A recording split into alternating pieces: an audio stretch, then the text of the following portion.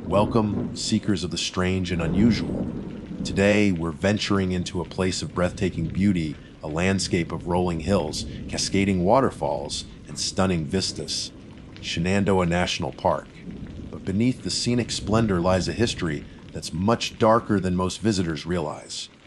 They say that some landscapes hold memories, that the echoes of the past can still be heard if you listen closely enough. And in the misty hollows and dense forests of Shenandoah, those echoes can be downright chilling. We're not just talking about campfire stories here.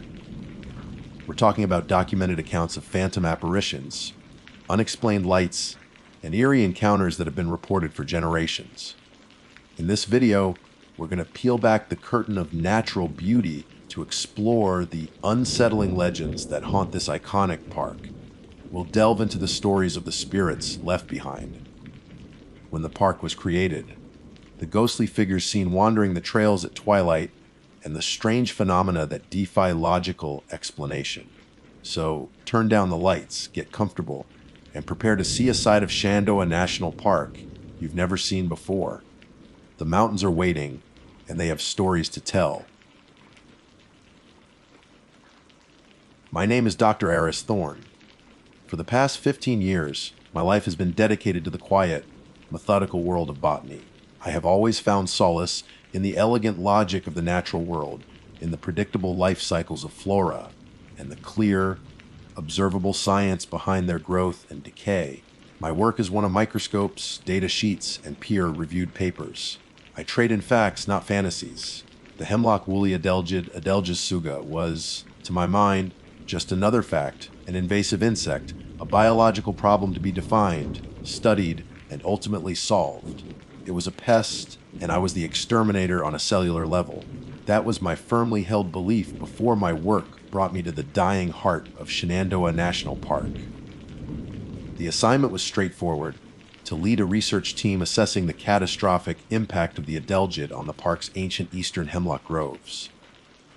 These were not just trees. They were titans, centuries-old matriarchs of the forest that created a unique, shaded ecosystem on the forest floor. To see them dying was like watching cathedrals crumble. Their needles, once a vibrant, deep green, were now gray and brittle, raining down onto the forest floor with every whisper of the wind. The blight had left vast stretches of the park, looking like a skeletal version of other former glory, gaunt, gray branches clawing at a sky they could no longer reach. My initial days were spent in the sterile, controlled environment of my mobile lab, a state of the art facility parked at the Big Meadows Ranger Station. I processed samples brought in by the park rangers. Twigs shrouded in the adelgid's tail white, waxy, wool, and core samples from the trunks of afflicted trees. It was during the third week, hunched over a series of magnified cross sections, that I first felt a prickle of unease. The spread of the necrosis was wrong. In a typical infestation, the blight radiates outward from initial points of contact, a chaotic and opportunistic pattern of destruction dictated by wind, animal carriers, and proximity. The patterns I was seeing were different. They were deliberate. On the maps where I plotted the advance of the infestation, the blight didn't just spread, it moved with a chilling directionality. It was isolating the healthiest, most resilient groves first, creating dead zones around them before moving in for the kill.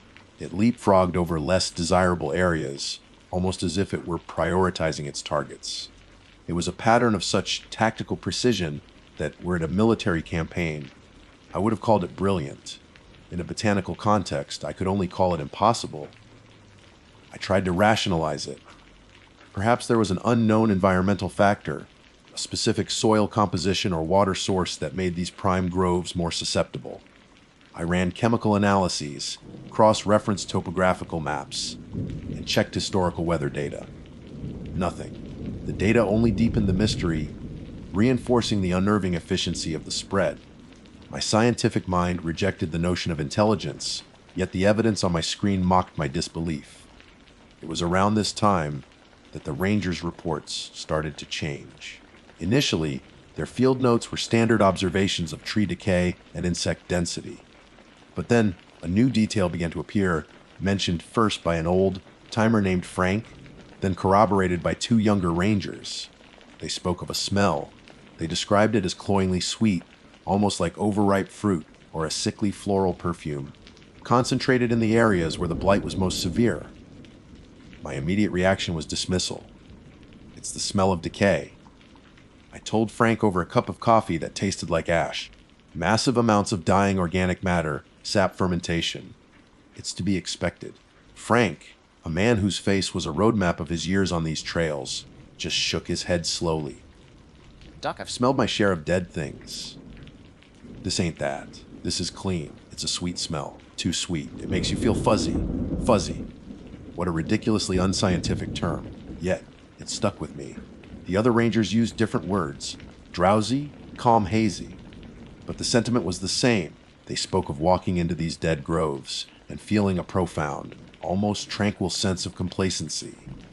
Their urgency would evaporate, replaced by a strange feeling that everything was all right, even as they stood in a graveyard of giants. One ranger admitted to nearly falling asleep while leaning against a dying hemlock, only to be snapped out of it by the call of his radio. I needed to see and smell for myself. Brushing aside their vague warnings, I decided to hike into the Limberlost Trail area, a region that my maps showed had been one of the most recent and ruthlessly efficient conquests of the Blight.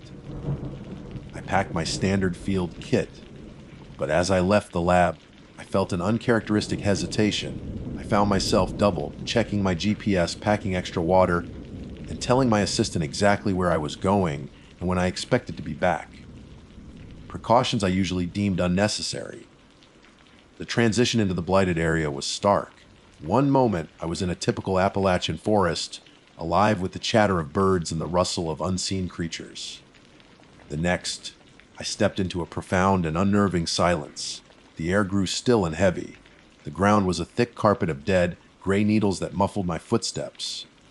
Above me, the skeletal branches of the dead hemlocks formed a latticework against the sky, letting in a harsh, unfiltered sunlight that felt alien in this once shaded sanctuary.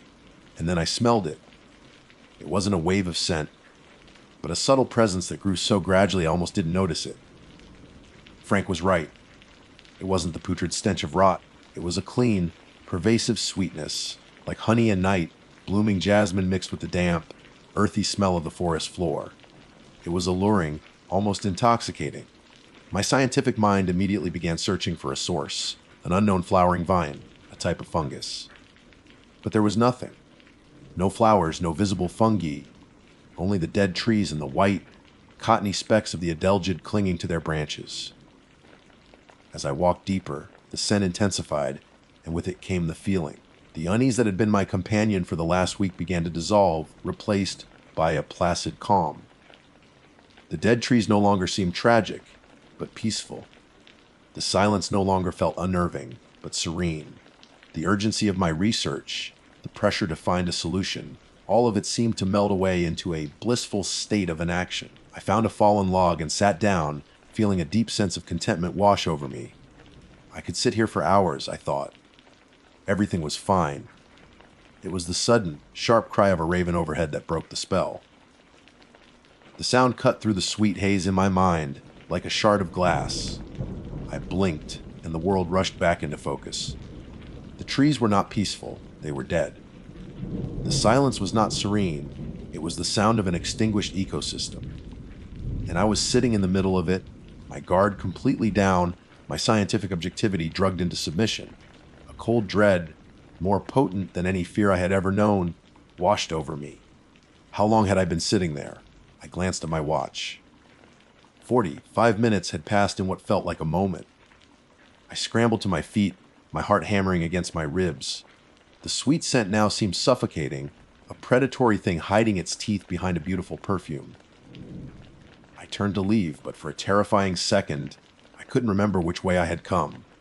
The dead trees all looked the same, a monochromatic maze of gray.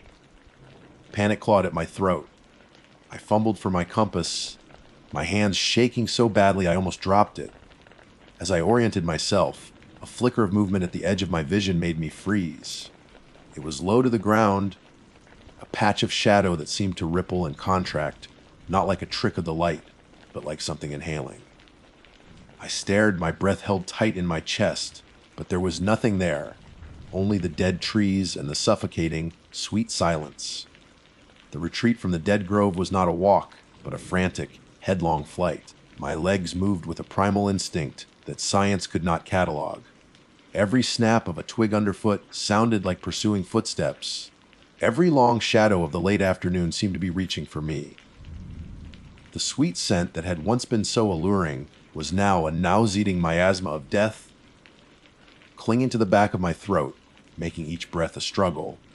I didn't stop running until I burst through the line of dead trees and back into the living part of the forest. The chirping of birds and the dappled sunlight filtering through green leaves had never felt so much like a sanctuary. And yet, the feeling of being watched followed me like a shadow. Back in the mobile lab, I slammed the door and threw the lock, my heart still a frantic drum against my ribs. I tried to anchor myself in the familiar, in the cold logic of science. I rushed the air samples I had collected from the blighted grove into the gas chromatograph. I needed a rational explanation. It had to be a volatile organic compound, a VOC released by some unknown fungus or a peculiar process of decay. It had to be a neuroactive agent that could explain the placidity and confusion I'd felt. While the machine whirred and clicked, I stared at the infestation map on my monitor. The deliberate patterns no longer looked like botanical data. They looked like a colonial expansion chart. It was systematically claiming territory, establishing buffer zones, and eliminating the strongest targets first. The idea that a simple insect pest could coordinate on such a scale was laughable, but the rippling shadow in the woods, that was no insect. It was something else, something bigger and far more ancient. I didn't sleep that night. Every time I closed my eyes, I saw the gray, lifeless branches and smelled that cloying, sweet perfume. I began to question my own sanity. Was I overworked?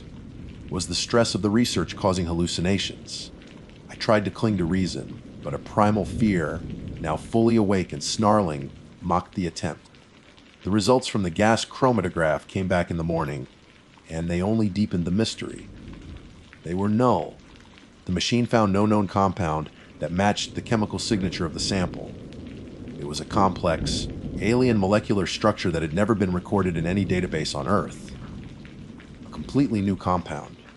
Most disturbingly, elements of its structure mimicked insect pheromones, but they were warped, magnified to an impossible scale. It was as if someone had taken the chemical language of insects and used it to write an epic of death. The next day, Frank, the old ranger, didn't show up for his shift. Tried to dismiss it as a coincidence, a simple sick day, but a knot of dread tightened in my stomach.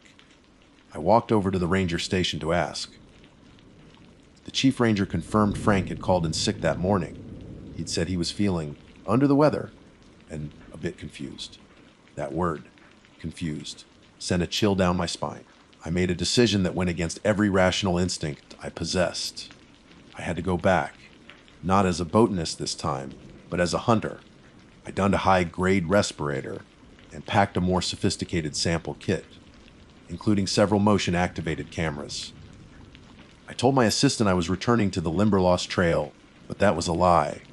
I had a different destination in mind, the epicenter, the oldest, most thoroughly dead point on my map, the place I had begun to think of as Ground Zero.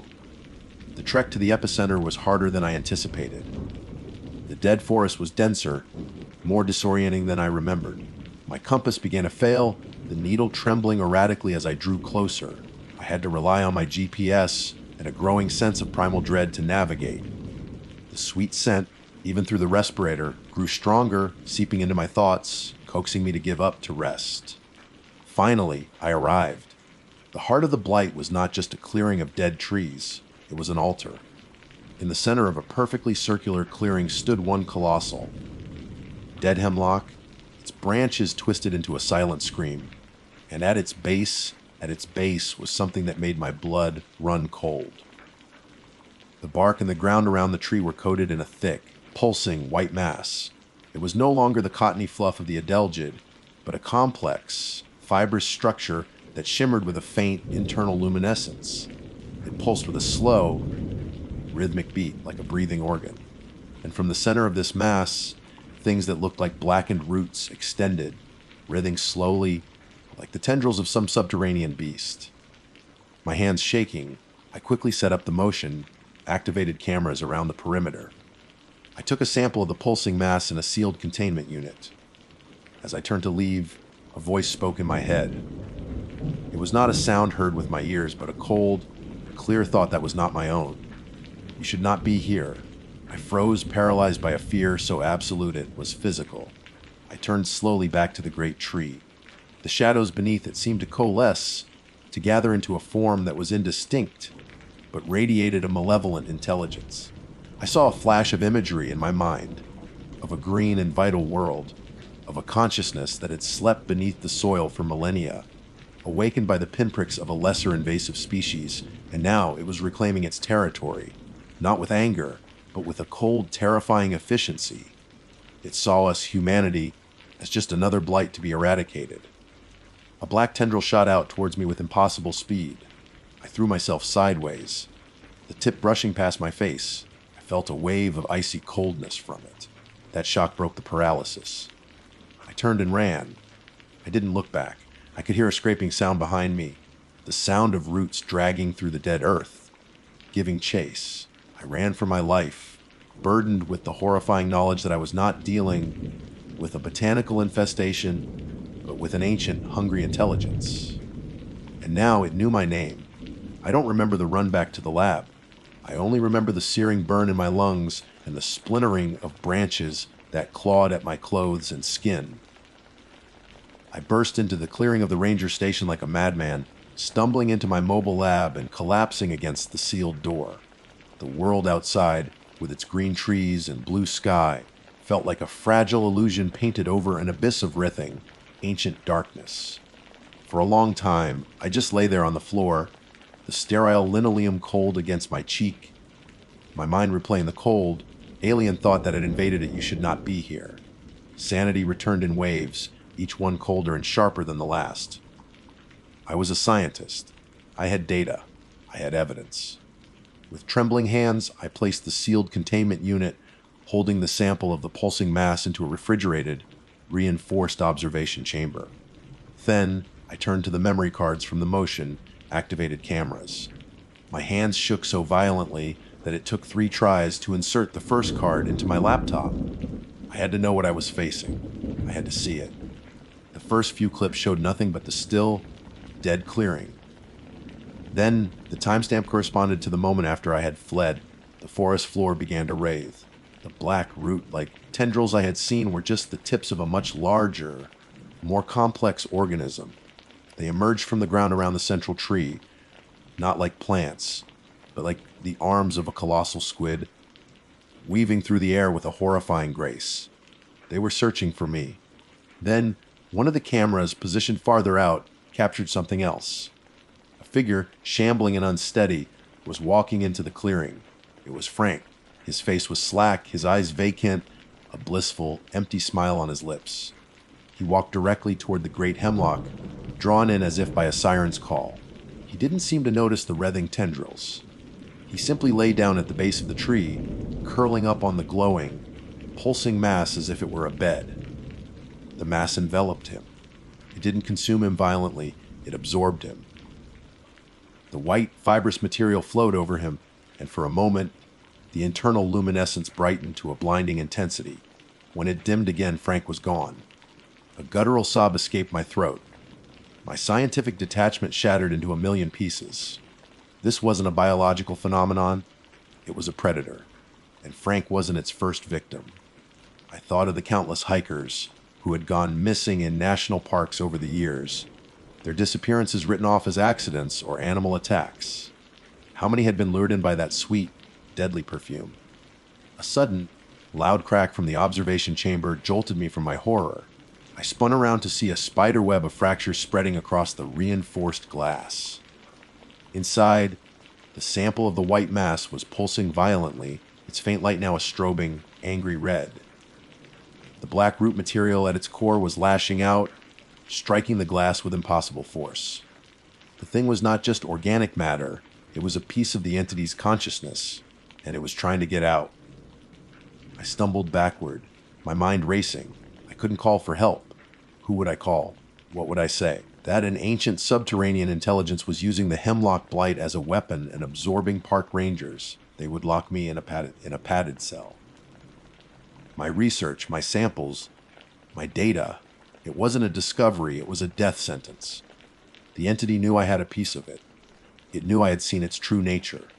It was no longer just reclaiming its territory. It was hunting me, its only witness. The air in the lab grew thick with the cloying, sweet scent of honey and jasmine. It was impossible. The lab's air circulation system was a closed-loop, triple filtered. But the scent was here, inside with me, a promise of the horror to come. The thought echoed in my mind again. No longer a simple warning, but a possessive, furious hiss. Mine. In that moment, I understood. This thing learned. It had hijacked the chemical language of insects, and now it was hijacking the very air around me.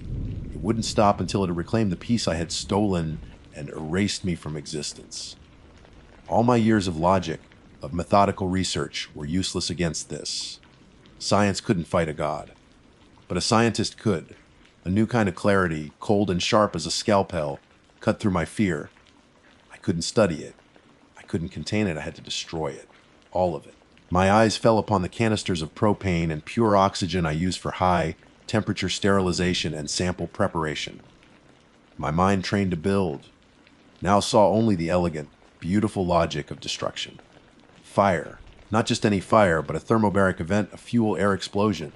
I could create a heat and pressure wave intense enough to incinerate the epicenter, to sterilize the very soil beneath it. The plan formed with a terrifying speed. I loaded the canisters onto a small utility cart, along with a remote detonator from my geological survey kit. I worked with a feverish intensity, my actions precise and deliberate. I deleted my research, wiping the hard drives clean. I smashed my microscope and my lab equipment. There could be no record, no trace left for anyone else to find, no breadcrumbs leading another curious mind into this same trap. As I prepared to leave, I looked at the observation chamber. The glass was about to give way. The piece of the entity wreathed within, a miniature storm of hate. I would not leave it behind. I wrapped the remaining propane canisters around the chamber, linking them to the same detonator. The lab and everything in it would burn with the epicenter. Pushing the cart before me, I stepped out of the lab for the last time. The sun was setting, painting the sky in hues of orange and purple. The beauty of it was a cruel joke. The sweet scent was everywhere now, a thick, suffocating fog. The world seemed to be holding its breath. The journey back to the heart of the dead forest was a dreamlike march toward my own execution. The forest was alive with movement. Shadows shifted where there was no light to cast them. The ground itself seemed to undulate beneath my feet. The entity knew I was coming. The thought in my head was no longer a word, but a constant, overwhelming roar of pure rage. I reached the clearing. The great hemlock stood like a blackened spire against the twilight sky. The pulsing mass at its base glowed with an aggressive, hungry light, and dozens of tendrils thrashed the air in anticipation. I didn't hesitate. I pushed the cart into the center of the clearing, armed the detonator, and turned, walking away without looking back. I gave myself a 10-second head start. At 5, the first tendril wrapped around my ankle, its touch a blast of Arctic cold. I fell hard, the detonator flying from my hand. At 4, more tendrils swarmed over me, pinning my arms and legs, dragging me back toward the tree. At 3, I was at the edge of the pulsing mass. I could feel its psychic heat, a malevolent intelligence that promised an eternity of silent, conscious oblivion. At 2, I saw the detonator lying on the carpet of dead needles, its green light blinking just inches from my outstretched fingers. With the last ounce of my strength, my body screaming in protest, I lunged. At 1, my finger found the button. I was a botanist. I believed in the elegant logic of the natural world. But nature is older and stranger than our science can comprehend. There are things that sleep beneath the forest floor, and we are fools to think we are the masters of this world. We are merely a blight, a temporary infestation. And sometimes the only way to stop a blight is with fire. My name is Evelyn Reed. To be more precise, I am a doctoral candidate in historical psychology at Georgetown University, and my dissertation is centered on a rather niche theory, psychogeographical trauma. The core of my research posits that a place, much like a person, can retain the scars of profound emotional distress, and that this residual energy can impact those who later inhabit the space.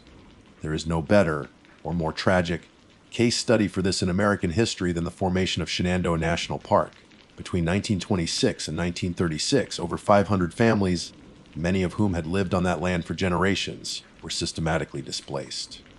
Their homes, their farms, their entire way of life, all sacrificed for the creation of a pristine, federally protected wilderness. Official records paint a picture of orderly relocation and fair compensation, but the truth, buried in county archives and whispered family histories, is far darker. It's a story of heartbreak, resistance, and a deep, abiding bitterness that clung to the mountains like the morning fog. My academic journey into this history led me to the Franklin County Archive, a small, dusty building that smelled of decaying paper and forgotten lives. It was there, tucked away in a mislabeled box of tax records, that I found the artifact that would become the linchpin of my entire dissertation. It was a tattered, cloth-bound diary, its pages brittle and yellowed with age. The spine was broken, and the ink had faded to a ghostly brown, but the looping, increasingly desperate script was still legible. It was penned by a woman named Martha Coldwater, dated spring of 1934. The Coldwater family was one of the last to be forced from their homestead in the shadow of Hawksbill Mountain. Martha's initial entries were what one might expect: notes on planting schedules, the price of feed, a sick calf, the mending of a fence. They were the simple, rhythmic annals of a life tied to the land. But as the weeks progressed and the pressure from the government intensified, the tone of the diary began to warp. Her neat cursive unraveled into frantic, slanted scribbles. The mundane worries of farm life were replaced by something else entirely. She wrote of a growing unease, a sense of being watched not by men, but by the forest itself. The watchers in the trees, she called them. They have no faces, only a feeling, a coldness that seeps into your bones even in the midday sun. Then came the more terrifying entries. She spoke of the ancient rock formations scattered across their property, stones her ancestors had likely seen. The hunger of the old stones grows. She wrote one night, the words barely contained on the page. They crave the warmth of a life they can no longer have. They whisper of the soil, how it remembers the blood it has drunk. Her final entry was a single chilling sentence, dated the day before the sheriff was scheduled to evict them. They know we are leaving. The mountain will not let us go. It will keep a part of us forever. Most academics would dismiss these as the poetic, stress-induced ramblings of a woman losing her home. A psychological breakdown. That was my initial rational assessment as well. But the more I read, the more the diary felt less like a metaphor and more like a testament. The raw terror in her writing felt genuine. To truly understand, I knew I couldn't rely solely on the text. My methodology demanded immersion. Using old survey maps and the new precision of GPS, I located the approximate coordinates of the old Coldwater homestead, now nothing more than a ghost on a map, deep within the park's designated backcountry. My plan was to camp there for 3 nights, to document the environment, to record my own psychological and emotional responses, and to see if I could feel even an echo of what Martha had experienced. The hike-in was arduous, a steep climb up a trail that had long since been reclaimed by nature. The air grew cooler, thick with the scent of damp earth and pine. Immense, moss-covered boulders, the old stones of Martha's diary, loomed between the trees like sleeping giants. I couldn't shake the feeling of being an intruder, my brightly colored backpack and modern gear a sacrilege in a place so steeped in silence and memory. I found the clearing just before dusk. It was a small, unnaturally flat space, the only evidence of a former home being a collapsed stone chimney choked with vines. This was it. I set up my small, one-person tent, my movements feeling loud and clumsy in the profound stillness. As darkness fell, the forest came alive with the typical nocturnal symphony. The chirp of crickets, the distant hoot of an owl. It was peaceful, almost disappointingly so. I cooked a simple meal, crawled into my sleeping bag, and read Martha's diary again by the light of my headlamp, her words feeling more potent here, in her own space. I must have fallen asleep. The next thing I knew, my eyes snapped open in the pitch black. The forest was silent, utterly, completely silent. Not a cricket, not a breath of wind. It was a dead, suffocating quiet that pressed in on the thin walls of my tent. My heart began to pound, a frantic drum against my ribs. That's when I heard it. Scratch, scrying. It was a dry, rasping sound coming from just outside the tent, right beside my head. It was slow, deliberate. The sound of something sharp and hard being dragged across the taut nylon fabric. My mind raced, trying to find a rational explanation. A bear claw? A raccoon? A fallen branch scraping against the tent in a breeze I couldn't feel? But the sound was too methodical. It stopped, and for a terrifying moment, the oppressive silence returned. I held my breath, listening, every nerve ending on fire. And then, a voice. It was not a human voice. It was a whisper, dry as autumn leaves, yet it seemed to come from everywhere at once. It was right against my ear, a cold puff of air that didn't exist. It spoke only 5 words, words that shattered my academic detachment and plunged me into the heart of Martha Coldwater's terror. Martha knows you're here. For a long moment that stretched into an eternity, I didn't move. I didn't breathe. The 5 words, Martha knows you're here, hung in the dead air of my tent, not as sound waves traveling to my ear, but as a direct implantation of knowledge into my consciousness. My body was locked in a state of primal fear, a complete system override where every instinct screamed DGR, but every muscle refused to obey. The rational academic part of my brain, the part that had confidently packed GPS units and audio recorders, was frantically trying to assert control, grasping for explanations. Auditory hallucination brought on by exhaustion and suggestion. Hypnagogia, a dream, but the cold spot next to my head, where the whisper had manifested, was real. The unnatural silence of the forest was real. And the deep, gut-wrenching certainty that I was not alone was the most real thing of all. I lay there rigid in my sleeping bag, for what must have been hours, my ears straining against the suffocating quiet. The scratching did not return. The voice did not speak again. But the silence itself became a form of torture. It was a weighted blanket, heavy with anticipation. I imagined shapes moving just beyond the thin nylon walls, faceless things peering in, the watchers, from Martha's diary. My dissertation, my theories on psychogeographical trauma. They felt like a child's naive drawings in the face of this immense, ancient, and malevolent presence. This wasn't a residual scar on the landscape, it was an open, festering wound. Sleep was impossible. I simply transitioned from a state of paralyzed terror to one of exhausted vigilance. When the first, faint gray light of dawn finally filtered through the trees, it felt like a pardon. The oppressive silence broke as the birds, tentatively at first, began their morning chorus. The world outside my tent began to sound normal again, and with the light and sound came a sliver of courage. I felt foolish, my terror from the night seeming theatrical and overblown in the crisp morning air. I was a doctoral candidate, not a character in a ghost story. With a shaky hand, I reached for the tent's zipper. The sound was obscenely loud in the quiet clearing. I peered out. The forest was just a forest. The mossy rocks were just rocks. The collapsed chimney was just a pile of stones. Everything was as it should be. Taking a deep, shuddering breath, I crawled out of the tent, my legs stiff and unsteady. My first rational act was to search for evidence. My scientific mind desperately needed a foothold. I circled the tent, my eyes scanning the damp earth for footprints, for any sign of a bear or raccoon or human intruder. There was nothing. The leaf litter was undisturbed save for my own tracks from the day before. Then I checked the side of the tent where I had heard the scratching. My breath hitched in my throat. There, etched into the dark green nylon, were three thin, parallel scratches. They weren't deep, but they were undeniably there, sharp and precise, as if made by surgical steel or a shard of flint.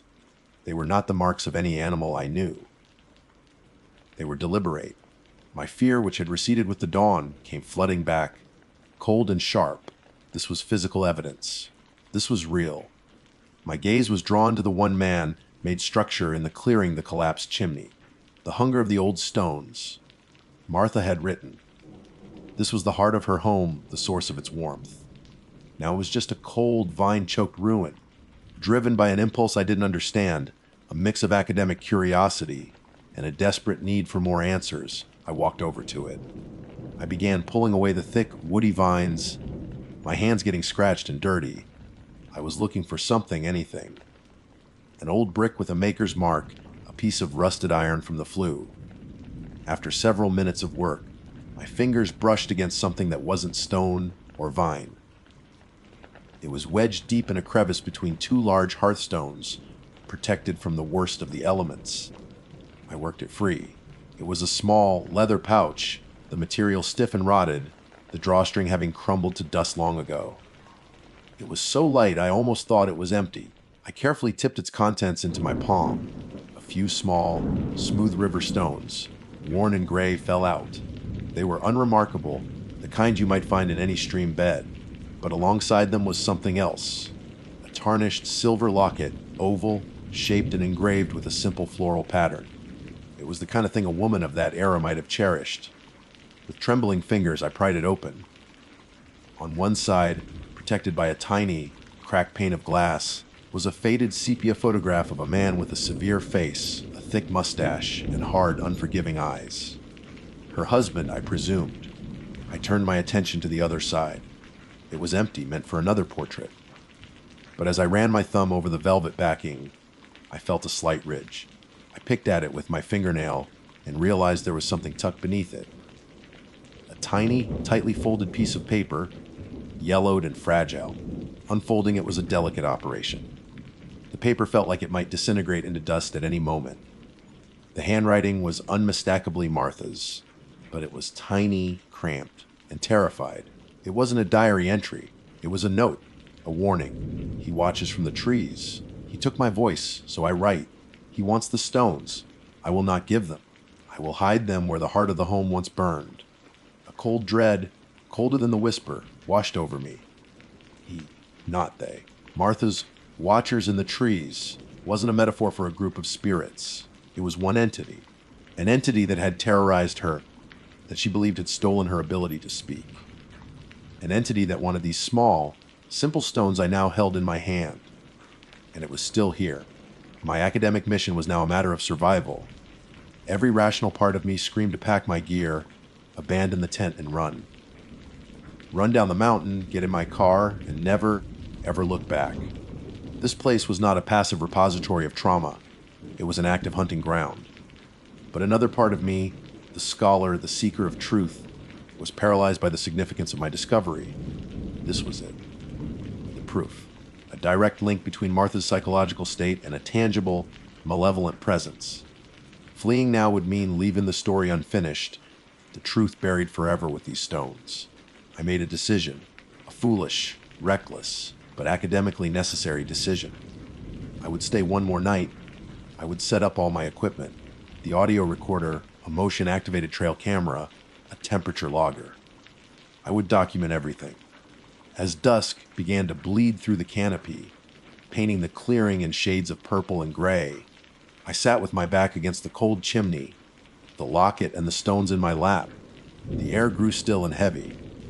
The temperature, according to the digital thermometer on my watch, dropped 5 degrees in as many minutes. Then the whispering started again. This time it wasn't a single close-up breath. It was a chorus of dry, rustling sounds coming from the trees that encircled the clearing.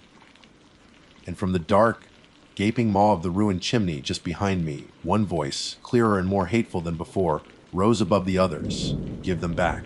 The words, give them back, did not echo. They penetrated. They vibrated in my bones. A command issued from the black throat of the chimney behind me.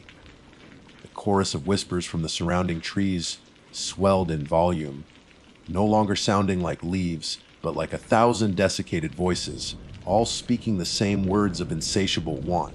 My carefully arranged scientific equipment, the audio recorder, the trail camera, were suddenly pathetic talismans against a force that defied all scientific law. Fear gave way to a surge of adrenaline-fueled clarity. I scrambled away from the chimney, my back scraping against the cold, rough stone, and walked backward until I felt the taut nylon of my tent. My hand was clenched so tightly around the small leather pouch that the river stones within dug painfully into my palm. The locket swung wildly from my other hand. The demand from the chimney had answered a crucial question. These were not just objects the entity wanted, they were objects it needed. Martha's note wasn't just a warning, it was a strategy. I will hide them where the heart of the home once burned. She hadn't just been hiding them from him, she had been using the hearth, the symbolic center of family, warmth, and life, as a cage for these stones, and for him. A sudden, blinding white flash erupted from the edge of the clearing, followed by an audible click. My trail camera. For a split second, the entire scene was illuminated in stark, infrared light, and in that frozen moment I saw him. It wasn't a spirit or a specter, but a distortion in the air, a man-shaped silhouette standing among the trees, impossibly tall and gaunt. It had no face, only a deeper darkness where features should have been. But I knew, with absolute certainty, that it was the man from the locket. The hard, unforgiving eyes were there, burning with a cold fire across the clearing. He wasn't just a watcher in the trees, he was the watcher. The silhouette took a step forward, and the whispers intensified, the pressure in the air growing immense, making my lungs ache. He was tied to this land, a psychic anchor of pure rage and bitterness. My academic theories on displacement trauma crashed into a horrifying reality. This wasn't just the memory of pain, this was the weaponization of it. He had refused to leave, and so the mountain had kept him, his hatred twisting him into a guardian of his own misery. He didn't haunt this place. He was a part of its geology now. The voice from the chimney changed. The hateful demand softened into something far more sinister, a coaxing, almost reasonable tone. She's gone, little bird. She left you the key. Let him out. Just give them back. He wanted the stones. But why? Were they his anchor to this world, or the lock that kept him from it? Looking at the smooth, simple stones in my hand, I understood. They weren't magical artifacts. They were personal effects imbued with Martha's essence, her will, her final act of defiance. They were the part of her the mountain kept, and as long as they were sealed within the hearth, his rage was contained, tethered to the ruin of his home. By taking them out, I had weakened the lock. My academic mission was dead. This was no longer about observation, it was about survival, and perhaps about finishing what Martha Coldwater had started. Every fiber of my being screamed at me to run, to flee down the mountain and leave this place to its ghosts. But I knew it wouldn't be that simple. He was between me and the trail. Leaving the clearing meant stepping into his domain, into the trees where he watched.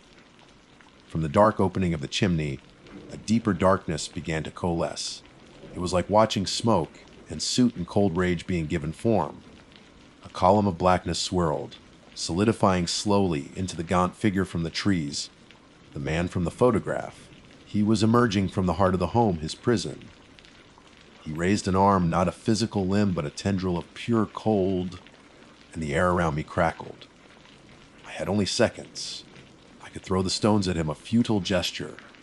I could drop them and run, giving him exactly what he wanted. Or I could listen to Martha. I will hide them where the heart of the home once burned. She didn't say she threw them away. She hid them. She sealed them. In a single, desperate, reckless motion, I scrambled back towards the chimney, towards the terrifying form that was now halfway out of the hearth. The cold intensified, burning my skin, but I ignored it. I could see the crevice between the hearthstones where I had found the pouch. It wasn't a hiding place, it was a receptacle. You want them? I screamed, my voice raw and thin. Take them back. With all my strength, I threw the small leather pouch not at the figure, but past it, aiming for the dark crevice deep within the chimney's throat. The pouch sailed through the swirling form, and for a moment the figure wavered, as if my hand passing through it had disrupted its cohesion. The pouch landed with a soft, dull thud back in its resting place. For one silent, heart-stopping second, nothing happened. Then a sound came from the mountain itself. It was not a sound of the wind or of animals, but a deep, groaning, geological sigh of relief. The figure of the husband let out a silent, agonized scream. It was no longer being pushed out of the chimney, it was being pulled back in. The tendrils of darkness retracted, the man's shape form dissolving, pulled violently back into the stones of the hearth like smoke being inhaled up a flue. The oppressive cold vanished instantly. The whispers ceased. The air rushed back into my lungs, and the normal, comforting sounds of the forest, the crickets, the rustle of leaves in a natural breeze, crashed back in on me. I was alone. Truly alone. I didn't pack. I left the tent, the expensive equipment, everything. I grabbed my flashlight and I ran. I crashed through the undergrowth, heedless of the branches that whipped at my face, my only thought being the downward slope of the mountain. I did not look back. Hours later, sitting in my car at the trailhead, shaking uncontrollably as the sun came up, I finally allowed myself to think. My dissertation was no longer a theory. It was a testimony, and I was its primary source. The digital audio file would hold the whispers. The trail camera's memory card held an image of a man-shaped hole in the world. And the tent, still standing in that haunted clearing, bore the 3 scratches of a warning I had been foolish enough to ignore. The haunting of Shenandoah was not a story of a place retaining the scars of trauma. It was the story of a man who became the scar, a man so filled with hate at being displaced that he allowed the land itself to become his tomb and his prison. Martha Coldwater hadn't just been a victim, she had been a warden, and I, the academic observer, had been forced to become her replacement, reinforcing the bars of a cage made of memory stone and a love that had curdled into eternal rage. My name is Marcus Thorne. It's a name that has, over the past 15 years, become synonymous with a particular brand of landscape photography, one that finds its muse not in the golden glow of sunrise over a pristine peak, but in the stark, silent beauty of nature's decay. I am a documentarian of the dying, a chronicler of the cyclical dance between life and blight. While my contemporaries chase vibrant autumn colors or the ephemeral bloom of spring wildflowers, I find my subjects in the skeletal remains of forests, the rust-eaten hulks of abandoned machinery reclaimed by vines, and the quiet desolation of places the world has forgotten. My work hangs in galleries that appreciate the somber aesthetic, the quiet profundity of an end that is also, in its own way, a beginning. This artistic preoccupation brought me to Virginia, to the rolling, ancient mountains of Shenandoah National Park. I had been commissioned for a series on the eastern hemlock, or rather, on its ghost. A tiny insect, the hemlock woolly adelgid, had ravaged these once mighty trees, leaving behind entire groves of pale, dead wood. Locals and park rangers had a name for them, the Gray Ghosts of Shenandoah. The moniker was poetic, haunting, and irresistible. I envisioned a collection of large, format prints capturing the ghostly architecture of these dead giants against the vibrant life that still persisted around them. A testament to resilience and ruin side by side. My base of operations was a small, rented cabin just outside the park's Thornton Gap entrance, a cozy but isolated place smelling of cedar and wood smoke. For 3 days, I scouted locations, hiking for miles with my pack, which held my trusty Hasselblad, a tripod, and an assortment of lenses. I found my primary subject in the Limberlost Trail area. It was a place of profound and unsettling silence. The air was heavy, thick with the damp, loamy scent of decay. Sunlight struggled to pierce the dense canopy, and what little light made it through seemed to be absorbed by the chalk, white bark of the dead hemlocks, giving the entire forest a strange monochromatic pallor. It was on the 4th day that the ordinary quiet of the woods was broken. I had found a perfect composition deep within a grove. A cathedral of gray ghosts, Their bare branches interlocking like the fingers of praying skeletons, formed a natural frame around a single, defiantly green fern growing on the forest floor. The contrast was exquisite. I set up my tripod, meticulously adjusting the height and angle, my breath clouding in the cool, still air. The only sound was the almost imperceptible click and whir of my camera's shutter, a modern intrusion in a place that felt timeless. I took several exposures, bracketing my shots to ensure I captured the full dynamic range of the scene. As was my habit, I paused to review the images on the small digital screen on the back of my camera. I zoomed in on the first shot, checking the focus on the fern. Sharp. I swiped to the next. Also sharp. Then, on the third image, I saw it. My first thought was that it was a trick of the light, an instance of pareidolia where the brain finds patterns in randomness. A smudge on the lens, perhaps. But I was meticulous about my equipment. In the deep shadows between two thick hemlock trunks, just behind the focal point of the fern, something was looking back at me. It was not an animal I recognized. It was gaunt and pale, the color of bleached bone or fungus that grows in utter darkness. It was vaguely humanoid in shape, but its proportions were nightmarishly wrong. And its hand, which was braced against one of the trees, seemed to uncurl from the shadows. I zoomed in further, my heart beginning to hammer against my ribs. 1, 2, 3, 4, 5, 6, 7. It had 7 long, spindly fingers. A cold dread, entirely separate from the chill of the mountain air, washed over me. I lowered the camera, my eyes darting towards the spot in the real world. There was nothing there. Just deep, empty shadows. The fern stood alone in its small pool of light. The woods were as silent and still as they had been moments before. Impossible, I whispered, the sound startlingly loud in the silence. My rational mind scrambled for an explanation. A branch that looked like a hand. A peeled piece of bark that resembled a face. I had been in the wilderness alone for days. Perhaps my mind was playing tricks on me. But the image on the screen was so clear, too clear. It wasn't a suggestion of a shape, it was a figure, and it was aware. The posture of its head, tilted slightly, conveyed a sense of intelligent observation. It had been watching me. With trembling hands, I raised the camera and took another shot of the exact same scene. I immediately checked the screen. Nothing. The shadows were empty. I took another, and another. All of them showed nothing but trees and darkness. I frantically swiped back to the original, chilling image. It was still there, the 7-fingered thing lurking in the gloom, an anomaly captured in a single, isolated frame. The artistic serenity I had felt just minutes before evaporated, replaced by a primal fear. Every rustle of leaves, every creak of a branch in the wind, now sounded like a footstep. The silent, skeletal trees no longer looked like beautiful sculptures. They looked like cage bars, trapping me in here with it. The smell of decay was no longer just the forest's natural perfume. It was the stench of the grave. I felt 1,000 unseen eyes on me from the shadows between the trees. I packed my gear with clumsy, fumbling haste, my usual methodical precision gone. The tripod legs scraped against a rock, the sound echoing like a scream.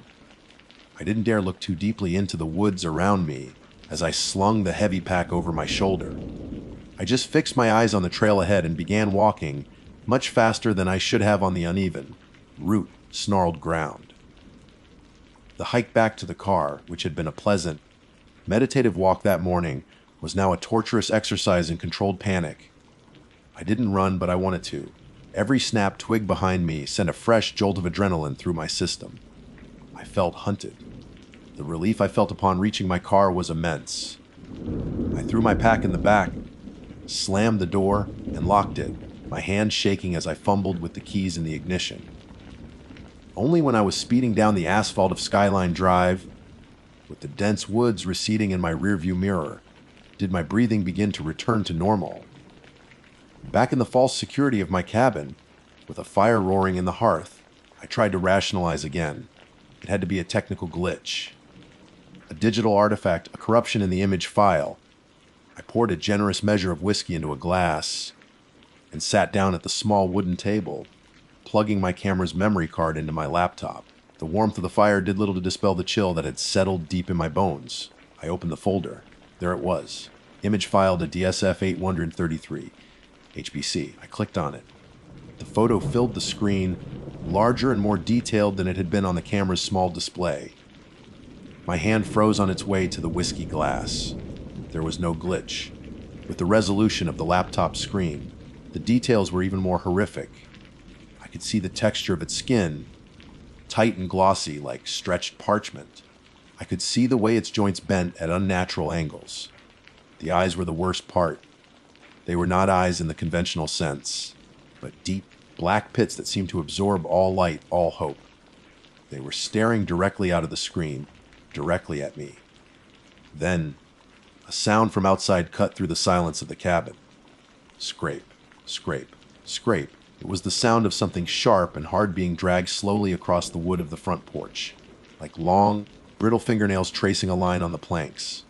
My blood ran cold. I was miles from the nearest person. The sound came again, closer this time, followed by a soft, dry thump against the cabin door. Silence. The fire crackled, spitting a stray ember onto the hearth, and for a moment, that was the only sound in the world. But the silence that followed was heavy, absolute, and filled with a dreadful anticipation. My breath was trapped in my lungs. The whiskey glass sat untouched on the table, its amber contents seeming to mock the warmth it promised. My gaze was locked on the solid wood of the cabin door, my ears straining against the quiet, praying that I had imagined it, that the wind had scraped a branch against the porch, that a falling pine cone had made the thud. Scry-ape. There it was again. A slow, deliberate, and undeniably real sound. It wasn't a branch. It was methodical, the sound of something being dragged with intent. I pictured the image on my laptop screen. The pale, gaunt figure with its 7-fingered hand. I pictured those fingers, tipped with something hard and sharp, drawing lines in the wood just outside. My heart, which had been a frantic drum, now felt like a cold stone in my chest. I pushed my chair back from the table, the legs groaning against the floorboards. A sound that seemed deafeningly loud. I had to move. I couldn't just sit here, a captive audience to my own terror. The cabin had 2 windows in the main room, one on either side of the fireplace, both looking out onto the porch. The curtains were drawn, but a thin sliver of moonlight cut through a gap in the fabric of the one nearest to me. Every instinct screamed at me to stay away from it, to retreat to the back of the cabin and barricade the bedroom door. But a stronger, more insidious impulse took hold, the need to know. The same professional compulsion that sent me into decaying forests now forced me toward the window. I needed to see. I needed proof, even if that proof would shatter the last vestiges of my sanity. I moved with a slowness I didn't know I possessed, placing each foot with deliberate care to avoid making a single creak. The air grew colder as I neared the window. I reached out a trembling hand, my fingers brushing against the coarse fabric of the curtain. I held my breath and leaned in, pressing my eye to the narrow gap. At first, I saw only the moonlit porch railing and the dark skeletal shapes of the trees beyond. Then a shadow moved. It detached itself from the deeper darkness under the porch roof and drifted into the faint light. It was tall, impossibly so, its form wavering and indistinct, like heat haze off asphalt. It moved to the front door, and a long, pale limb extended from the shifting darkness.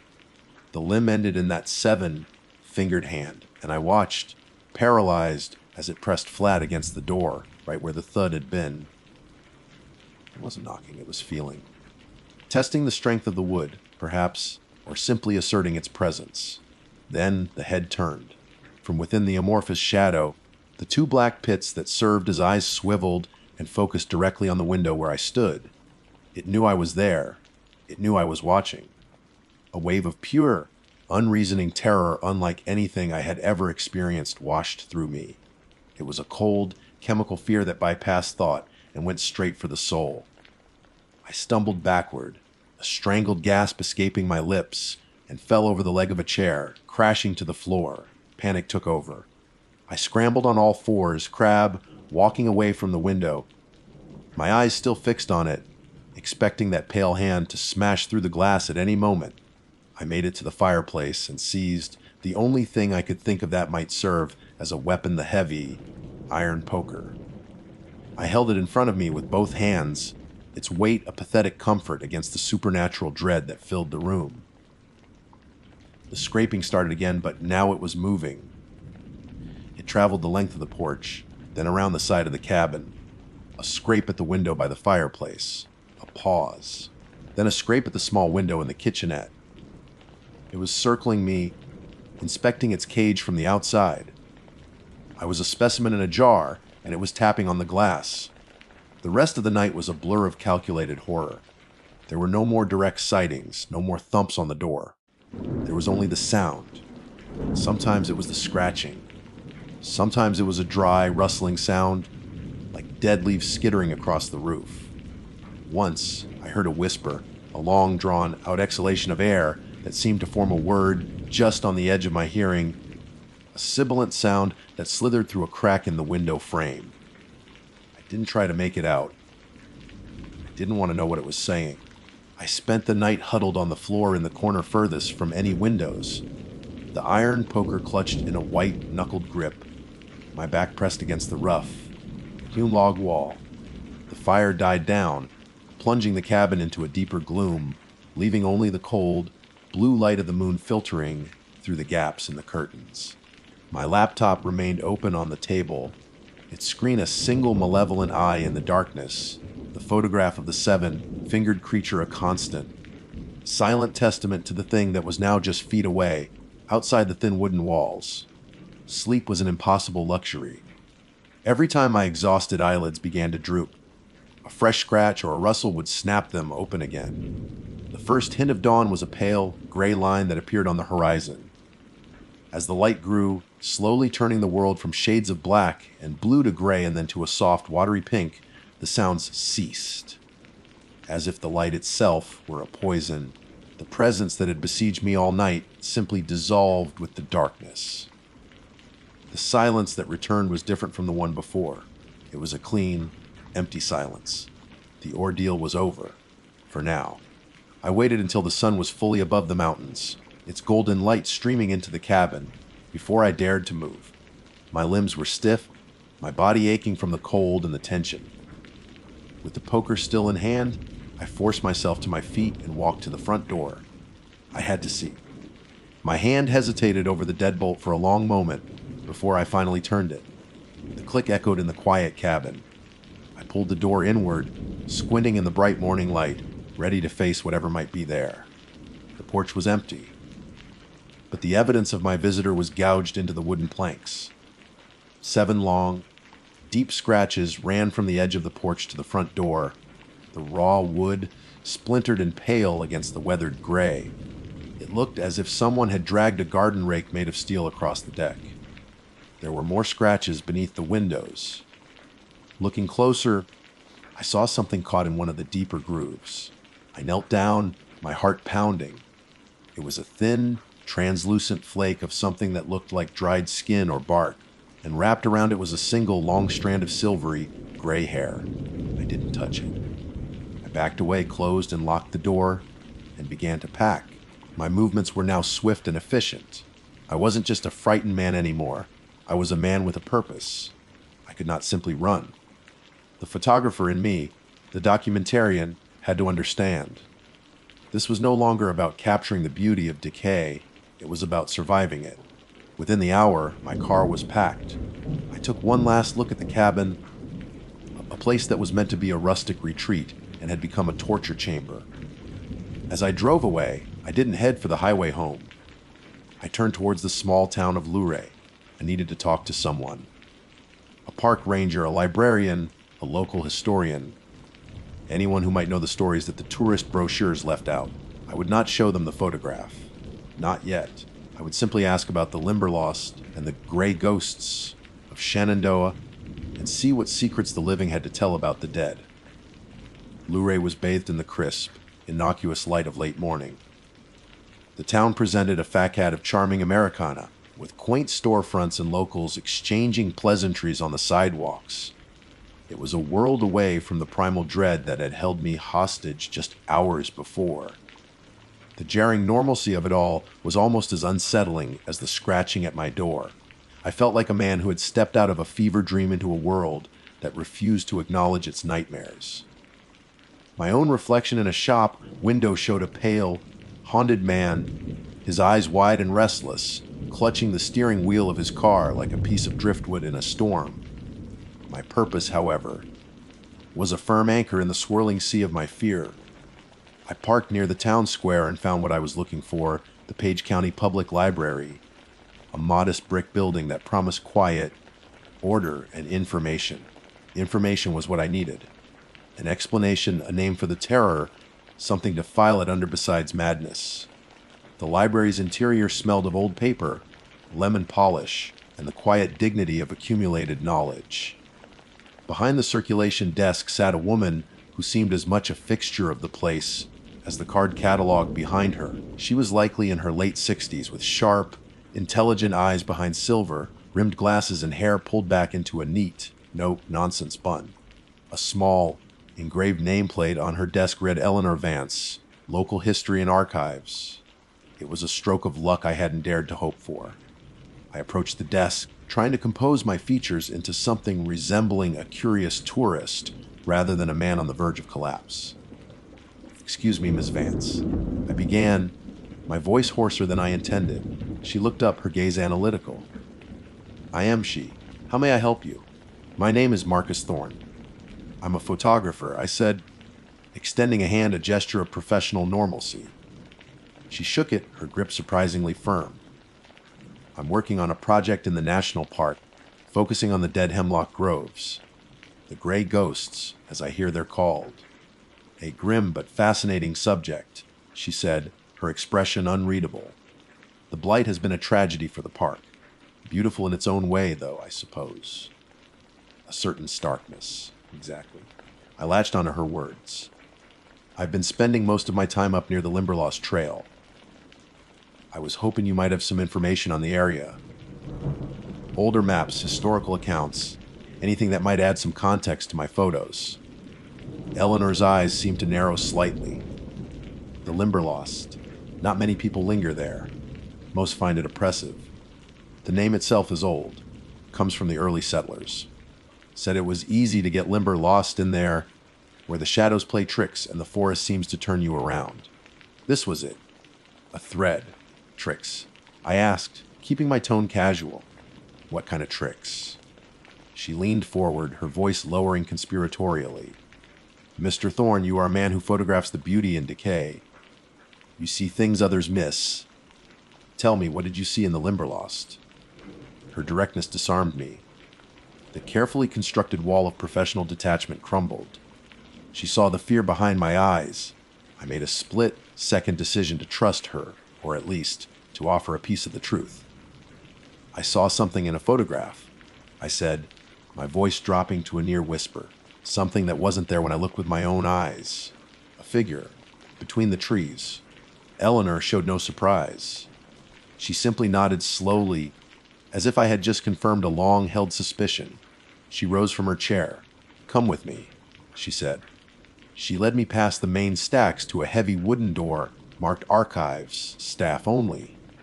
The room beyond was even more redolent with the scent of aging history. She navigated the narrow aisles to a metal flat file cabinet and pulled open a wide, shallow drawer. From it, she carefully lifted a large, brittle-looking book bound in cracked leather. "This is not in the public catalog," she explained, placing the volume on a large table. "It's a collection of local accounts, diaries and letters from the 18th and 19th centuries. The kind of history people live but don't always publish." She flipped through the delicate pages with a practiced hand until she found what she was looking for. It was a journal entry written in a spidery, faded script. "This is from a trapper named Silas Croft, dated 1888, she said, pointing a slender finger at the text. I leaned over to read. The snows came early and hard. Traps are empty. Hunger is a constant companion. Found what was left of the Miller homestead. The family gone. But I feel a watching in the deep woods, a hunger that walks. The old tales speak of it. A man from the lost settlement, driven by a winter famine to unspeakable acts. They say he consumed his own kin to survive, and in doing so was cursed by the land itself. He became the embodiment of his sin Gaunt, pale thing of insatiable appetite, forever bound to the places of starvation and death. The natives called it Tuscarora, the spirit of the empty stomach. We call it the Shenandoah hunger. My blood ran cold. A hunger that walks. The phrase echoed the deep, primal fear I'd felt in the woods. Eleanor continued, her voice low and steady. The legends vary, but the core remains the same. A spirit or a creature of profound starvation. It is drawn to places of blight and decay, like your groves of dead hemlocks. They say it is the guardian of these places.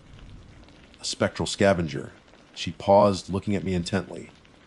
And the descriptions of it, they are always consistent. Tall, gaunt, pale as fungus. And its hands. Her wrong. I finished for her, my voice barely audible. They have too many fingers. Eleanor's expression was grim. 7. One for each member of the family he was said to have consumed.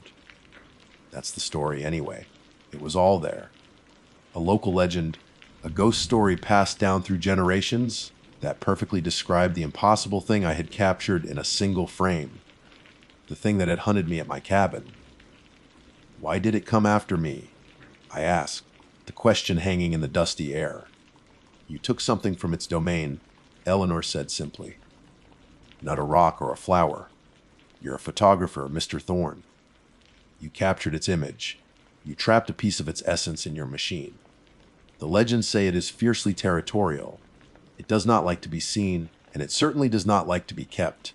It considers what you have to be a theft. A horrifying understanding dawned on me. The scraping, the whispers, the siege on my cabin, it wasn't just a random haunting. It was a retrieval mission. The creature wanted its likeness back. It wanted the photograph. What do? I asked, looking from the ancient journal to Eleanor's wise, solemn face. Do I destroy the photo? The memory card?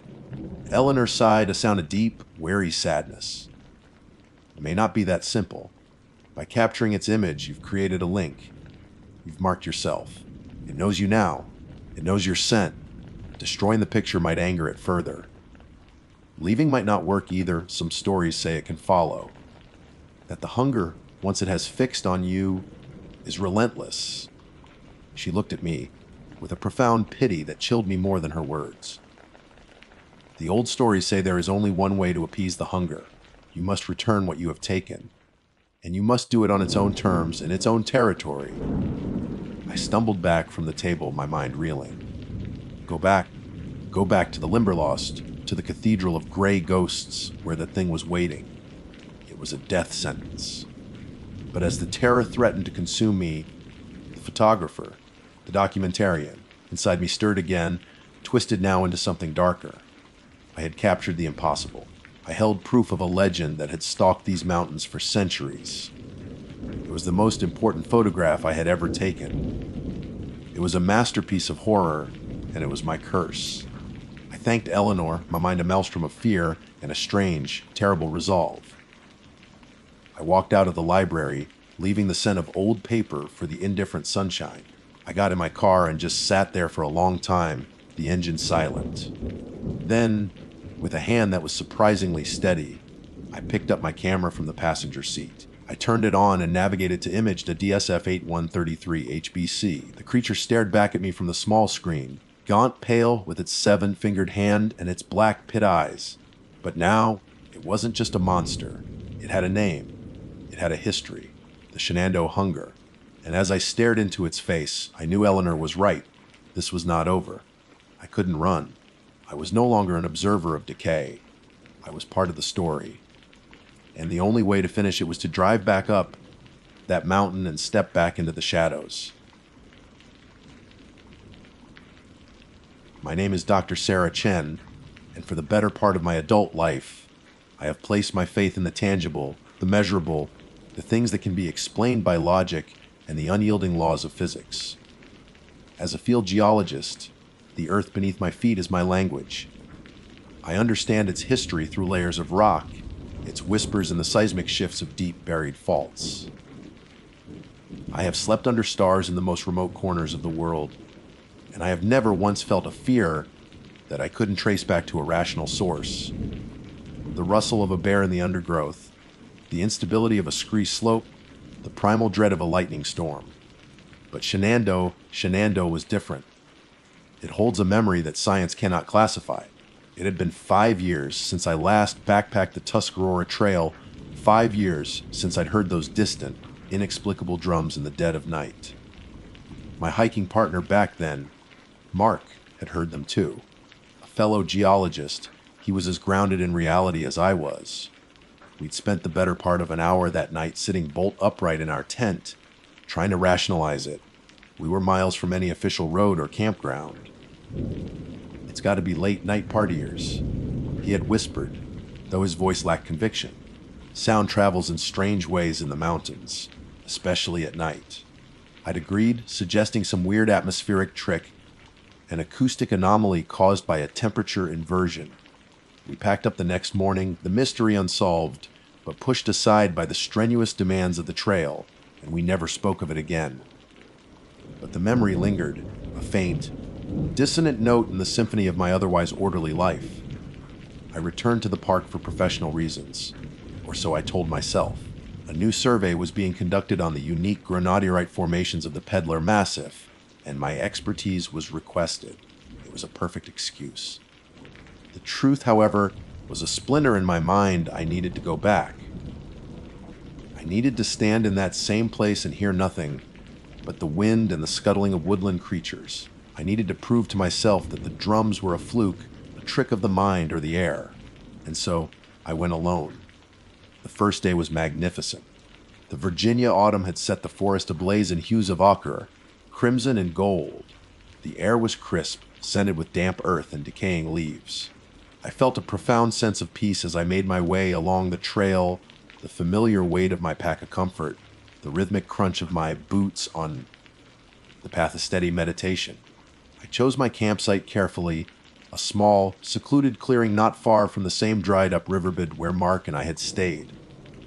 It felt like stepping back in time, as the sun dipped below the undulating blue line of the mountains, casting long, skeletal shadows across the valley.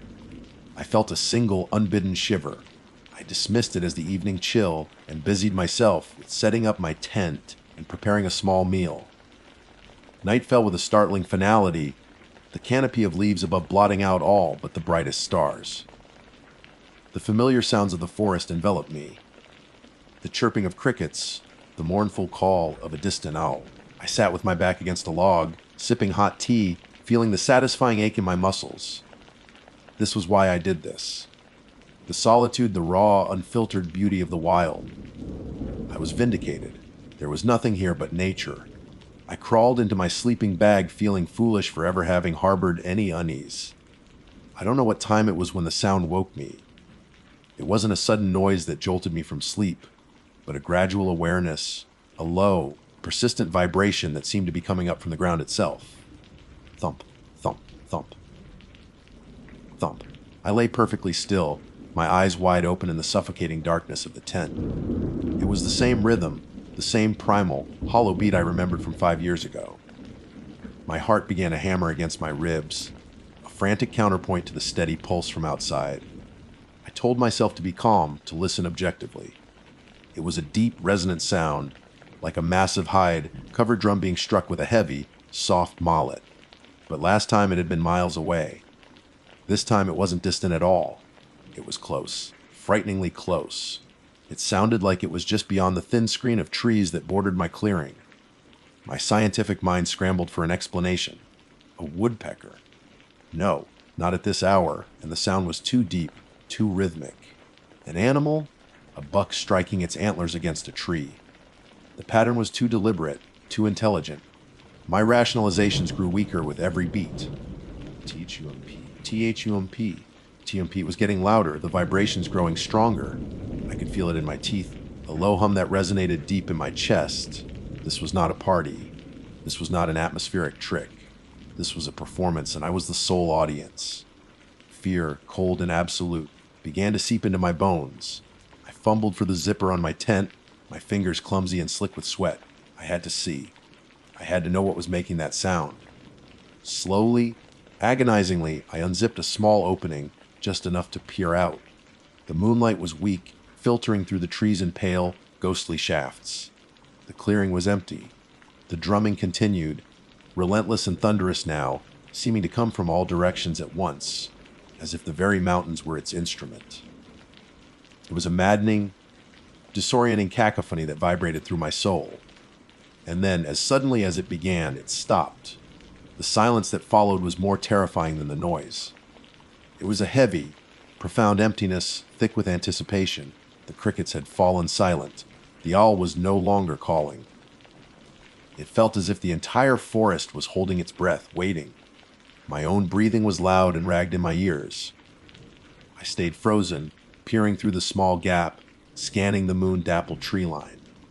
That's when I heard the other sound. It was a soft, deliberate shuffling in the leaf litter just beyond my tent. It wasn't the quick, furtive skittering of a raccoon or a possum. It was heavy. Each footfall was placed with a slow, measured cadence. Crackle, drag, crackle, drag. Someone or something was walking. It was circling my tent, moving with a weight that spoke of immense size. My blood ran cold. I squeezed my eyes shut, praying for it to be a deer, a bear, anything I could name. But the gait was wrong. It was bipedal. It was the sound of 2 feet, not 4, moving with an unnatural, ponderous rhythm, and it was getting closer. Time ceased to have meaning. Seconds stretched into agonizing eternities, each one defined by the crackle drag of those heavy, bipedal footfalls. My world had shrunk to the thin nylon walls of my tent and the suffocating darkness within. My mind, usually a fortress of logic and reason, had become a frantic battlefield. Every instinct screamed at me to flee, to burst out of the tent and run blindly into the night. But my body was paralyzed, held captive by a fear so profound it felt like a physical weight pressing down on me. I lay there rigid, my knuckles white where I clutched the thin fabric of my sleeping bag. The footsteps stopped. They stopped so close to my head that I could have reached out and touched whatever was there, separated only by a millimeter of fabric. The absolute silence that followed was a new form of torture. I held my breath, listening, my ears straining to catch the slightest sound. And then it came. A low, wet, guttural sound. A sniffing. A long, slow inhale right against the side of the tent. It was the sound of a large animal appraising a scent, deep and resonant. I could feel the slight indentation of the tent wall as a snout or nose pressed against it. My stomach churned, and a wave of nausea washed over me. This was no bear. A bear's curiosity is clumsy, noisy. This was slow, deliberate, and terrifyingly patient. Suddenly, the pressure increased. The tent wall bowed inward. The fabric, groaning in protest as an immense weight, leaned against it. I scrambled backward in a frantic, silent crab walk, my heart trying to beat its way out of my chest. The silhouette against the moonlit fabric was a distorted nightmare. A massive, broad shoulder, and the vague outline of a head, far larger than any human's. The poles of the small tent creaked, straining to their breaking point. I was trapped in a flimsy cage, and the monster was testing the bars. My hand darted out, searching in the darkness for a weapon. My fingers brushed against the cold, smooth handle of my geological hammer. I wrapped my hand around it, the familiar weight offering a sliver of comfort in the face of the incomprehensible. It was a tool of science, meant for splitting rocks, for uncovering the Earth's secrets. Now, it was my only defense against a secret the Earth should have kept buried. I raised it, my arm trembling, ready to swing at the monstrous shape pressing in on me. Just as I tensed my muscles to strike, the pressure vanished. The tent wall snapped back into place. The shuffling sound resumed, the crackle drag, moving away from the tent, making another slow, deliberate circuit of my clearing before finally fading back into the oppressive silence of the forest. I did not sleep. I remained sitting up, clutching the rock hammer, my eyes fixed on the tent door, until the first faint, gray light of dawn began to filter through the trees. The transition from night to day was a slow, agonizing crawl, when the forest was finally illuminated in the pale morning light, and the familiar sounds of birds began to tentatively chirp. I finally found the courage to move. With the hammer still gripped in my hand, I slowly unzipped the tent. The cold morning air hit my face, smelling of damp earth and pine. The clearing looked exactly as it had the evening before. Peaceful. Normal. For a heart-stopping moment, I wondered if I had imagined it all, if the stress of returning had triggered some vivid, terrifying nightmare. Then I saw the tracks. They were impossible to miss, pressed deep into the soft earth and carpet of fallen leaves. They were enormous, vaguely humanoid in shape, but longer, wider, with an arch that was subtly wrong. The stride was immense, easily twice the length of my own.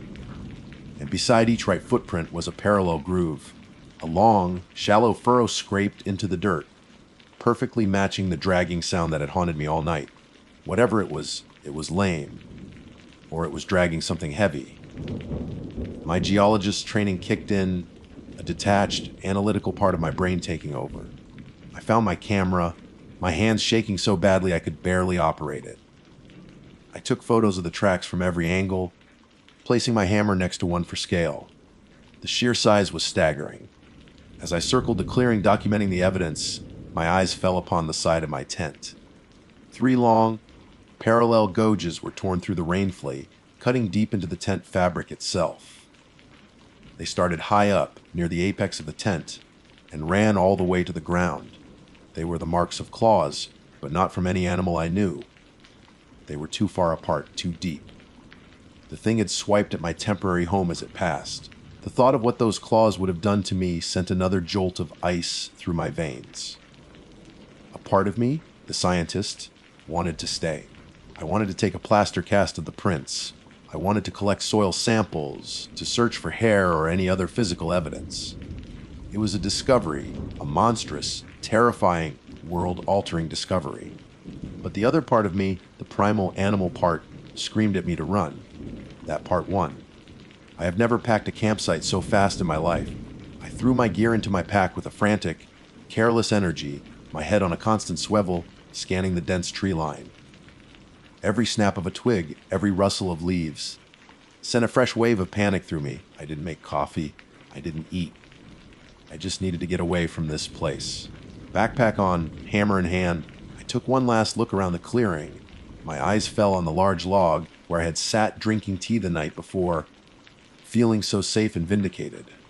There, sitting in the middle of the log, was a small, neat pile of stones. They weren't the rough, angular rocks from the surrounding forest floor. They were dark, smooth river stones, almost black, clearly taken from the dry riverbed nearby. There were 5 of them, carefully arranged in a tight, elegant spiral. My blood ran cold. This wasn't the work of a mindless beast. A bear doesn't make patterns. A buck doesn't arrange stones. This was deliberate. This was a sign, a message, a marker. It was an act of intelligence, a chilling declaration that it knew I was there, that it had watched me. That was the final straw. I turned and fled. I didn't hike, I ran. I crashed through the undergrowth, ignoring the trail, driven by pure terror. The forest that had seemed so beautiful just 24 hours earlier was now a labyrinth of horrors. Every tree seemed to be a watching figure, every shadow a hiding place for the thing that had circled my tent. I ran until my lungs burned and my legs screamed in protest, until I burst out of the woods and saw the blessed sight of the gravel parking area and my car. I threw my pack into the back seat, fumbled the keys into the ignition, and peeled out of the lot, spraying gravel behind me. As I sped down the winding park road, the image of that small, perfect spiral of stones was burned into my mind. The drums, the footsteps, the claws. It was all terrifying. But that simple, intelligent pattern was the most horrifying thing of all. It meant this wasn't over. I hadn't just stumbled upon some woodland monster. I had been noticed. The drive away from Shenandoah was a blur of adrenaline and raw panic. I gripped the steering wheel so tightly my knuckles were white, my eyes darting between the road and the rearview mirror, half expecting to see a hulking figure emerge from the tree line and give chase. But the park and whatever it held remained behind me, a brooding, silent presence in the blue, hued distance. The logical part of my brain, the geologist, the scientist, slowly began to reboot, attempting to impose order on the chaos of the past 12 hours. It was a futile effort. How could I categorize a footprint the size of a dinner plate? How could I classify the intelligent malice behind a spiral of stones? Back in the sterile safety of my apartment, the terror followed me. It clung to me like the smell of wood smoke. I couldn't sleep. Every creak of the building, every rustle of leaves outside my window, sent my heart into a frantic rhythm. The photos I had taken were my only proof that I hadn't lost my mind. I uploaded them to my computer, the images stark and terrifying on the bright screen. The footprint, with my rock hammer lying beside it for scale, looked like something from a Hollywood monster movie. The claw marks on my tent were deep and vicious, but it was the picture of the spiral of stones that I kept returning to. 5 smooth, dark stones. A deliberate, intelligent act. It was a message, and I was the intended recipient. My professional life came to a standstill. The granodiorite survey was forgotten. My days were consumed by a new, obsessive kind of research. I delved into the archives of the Shenandoah National Park, searching for reports of missing persons, unexplained animal mutilations, or strange sightings. I found dozens. Hikers who went in and never came out. Campers who abandoned their sites, leaving everything behind. Most were officially attributed to accidents or bear attacks, but a few contained unsettling details, strange howls, reports of an unbearably foul stench, and a recurring mention of a feeling of being watched. I widened my search to local folklore, poring over collections of Appalachian legends and the oral histories of the Monacan people who had once inhabited these mountains. There were whispers of spirits, of ancient guardians of the land. I found one fragmented story recorded by an anthropologist in the early 20th century that spoke of a great limping one, a powerful entity that guarded the deepest parts of the forest. The legend said it was a silent hunter, and it would sometimes leave warnings of coiled stone for those who trespassed too far into its domain. The description made my blood run cold. Weeks turned into a month. I was living on coffee and adrenaline, a ghost in my own apartment, surrounded by maps, printouts, and books. The scientific objectivity I had once prided myself on was gone, replaced by a gnawing fear that was beginning to feel like a permanent part of me. I felt utterly alone, trapped with a secret I couldn't possibly share. Who would believe me? They would think I was insane. Then I remembered Mark.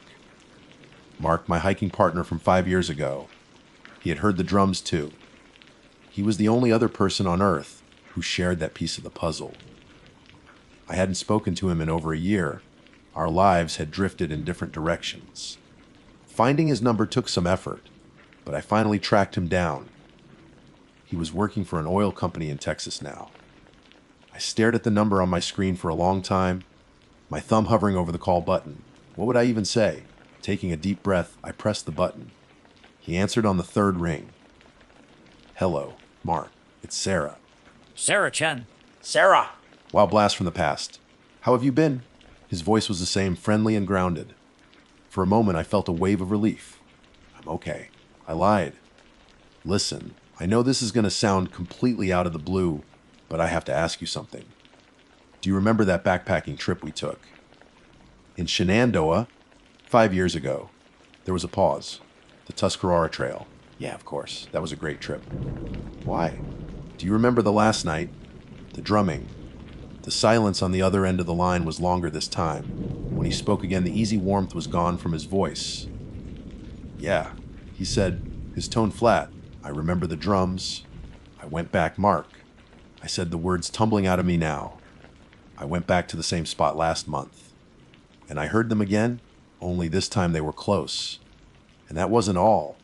I told him everything. I told him about the footsteps, the sniffing at my tent, the claw marks, the giant tracks. He listened without interrupting, his silence a heavy weight on the line. I described the dragging sound, the distinct groove next to each right footprint. When I finally told him about the spiral of stones, he made a sharp, choked sound, like he'd been punched in the gut. What did you say? He whispered, his voice hoarse.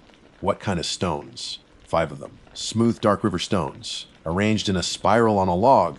Oh God, Sarah, he breathed. Oh my God, what did you do? I ran! What was I supposed to do? Did you touch them? Did you take one?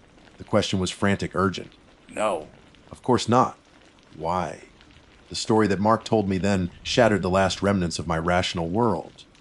He confessed that the drums had bothered him more than he'd ever let on. A few months after our trip, he'd gone back alone, compelled by the same need for answers that had drawn me back. He hadn't heard the drums that time, but he'd found something. Near the same riverbed, he'd stumbled upon a small, secluded grotto, and in its center was a spiral of 5 smooth, dark river stones. I thought it was just some hippie art project, he said, his voice trembling. It was beautiful. I was an idiot. A stupid, arrogant idiot. I took one. Just one. As a souvenir. My heart stopped. Mark, no. It's been following me ever since Sarah, he sobbed, the sound raw and broken. Not all the time. But sometimes late at night, I hear it. Outside my house. That sound, that crackle drag sound. I see the tracks in the flower beds sometimes. I moved to Texas to get away, but it doesn't matter where I go. It's connected to the stone. I made a mistake. A deadly mistake. A cold dread, heavier and more final than anything I had felt in the forest, settled over me. He hadn't just taken a stone. He had accepted a marker. And now, so had I. The creature hadn't been trying to scare me away. Leaving that spiral of stones for me wasn't a warning to stay out. It was an invitation. It had noticed me. It had marked me. The haunting of Shenandoah National Park was a deadly mistake, and it was a mistake I had repeated just by being there. As I stood there, phone pressed to my ear, listening to the terrified sobs of a man 1,000 miles away, a sound from outside my own apartment window made me freeze. It was faint, but unmistakable. The sound of something heavy, something slow, moving through the landscape bushes just below my second-story window. My name is Dr. Alastair Thorne, and I hold a doctorate in cultural anthropology with a specialized focus on American folklore and parapsychology from the University of Edinburgh. For 15 years, my work has been the dispassionate and systematic study of belief systems.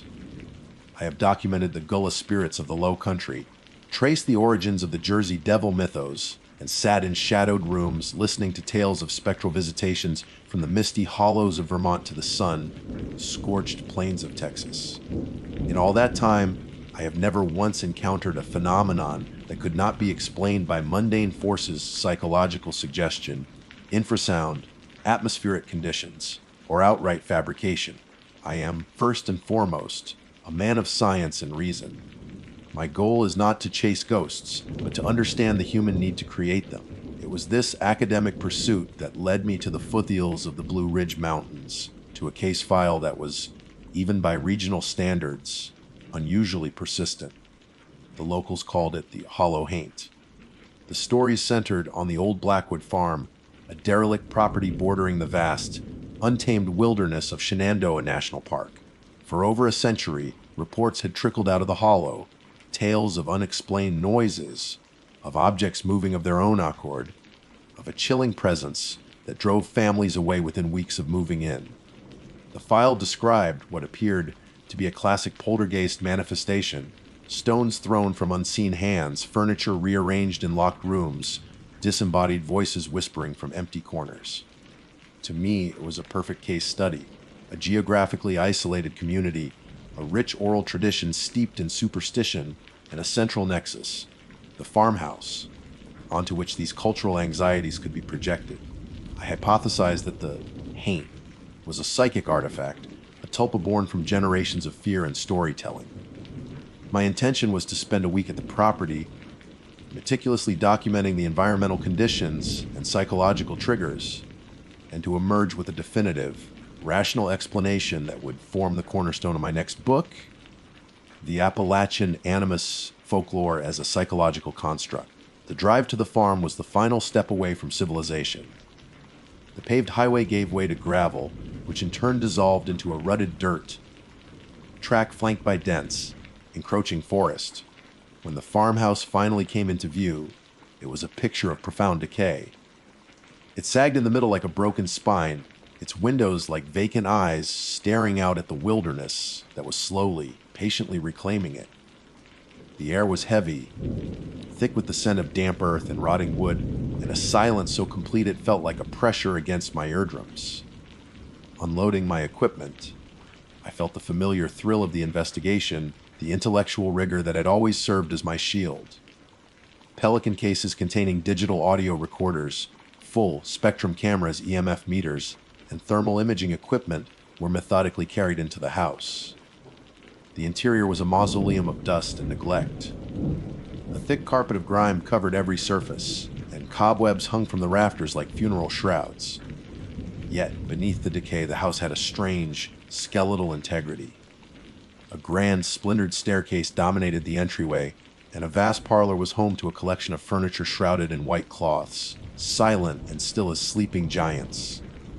I established my base of operations in that parlor. For hours, my work was clinical and precise. I placed microphones in each room, positioned cameras to cover the main hallways and living spaces, and took baseline readings of the electromagnetic field and ambient temperature. Everything was normal. The house was old, creaky, and drafty. Nothing more. As twilight bled through the filthy windows, casting long, distorted shadows across the floor, I sat at my monitoring station, feeling a sense of academic satisfaction. This was my element order imposed upon chaos, science illuminating superstition. The first event occurred at precisely 9:17 p.m. It was subtle. A sudden, localized drop in temperature in the far corner of the parlor. My thermal camera showed a bloom of deep blue, a cold spot measuring nearly 20 degrees Fahrenheit, lower than the surrounding air. It lingered for a minute, then dissipated as quickly as it had appeared. I noted it in my log: anomalous temperature fluctuation, possible draft from compromised wall insulation. I was calm, detached. It was data. But the data began to accumulate. The audio feed from the upstairs bedroom picked up a faint rhythmic sound. Tap. Tap. Tap. I dismissed it as a loose shutter or a branch brushing against the house. But the sound was too regular, too deliberate. Then came the first whisper, captured by a highly sensitive parabolic microphone aimed down the main hall. It was a sibilant, drawn-out hiss that my software couldn't resolve into a coherent word, but it was undeniably there.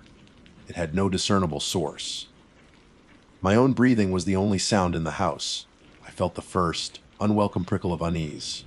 It was an irrational, emotional response that I immediately tried to suppress. I was a researcher, an observer. Fear had no place in my methodology. It was then that I looked up from my monitors and into the room itself. In the center of the parlor sat a single, uncovered piece of furniture, a high-backed rocking chair made of dark, gnarled oak. It had been perfectly still since my arrival. Now it was moving. It began with a gentle, almost hesitant sway, a slow rocking motion back and forth, back and forth. There was no breeze. Every window and door was sealed. The floorboards around it were thick with a dust so undisturbed it might have lain there for 50 years. Yet the chair rocked on, its groaning creak cutting through the oppressive silence of the house. I grabbed a camera, my hands trembling slightly as I focused the lens. The chair was empty. Untouched, my heart began to hammer against my ribs, a frantic, panic tattoo. I tried to slow my breathing to regain my composure, but the fear was a physical thing now, a cold knot in my stomach. And then I realized the most terrifying detail of all: the slow, rhythmic creak of the swaying chair. Creak, pause. Creak, pause was perfectly, impossibly in sync with the frantic, terrified beat of my own heart. It was listening to me. It knew I was afraid. The scholar in me was screaming for a rational explanation, but the man sitting alone in that haunted, darkening room knew he had found something else entirely. This was not folklore. This was not a psychological construct. This was real, and I had made a terrible, deadly mistake. For a long moment that stretched into an eternity, I was paralyzed. My scientific mind, the very core of my identity, was a fortress under siege. It scrambled for explanations: static electricity, structural vibrations, subsonic frequencies inducing hallucinations. But every theory crumbled into dust before the undeniable reality of the rocking chair. It moved with a deliberate, mocking intelligence, its groaning rhythm a perfect echo of the terror that had seized my own heart.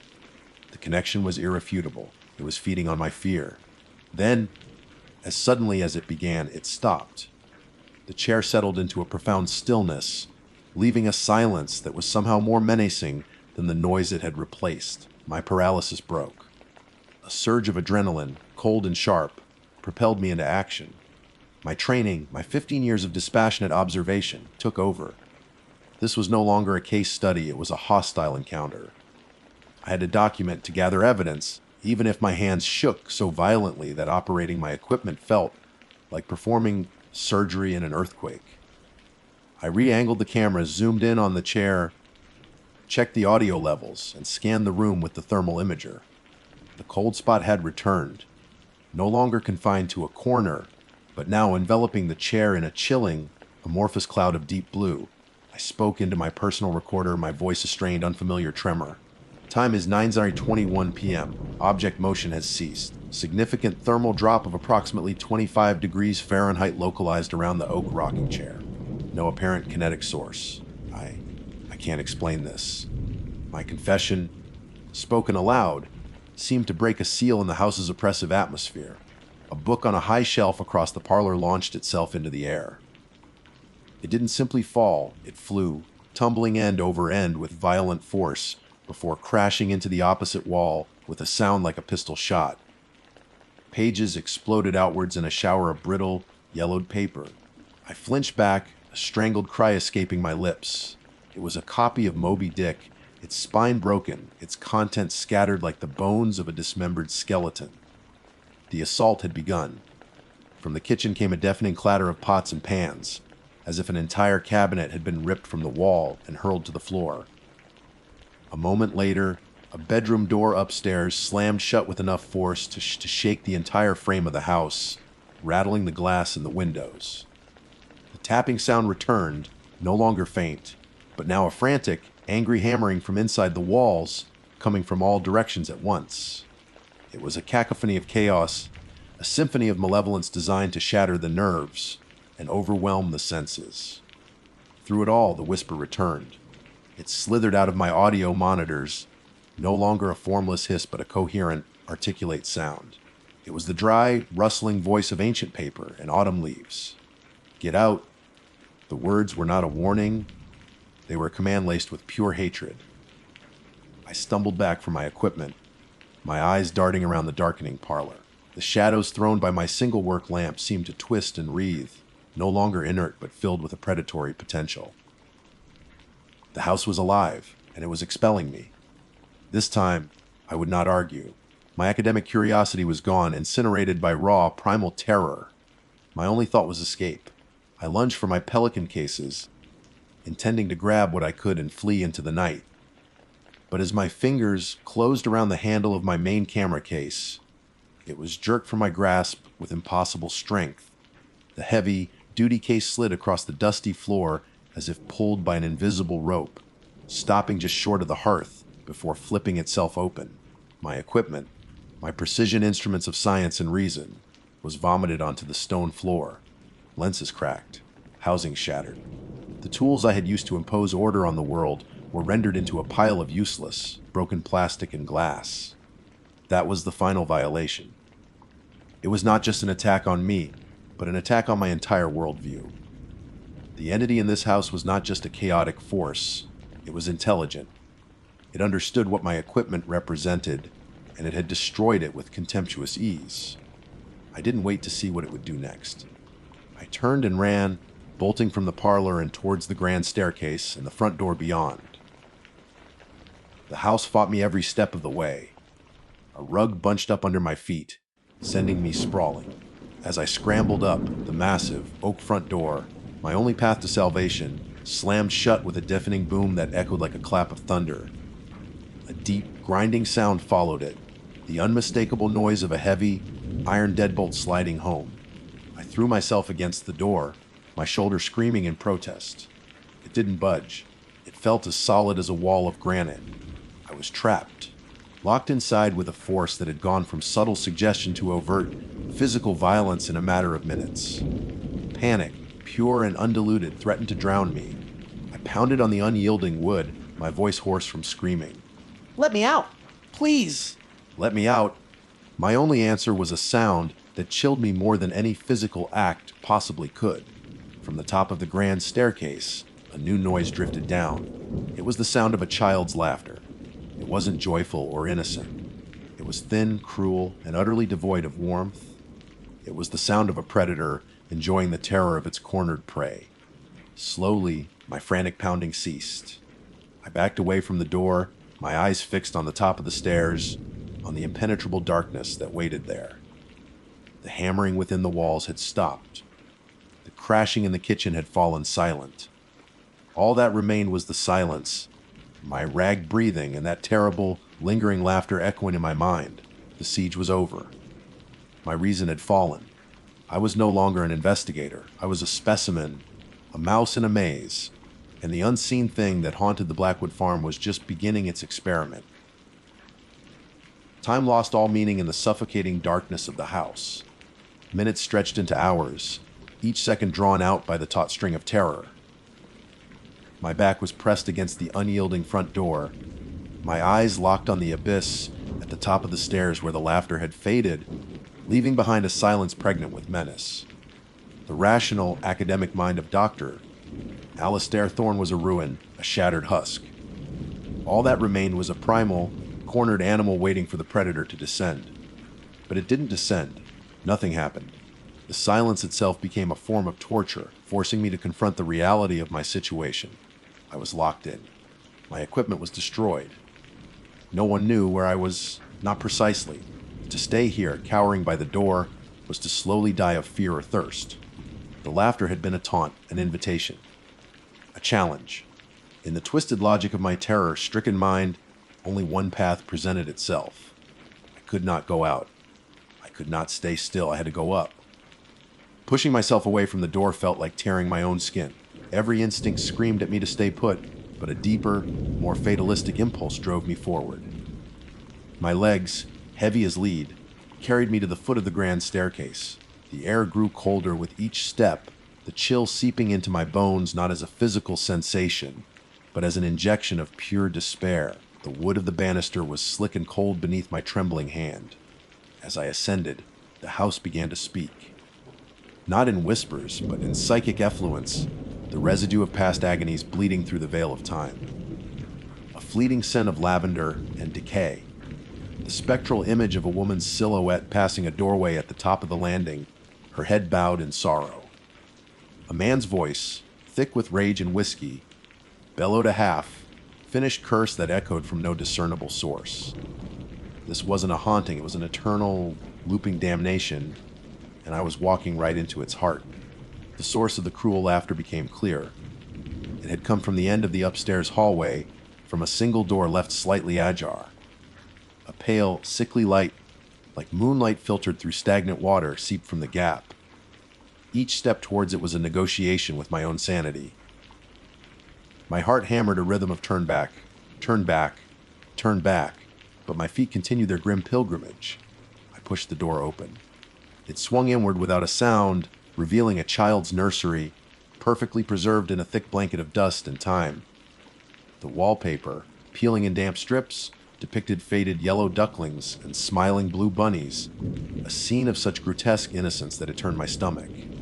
In one corner stood a wooden crib, its bars like the ribs of a cage. In the center of the room, a small rocking horse, its painted eyes chipped and crazed, was frozen mid-rock. The air was thick with the cloying sweetness of rot and a profound, crushing sadness. My gaze fell upon a small, leather-bound diary lying on a dusty nightstand next to the crib. Its pages were brittle, the ink faded to a rusty brown. With a hand that did not feel like my own, I reached for it. The name on the inside cover was written in a careful, childish script, Lydia Blackwood. The entries began with childish observations, a description of a butterfly, the taste of wild strawberries. But the tone darkened swiftly. The diary spoke of a shadow man who was always angry, of a mother who was always crying. It spoke of long, lonely days locked in this room, of a gnawing hunger, of a cold that never went away. The final entry, dated over a century ago, was a single terrifying sentence. Papa locked the door again. I am so cold. The Hollow Haint will keep me company now. The Hollow Haint. It was not a name the locals had invented for the ghost. It was the name the ghost had invented for itself. Or rather, for the imaginary friend that had become its only companion in death. As this realization crashed down upon me, a floorboard creaked in the darkest corner of the room. I looked up from the diary, my blood turning to ice. A shape was gathering there. It was small, indistinct at first, a column of deeper darkness against the shadows. Then it began to resolve. The silhouette of a small child, no more than 6 or 7 years old, dressed in a tattered nightgown. It had no discernible features, just a void in the shape of a girl. The cruel laughter I had heard before echoed in the room again, but this time it was not distant. It was inside my head, a needle of pure malice scraping against my consciousness. The temperature plummeted, and my breath plumed in front of me in a cloud of white mist. The entity, the tormented spirit of Lydia Blackwood, was fully manifest. In the last dying embers of my academic mind, an insane idea sparked. She was a child. A lost, tormented child. Perhaps she could be reasoned with. It was my final and most deadly mistake. Lydia whispered, my voice cracking. My name is Alistair. I read your diary. I know you were hurt. The formless head of the shadow child tilted. By acknowledging her, by speaking her name, I had not soothed her. I had validated her.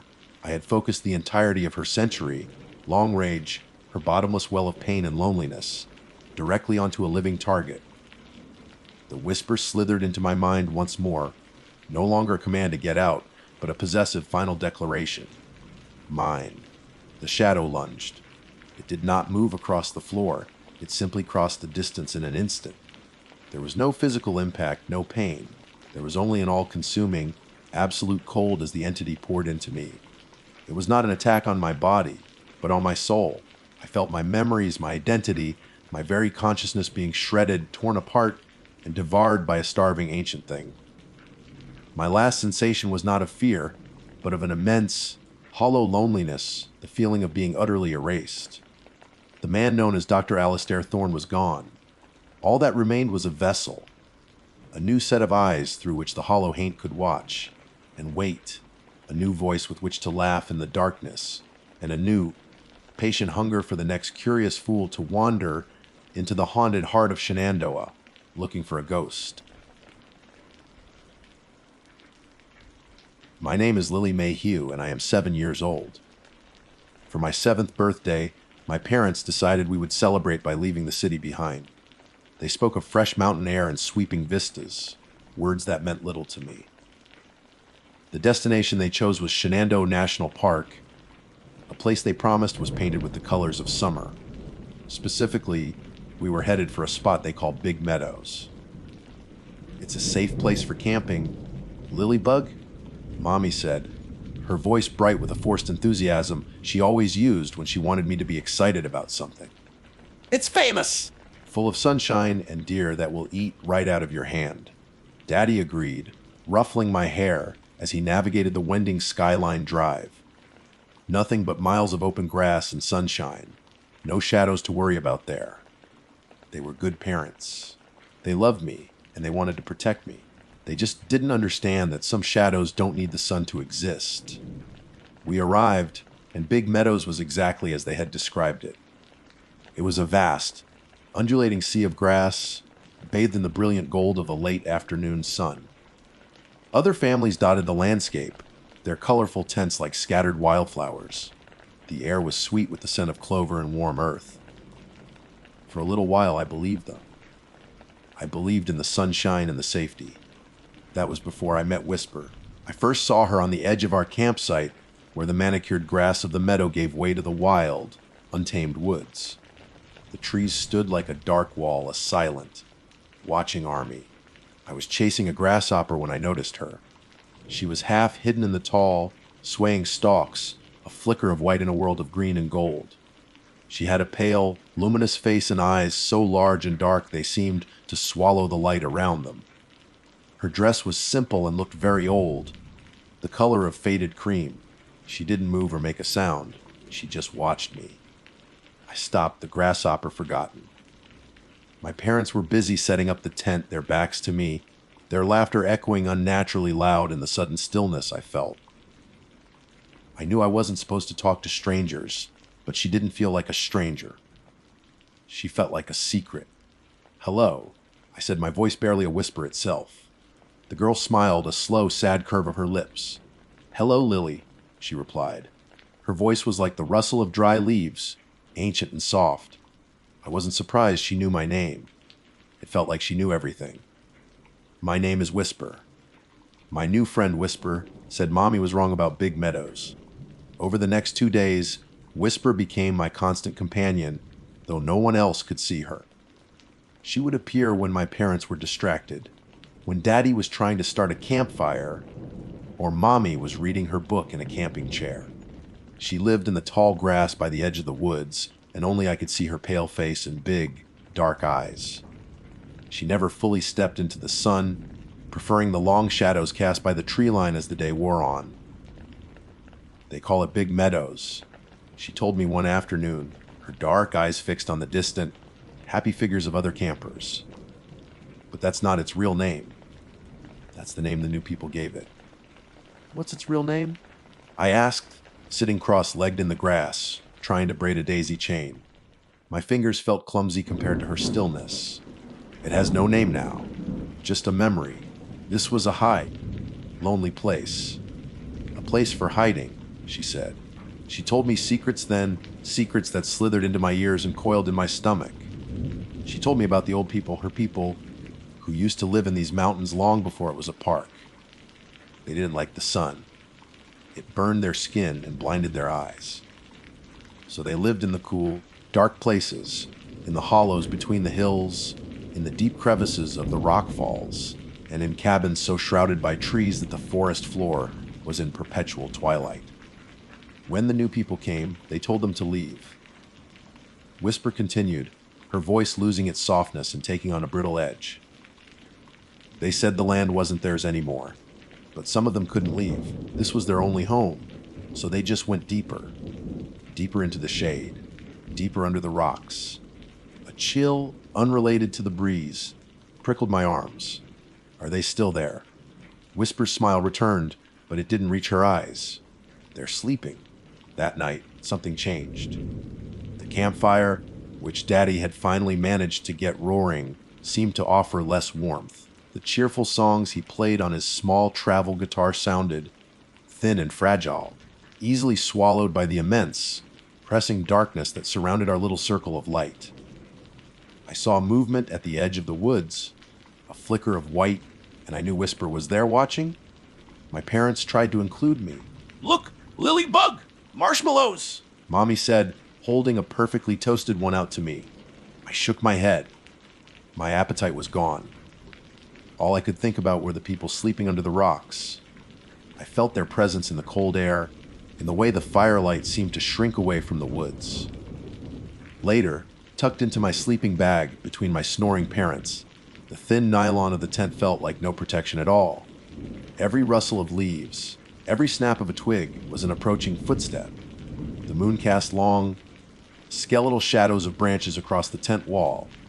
I squeezed my eyes shut, but the images Whisper had planted in my mind were blooming in the darkness behind my eyelids. Faces in the dark, hands reaching from crevices, eyes that hadn't seen the sun in 100 years. Then I heard her voice right beside my ear, as if she were lying next to me in the tent. "They're lonely, Lily." My eyes flew open. My heart hammered against my ribs. The tent was empty except for my family. They'd been sleeping for so long. The voice continued, a silken thread of sound weaving through the night. "They get cold, buried in the deep earth. They miss the warmth of a friend." I sat up, my breath caught in my throat. I looked toward the tent flap. Through the mesh screen, I could see the meadow, silvery and haunted under the moonlight. And standing right at the edge of the campsite, just beyond the dying embers of our fire, was Whisper. She wasn't hiding in the grass anymore. She was waiting for me. She raised a pale hand and crooked a single finger, beckoning me. Last night, she had asked me, her voice a promise of secrets and shadows, if I wanted to come see where they sleep. Tonight, she wasn't asking. She was waiting. And I knew, with a certainty that chilled me to the bone, that I was going to go. I slowly, silently, began to unzip my sleeping bag. The sunshine and the deer felt a lifetime away. Mommy was wrong. This was not a safe place. This was Whisper's place. The zipper on the sleeping bag made a sound like tearing fabric in the dead quiet of the tent. I froze, my heart leaping into my throat. Beside me, Daddy let out a low, rumbling snore, and Mommy shifted, mumbling something in her sleep. For a long moment, I didn't move, didn't even breathe. The world was just the sound of their breathing and the frantic drumming of my own heart. But they didn't wake up. They were lost in their safe, sun-filled dreams. My bare feet made no sound on the nylon floor of the tent. The cold of the ground seeped through instantly, a startling contrast to the warmth of my sleeping bag. The tent flap was next. The zipper felt a mile long, each tooth a tiny metallic shriek waiting to happen. I pulled it down with painstaking slowness, creating a gap just wide enough for my small body to slip through. The night air hit me like a splash of icy water. The moon was high and unforgivingly bright, bleaching all the color from the meadow, turning the grass to silver and the shadows to ink. The embers of our fire glowed a dull, angry red, like a single watchful eye, and there she was. Whisper stood exactly where I had seen her, a pale statue in the moonlight. Her dark eyes were fixed on me, and as I stepped out of the tent, her sad smile returned. She didn't speak, only tilted her head toward the black wall of the forest. The invitation was clear. Leaving the relative safety of the campsite felt like stepping off the edge of the world. The grass was wet with dew, cold and slick between my toes. Every few feet, I glanced back at our tent, a flimsy dome of blue and gray. It looked so small and fragile against the vastness of the meadow. A part of me screamed to run back, to zip myself inside and pretend this was all a nightmare. But Whisper's pull was stronger. It was a cold, quiet current, and I was caught in it. As we reached the tree line, the air changed. The open, breezy chill of the meadow was replaced by a heavy, stagnant cold that smelled of damp earth and rotting leaves. The moonlight that had seemed so bright was instantly devoured by the thick canopy overhead. Here, in the woods, a deeper darkness reigned. Whisper moved through it as if she were made of shadows herself. She glided over gnarled roots that tried to trip me and slipped between thorny bushes that snagged my pajamas. I stumbled behind her, my feet now protesting against sharp stones and twigs. A branch whipped across my cheek, leaving a stinging line. I whimpered, but Whisper didn't seem to notice. She just kept moving, a flicker of white in the oppressive gloom.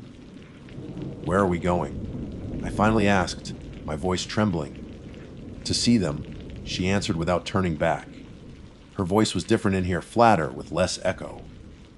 It was absorbed by the trees. "You wanted to see where they sleep, where they hide from the sun." We walked for what felt like hours. The woods grew denser, more ancient. The trees were giants with twisted limbs that looked like arthritic arms reaching for us. The silence was absolute. There were no crickets, no rustling of small animals. It was as if every living thing had fled from our path. All I could hear was my own ragged breathing and the soft, nearly silent tread of Whisper's bare feet on the forest floor. They didn't want to leave. Whisper said suddenly, her voice making me jump. This was their home. They were born in the shadow of these mountains, and they wanted to die here.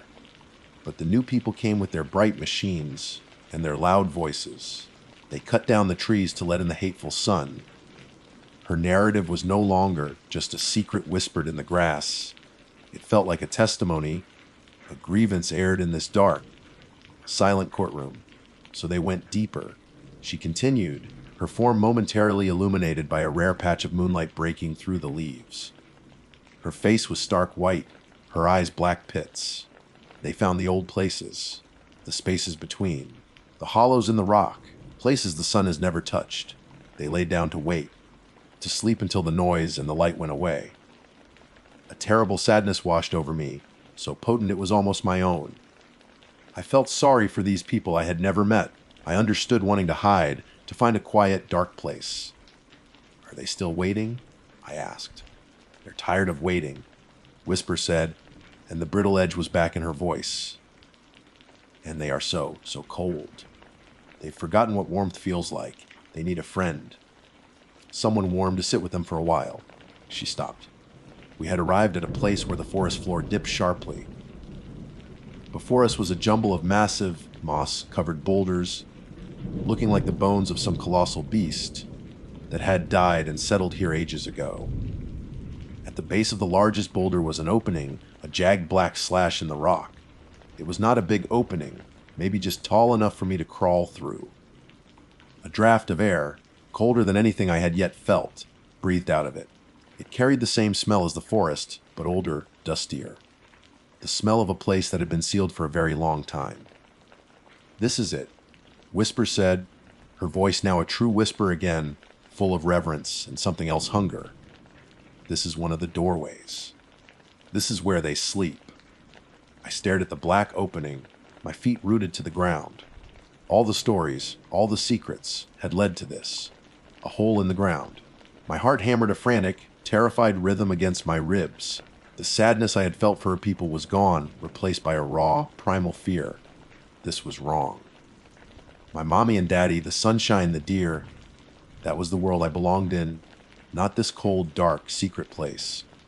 I have to go back, I stammered, taking a step backward. My parents will worry. Whisper's smile vanished. Her face, for the first time, became utterly blank. They are asleep, just like my people. But my people are lonely. You're not going to leave them, are you, Lily? After you came all this way. She took a step toward me, and for the first time I felt a wave of genuine menace from her. She was not just a sad, lonely girl. She was something else. Something much older and more dangerous. You promised, she said, though I had promised nothing. They need a friend. Just for a little while. They need to feel something warm again. From the dark opening at my feet, I thought I heard a sound. It wasn't a word.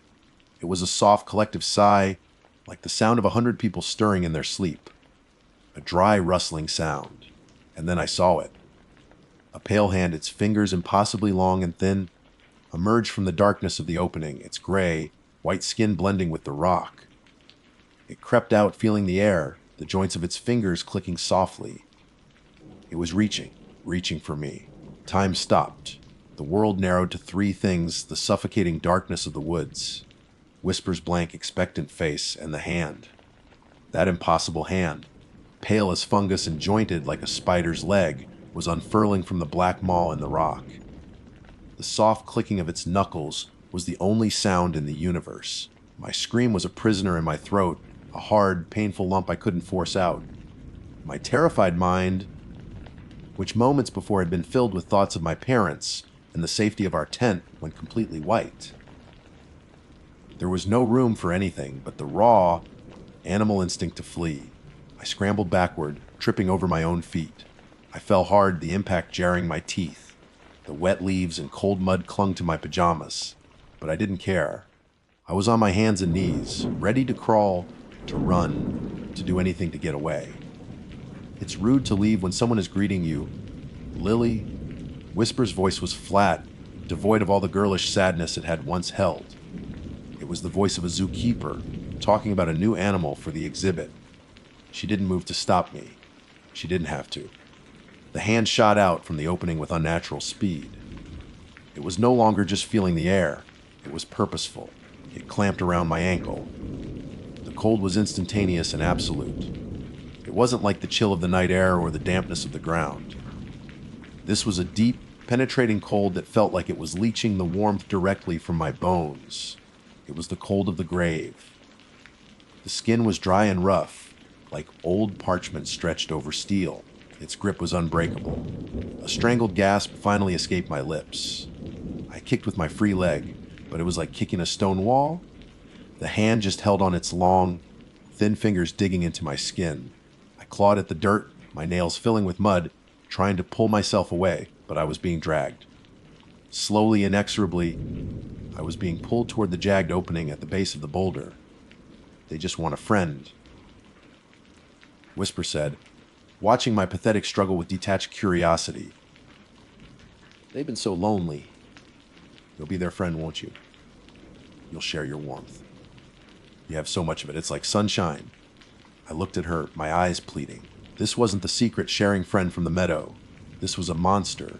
Her dark eyes held no pity, only a vast, ancient emptiness. She was the lure, the bait. My chest scraped against the rock as I was pulled closer to the entrance. The dusty, ancient smell intensified, filling my nose and mouth. It smelled of deep earth, of things that had never seen the light, of time itself rotting away. The collective sigh I'd heard before was louder now, a dry, rustling chorus of whispers coming from the darkness within. It wasn't words, just sounds of need, of endless, patient hunger. So cold, warmth, stay. The voices slithered into my head, not through my ears, but directly into my thoughts. I was being pulled into the darkness, my small body scraping against the rough edges of the rock. It was a tight fit. For a terrifying moment, I was wedged, my shoulders stuck. But then more hands joined the first. Pale, skeletal hands covered in grave dirt. They grabbed my arms, my waist, my hair, their combined strength overwhelming my resistance. They pulled me through. The world vanished. It was not just dark. It was a complete and total absence of light, sound, and space. The air was thick and still and suffocatingly cold. I felt myself being passed from hand to hand, a slow, ceremonial procession deeper into the earth. I could feel them all around me, their dry, rustling bodies brushing against mine. I couldn't see them, but I could feel their presence. A multitude of them, all silent, all cold, all ancient. They settled me on a flat, cold slab of rock. The hands retreated, but I knew they were still there, surrounding me, a silent, waiting circle. The blackness was so absolute that I couldn't tell if my eyes were open or closed. Fear gave way to a strange, terrifying calm. My body had gone numb from the cold. The stinging cut on my cheek, the scrapes on my knees, the terror in my heart, it was all fading, being replaced by a profound, empty chill. A new thought, not my own, slid into my mind. It was a memory of building a cabin with rough-hewn logs, the satisfaction of sealing the cracks with mud to keep the light out. Then another, the taste of foraged roots, bitter and earthy. Then another, the terror of bright. Loud machines tearing down the trees, letting the hateful sun spill onto the forest floor. They weren't just sharing their memories, they were taking mine. My own memories began to feel distant, like stories I'd read in a book. The image of my mommy's smiling face as she offered me a marshmallow. The sound of my daddy's guitar. The bright, warm feeling of the sun on my skin at big meadows. They were becoming faint, losing their color and their warmth, being consumed by the cold, gray memories of the sleepers. They didn't want to hurt me. They just wanted to absorb me. They wanted my warmth, my life, my stories. They wanted to add my small, bright candle to their immense, eternal darkness. My name is Lily Mayhew. I am 7 years old. The thought was a struggle, a tiny spark against a hurricane of cold. Mommy said Big Meadows was a safe place. So cold, full of sunshine and deer. So bright hurts. I have a new friend. Her name is Whisper. No, that wasn't right. Whisper wasn't my friend. Slowly, the spark of who I was began to gutter and fade. The cold was winning. My memories were no longer my own. They were just memories, floating in the dark with all the others. The distinction between me and them was blurring, dissolving like salt in water. Ages passed. Or maybe it was only a minute. Time had no meaning here. But then a new sensation, faint, distant, but clear. Above, up through the earth and rock. It was the sound of laughter. A child's laughter, bright and warm. Another family, another camper. Another point of light and warmth, so close to the waiting dark. A feeling stirred in the cold emptiness around me. A single, unified thought that rose from the collective.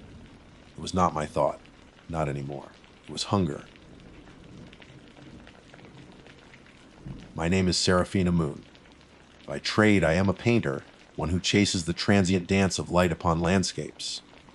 For years, the city had been my muse and my prison, its sharp angles and electric glow finding their way onto my canvases. But a different kind of call had begun to echo in the quiet moments. A pull towards something older, wielder. I craved the untamed palate of the natural world, the deep, resonant silence that the urban sprawl could never offer. That craving led me here to a small, rented cabin nestled just off the scenic Blue Ridge Parkway on the fringe of Shenandoah National Park. I came to paint to escape the city's relentless noise and find the quiet heart of the mountains. The cabin was rustic, smelling of pine and old wood smoke, a perfect sanctuary. My first week was pure, unadulterated bliss. Each morning, I would wake to a symphony of birdsong and watch as the mist clung to the valleys below, a sea of white from which the blue, hued peaks emerged like ancient islands. The colors, the light, it was overwhelming in the most beautiful way. My canvases, once stark and geometric, now bloomed with the vibrant greens of moss-covered stones, the fiery oranges of sunset, kissed ridges, and the impossible, shifting blues of the distant mountains. I worked with a fervor I hadn't felt in years, my soul soaking in the profound tranquility. It was on the 8th morning that the forest first made its presence known in a way that felt deliberate. I stepped onto the small wooden porch, coffee cup in hand, and stopped. There, in the center of the weathered planks, was a perfect circle of small, smooth river stones. They were arranged with a precision that was startling, each stone a nearly identical shade of gray, spaced just so. My first thought was that it was a prank, perhaps a local kid having some fun with the city dweller. I brushed it off with a smile, dismantled the circle, and tossed the stones back into the brush. 2 days later, there was another gift. This time, it was an intricate latticework woven from dried twigs, shed snake skins, and the iridescent black feathers of a crow. It was laid carefully on the top step, a fragile, beautiful, and deeply unsettling creation. This was no child's prank. The complexity of the weave, the morbid elegance of its materials, spoke of a strange and patient artist. I felt a prickle of unease, the first shadow to fall over my idyllic retreat. I photographed it, unable to bring myself to destroy something so meticulously crafted, before carefully placing it on the porch railing as if to acknowledge the gesture. That night, the dreams began. They were not nightmares in the traditional sense, filled with monsters and overt threats. They were subtler and far more disturbing. I dreamt I was floating in a sea of green, a living, breathing chlorophyll ocean. It was an ancient, hungry green, the color of deep moss and shadowed ferns. I could feel it pressing in on me, not with malice, but with an immense, possessive weight. It wanted to absorb me, to make me part of its silent, growing tapestry. I would wake with the scent of damp earth in my nostrils and a profound sense of being watched, a feeling that lingered long after the sun had burned the morning mist away. The gifts continued to appear, each one more personal, more invasive than the last. One morning, a braid of what I sickeningly realized was deer hair was tied around the doorknob. Another time, a small pile of animal bones, bleached white and impossibly clean, was arranged on my windowsill, forming a spiral. The sense of isolation, once a comfort, began to feel like a vulnerability. The vast, silent forest that surrounded me no longer felt peaceful. It felt expectant. The wind whispering through the pines started to sound like a voice, just at the edge of hearing. I tried to rationalize. It had to be a person. Some recluse, a mountain eccentric who communicated through this bizarre, rustic sign language. But how did they move so silently? My cabin was surrounded by a carpet of dry leaves and twigs. A squirrel couldn't cross it without making a racket. Yet these elaborate offerings appeared without a single sound, always discovered in the quiet stillness of the morning. I started locking my doors and windows at all times, a habit I'd shed with relief upon arriving. The feeling of being an intruder in my own temporary home began to take root. My painting suffered.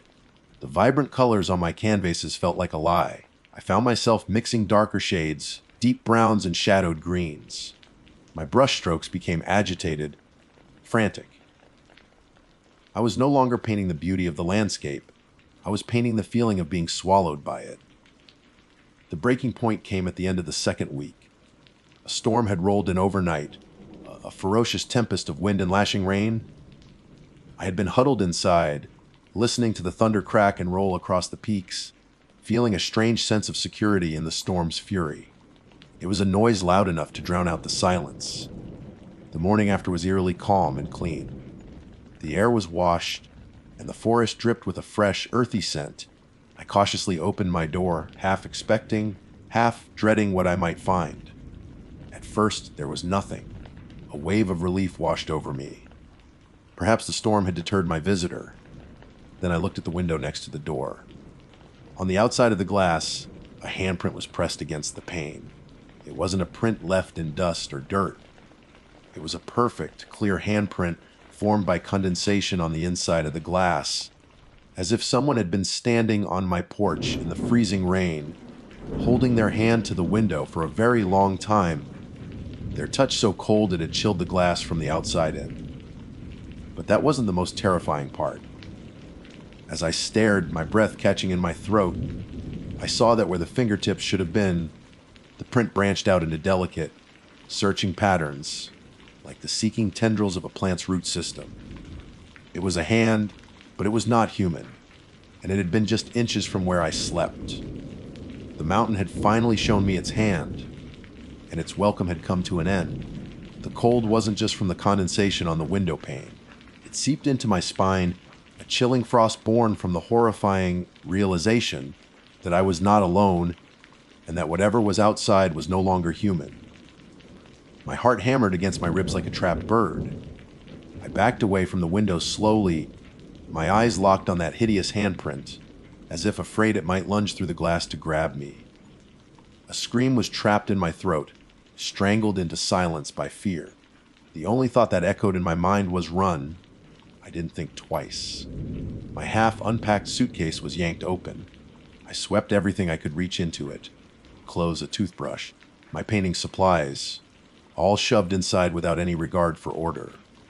My hands were trembling so badly I could barely zip the bag shut. Every fiber of my being screamed to get out of this place, out of this cabin, out of this forest. The car keys. I fumbled for them on the small table by the door. My eyes darted to the unfinished canvas on the easel. The once beautiful landscape now seemed to hold sinister shadows among the bushes and trees. I shook the thought away. There was no time for that. With the keys clutched in my hand, I lunged for the door. As I turned the knob, that same icy chill shot through my hand again. The same cold I felt from the print on the window. I wrenched the door open and sprinted to my old Jeep parked under a large oak tree. The forest, which had once seemed so peaceful and friendly, now felt entirely different. It was silent, too silent. No birdsong, no squirrels chattering in the branches. Just a heavy, oppressive silence, as if the entire forest was holding its breath, watching my every move. I felt thousands of eyes on me from between every tree, waiting. I jumped into the driver's seat, jammed the key into the ignition, and turned it frantically. Click, click. Nothing. Only the pathetic sound of metal on metal. No engine roar, not even a sputter. I tried again and again, but the result was the same. Despair began to gnaw at me. No, please. I whispered to myself. I decided to open the hood, even with my limited knowledge of engines. As soon as I lifted it, the smell of damp earth and rotting leaves hit my face. And what I saw made me nearly collapse. It wasn't a battery problem. It wasn't a wiring issue. It was vines. Thick, dark green, tenacious vines were intricately wound around my engine, like veins that had grown up from the ground to clamp it shut. They weren't just wrapped around it. They had infiltrated every nook and cranny, squeezing the components into stillness. This was not a natural phenomenon. It was a deliberate act, an imprisonment created by a power I could not comprehend. I stumbled back into the cabin, locking the door securely behind me, my heart pounding in my chest. I was trapped, completely and utterly trapped. No way to escape, no phone signal to call for help. I was alone with whatever lurked in the woods. Just as panic threatened to overwhelm me, my eyes fell on an old wooden chest in the corner of the room. It was covered in dust and cobwebs. I hadn't paid it any mind before, but now it seemed like the only thing that might hold an answer. With all my strength, I dragged it into the center of the room. The rusted metal latch groaned open with an eerie creak. Inside there were no treasures, just a few old belongings and several decaying, leather-bound journals. With a still trembling hand, I picked up the one on top. As I opened the first page, a faded but legible script appeared. It was the journal of a man named Elijah who had rented this cabin decades ago, and what I read sent a chill through my blood. October 12th, 1978, I came here seeking peace, but the woods will not grant it. It has started leaving me gifts. Strange circles of stones, animal skeletons arranged with care. I feel I am being watched constantly. I flipped through the pages frantically. Elijah's entries were a horrifying mirror of my own experiences. He too had dreamed of the hungry green. He too had heard whispers on the wind and felt that the forest itself was alive, and that it wanted something. November 7, 1978, I spoke to a local in town. He told me an old legend of the Shenandoah Creeper, a spirit of the forest that latches onto those who trespass in its domain for too long. They say it tries to replace them, that it slowly absorbs their being and creates a duplicate made of wood, vine, and leaf. I laughed at him then. Now I am not so sure. Fear gripped my heart, making it hard to breathe. This wasn't just a haunting, it was a process of consumption. November 15th, 1978, my car won't start. The vines are everywhere. I saw it in my dreams, a tall, gaunt figure made of dry branches, with eyes like dark hollows. It is waiting for me to weaken, waiting for me to become part of this forest. I will not let it, I will fight. That was Elijah's final entry. The next page had been torn out, leaving only a ragged edge as a cryptic clue. Suddenly, I heard a sound, a faint scratching at the outer wall of the cabin. Scrape, scratch, like a dry branch being dragged across the wooden planks. I held my breath, listening intently. The sound moved slowly around the cabin before stopping at the window, the one with the handprint. I cautiously glanced towards that window, and what I saw made my breath catch. The handprint, once faint, now appeared darker, more defined, as if it were being burned into the glass itself. And most horrifyingly, the tendrils branching from the fingertips. They seemed to have grown slightly longer, creeping across the pane like roots seeking purchase in soil. Driven by a morbid mix of fear and curiosity, I turned to look at the landscape painting I had done in my first week, the one that had been filled with light and joy. Something was wrong with it now. I stepped closer, peering into the dark shadows between the trees that I had painted, and then I saw it. A figure humanoid in shape, but unnaturally tall and gaunt. It was standing perfectly still, camouflaged so well against the trees that it was almost impossible to discern. Its body seemed to be made of twisted bark and tangled vines. It had no face, only a dark void beneath a hood of branches. It hadn't been there when I painted it. I was certain of it. As I stood frozen, staring at the terrifying image in disbelief, I heard a noise. Creak, the sound of a floorboard groaning from behind me inside the cabin. My soul nearly left my body. I spun around, confronting the unlit corner of the room. But there was nothing there. Only emptiness and a heavy, weighted silence. But I knew I wasn't imagining things anymore. It wasn't just outside anymore. It was in here with me now. Time seemed to warp and stretch. The silence in the cabin was a physical presence, a heavy blanket that smothered all sound. My back was to the dark corner, and every survival instinct screamed at me not to turn around, not to give whatever was there the satisfaction of my fear. But the sound had been real, a clear, woody groan of weight settling on an old floorboard. It was here. It was inside with me. My eyes remained fixed on the painting, on the camouflaged horror standing among the trees. As I watched, a subtle shift occurred in the painted image. One of the figure's branch, like arms, seemed to lift, its twiggy fingers uncurling.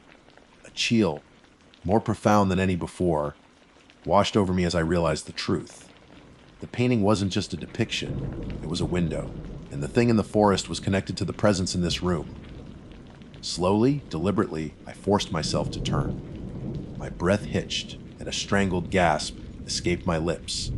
Standing in the corner, where before there had been only shadow, was the Shenandoah Creeper. It was exactly as I had seen it in the painting and in Elijah's fevered descriptions, a tall, skeletal frame of twisted bark and gnarled branches, woven together with a nightmarish artistry. Its limbs were too long, its joints bent at unnatural angles. Dark, damp moss clung to its body, and I could see pale, mushroom-like growth sprouting from its skin. Where a face should have been, there was only a smooth, featureless expanse of dark wood, a hollow void that seemed to suck the very light from the room. It didn't move. It simply stood there, an effigy of primal dread. And yet, I could feel its attention on me, a psychic pressure that was suffocating. It was studying me, learning me. The air grew thick with the scent of wet soil, crushed leaves, and something else, something that smelled faintly of me, of my perfume, my paint, my very essence. It was absorbing the space, absorbing my identity. Panic gave way to a strange, cold resolve. Elijah's last words echoed in my mind, "I will fight." He had failed, but he had tried. I couldn't just stand here and let this thing take me. My gaze darted around the room, searching for a weapon, for anything. The fireplace poker. Too far. A kitchen knife. The kitchen was past the creature. My eyes landed on the old wooden chest, its lid still open, the journals scattered around it. An idea, desperate and insane, sparked in my mind. The entity was of the forest. It was wood, vine, and leaf. What was the enemy of wood? Fire. With a surge of adrenaline, I lunged for Elijah's journals, scooping them into my arms. I scrambled towards the hearth, my movements clumsy with terror. The creature in the corner shifted, a dry, rustling sound like dead leaves skittering across pavement. It was slow, as if unused to rapid movement, but it was coming for me. I threw the journals into the fireplace, my hands shaking as I searched the mantel for the box of matches I knew was there. My fingers closed around the small, rough box. I could hear the thing getting closer, its gait a grotesque, scraping shuffle. I struck a match. The first one flared and died. My hands were slick with sweat. I struck another. This one caught. With a sob of desperation, I tossed the lit match into the hearth. The dry, brittle pages of the old journals caught instantly, erupting in a sudden, hungry whoosh of flame. The firelight threw flickering, monstrous shadows across the room, and in its glow, I saw the creature recoil. It raised its twig like hands to shield its featureless face. A low, guttural moan escaping from deep within its wooden form.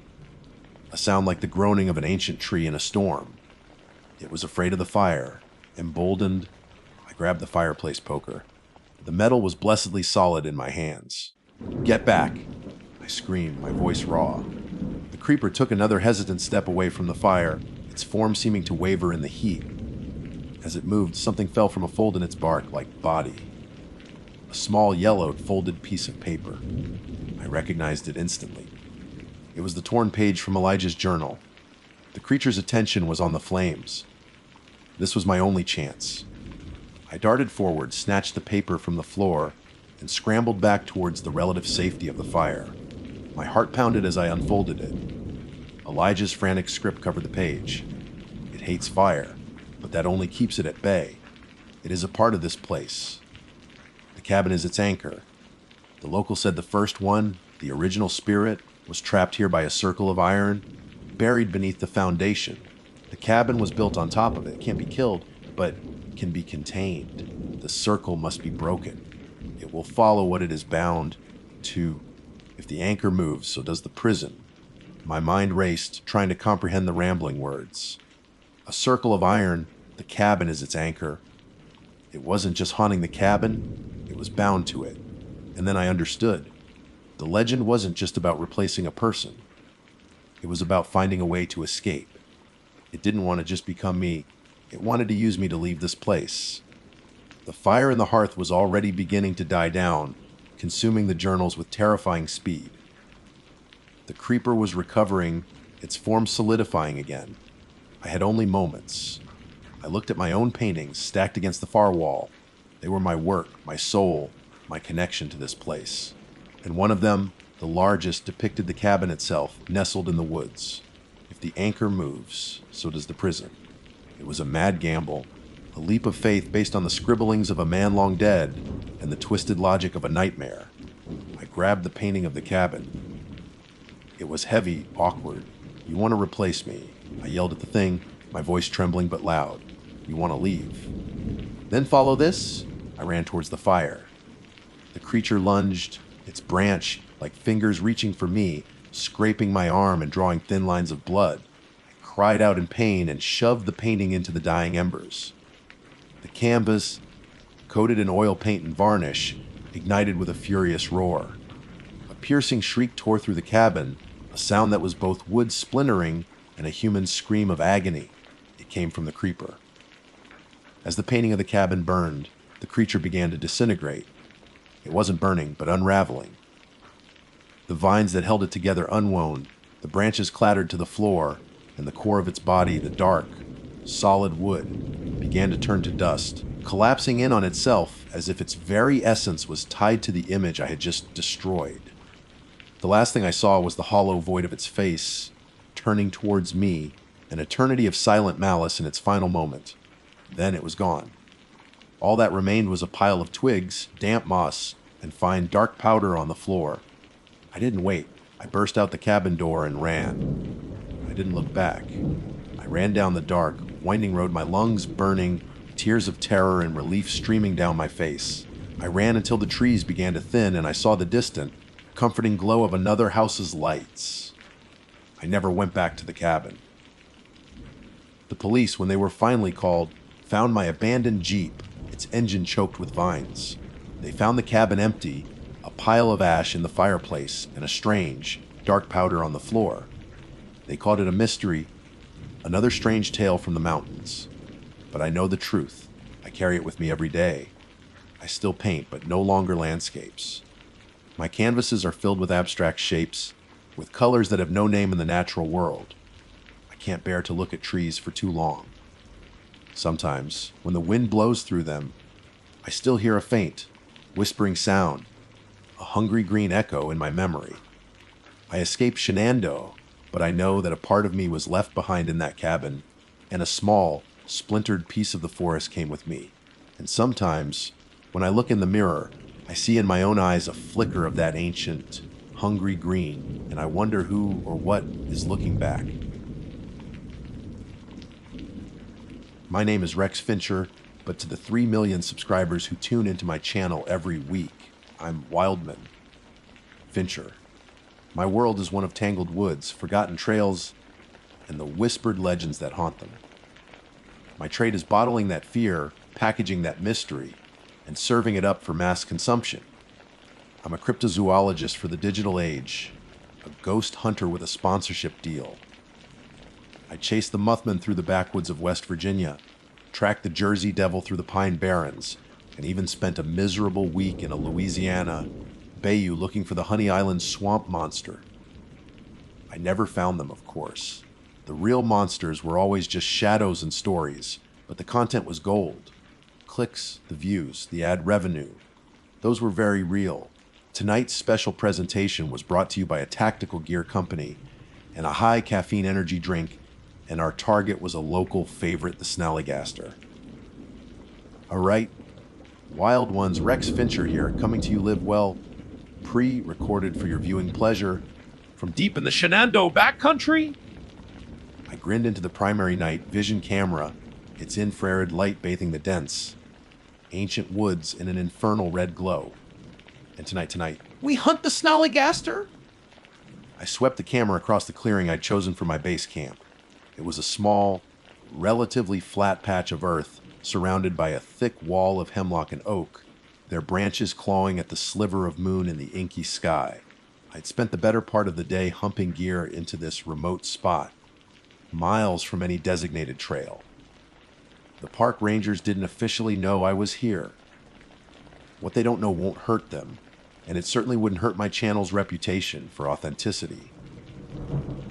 For those of you new to the channel, I continued, my voice a practiced mix of enthusiasm and authority. The Snallygaster is a real piece of work. Local legend out of Maryland and Virginia describes a creature that's part bird, part reptile, with a screech that can curdle milk and a beak made of solid metal. They say it swoops down from the sky to snatch up livestock, pets, and sometimes people. I let out a theatrical shiver. Sounds like a nightmare, right? But is it real? That's what we're here to find out. In truth, I thought the local tales were bunk. A drunken misidentification of a great blue heron embellished over generations of campfire stories.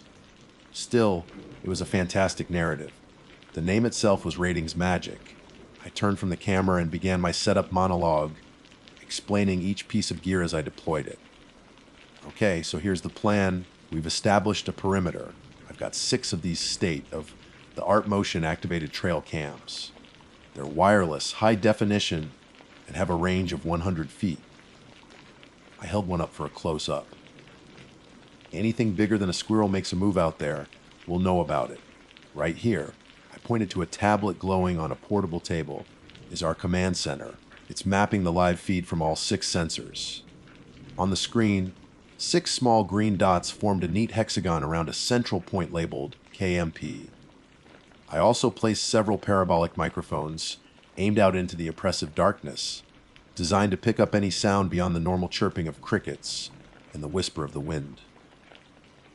My entire setup was a web of technology designed to catch the uncatchable.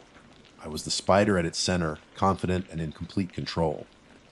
After a final check, I killed the main lantern, plunging the campsite into near total darkness, save for the glow of my tablet and the red eye of my camera. And now we wait. I whispered, the sound unnaturally loud in the sudden quiet. For the first hour, nothing happened. The forest breathed its slow, ancient rhythm.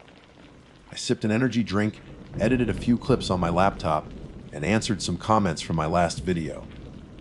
The green dots on my tablet remained steady. The audio feeds picked up nothing but the rustle of leaves. It was the boring part of the job, the part that never made the final cut. I was about to record a segment about the importance of patience when the first anomaly occurred. The silence, it wasn't a gradual quiet. It was sudden, as if a switch had been flipped. The incessant drone of the cicadas and crickets just stopped. All of it. The air grew heavy, still, and cold. I took off my headphones and listened. Nothing. Not a single sound. It was the most unnatural silence I had ever experienced. Every instinct, honed by years in the wild, screamed that something was wrong. Predators were often preceded by silence. The entire forest was holding its breath. I turned the camera back to my face, my professional grin feeling tight and forced. Whoa. Did you guys hear that? Or not hear that? The entire forest just went dead quiet. That's unusual. Classic sign that a major predator is on the move. Maybe a black bear or a bobcat. Even as I said it, I knew it was neither. I'd been around bears, they made noise. This was different. This was a suffocating, absolute void of sound. And then, on my tablet, one of the green dots blinked. And turned red. Hold on.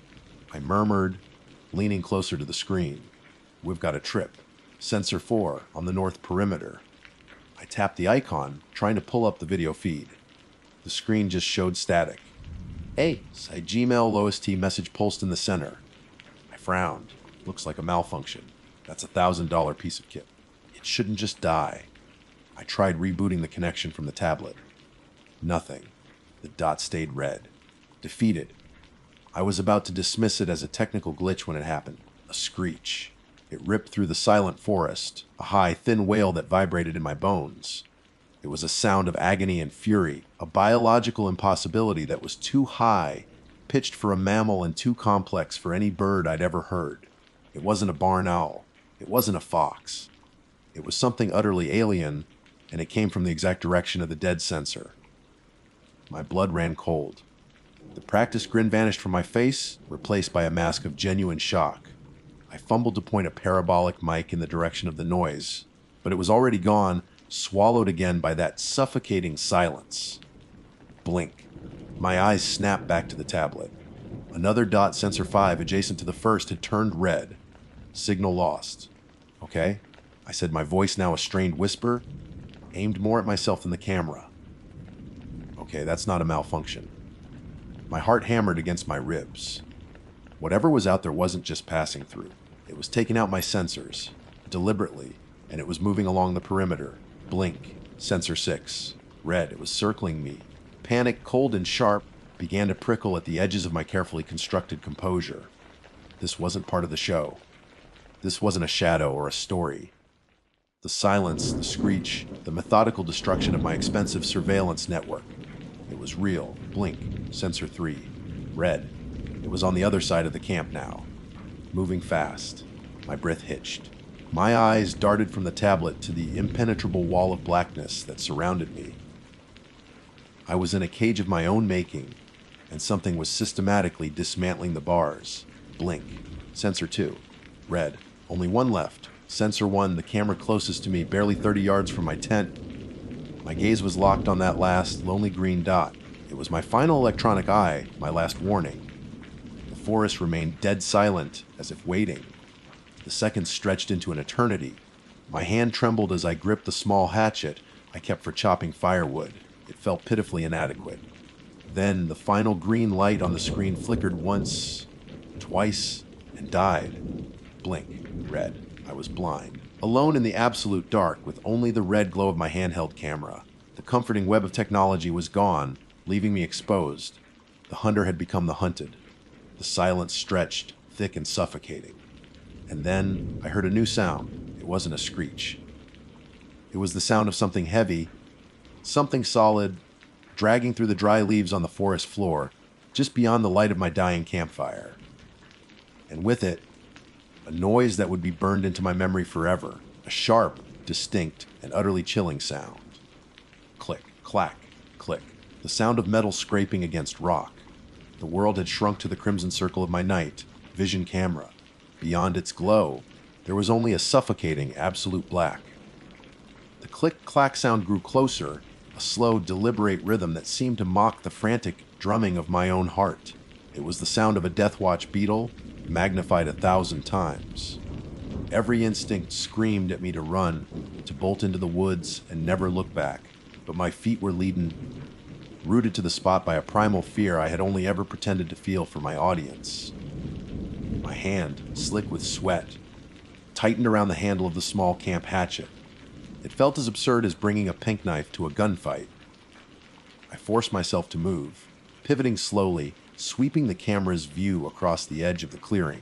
The beam cut through the darkness, painting the gnarled trees and tangled undergrowth in shades of blood leaves. Rocks. More trees. Then, a flicker of movement. I froze, holding my breath. The sound stopped. Through the camera's lens, I saw it. At first, it was just a shape, a silhouette against the slightly less black background of the forest. It was tall, impossibly so, hunched over in a way that was disturbingly unnatural. It was not a bear. It was not a deer. It was something hideously wrong.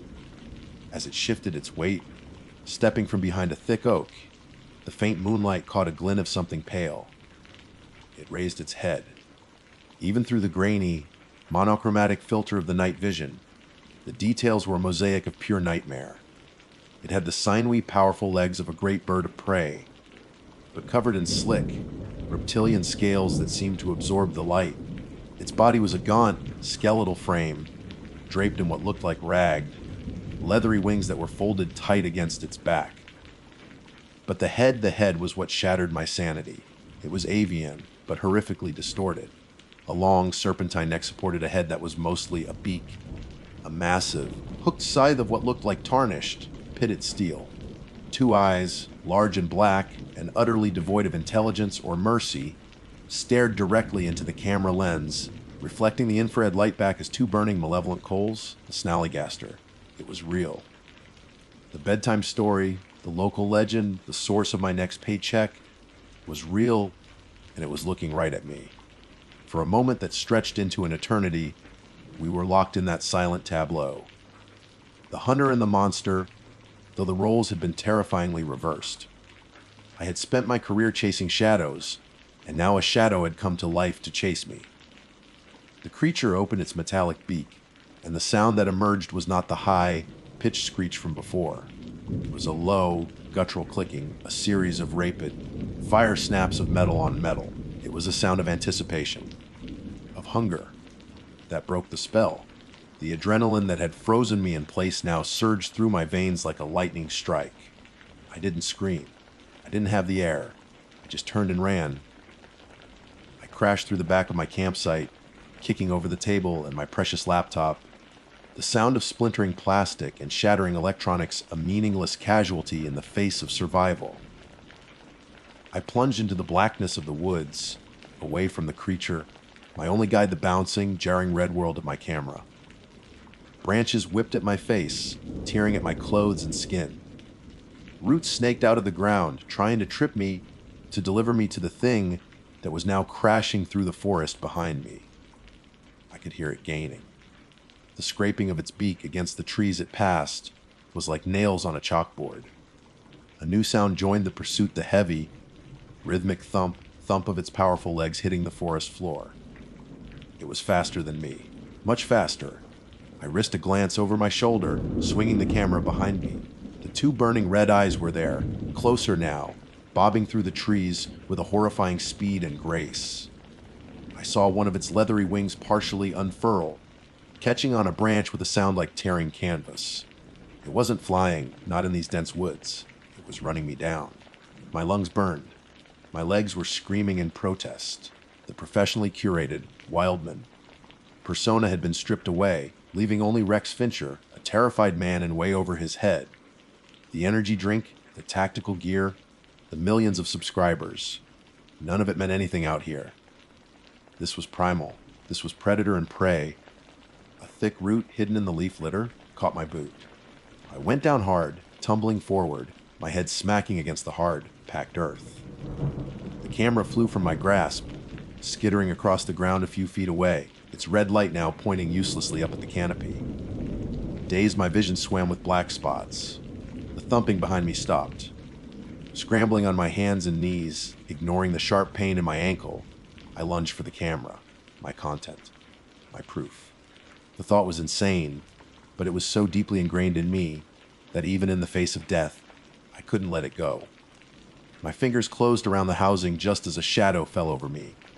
I rolled onto my back, the camera clutched to my chest, and looked up. It stood over me, a towering, spindly horror silhouetted against the meager moonlight. It lowered its monstrous head, the metallic beak just inches from my face. I could smell it now. A rank, carrion stench of rot and old blood, mixed with the acrid smell of ozone, like after a lightning strike. The steel beak opened, revealing a dark, cavernous gullet. I did the only thing I could. I swung the hatchet. I didn't aim. It was a pure, reflexive act of desperation. The small axe head connected with the side of the creature's beak with a deafening seal-enge, as if striking an anvil.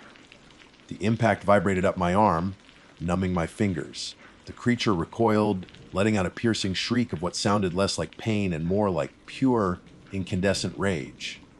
It gave me the second I needed.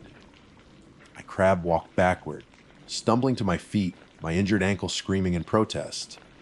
I didn't wait to see its next move. I just ran again, limping heavily, deeper into the unforgiving darkness.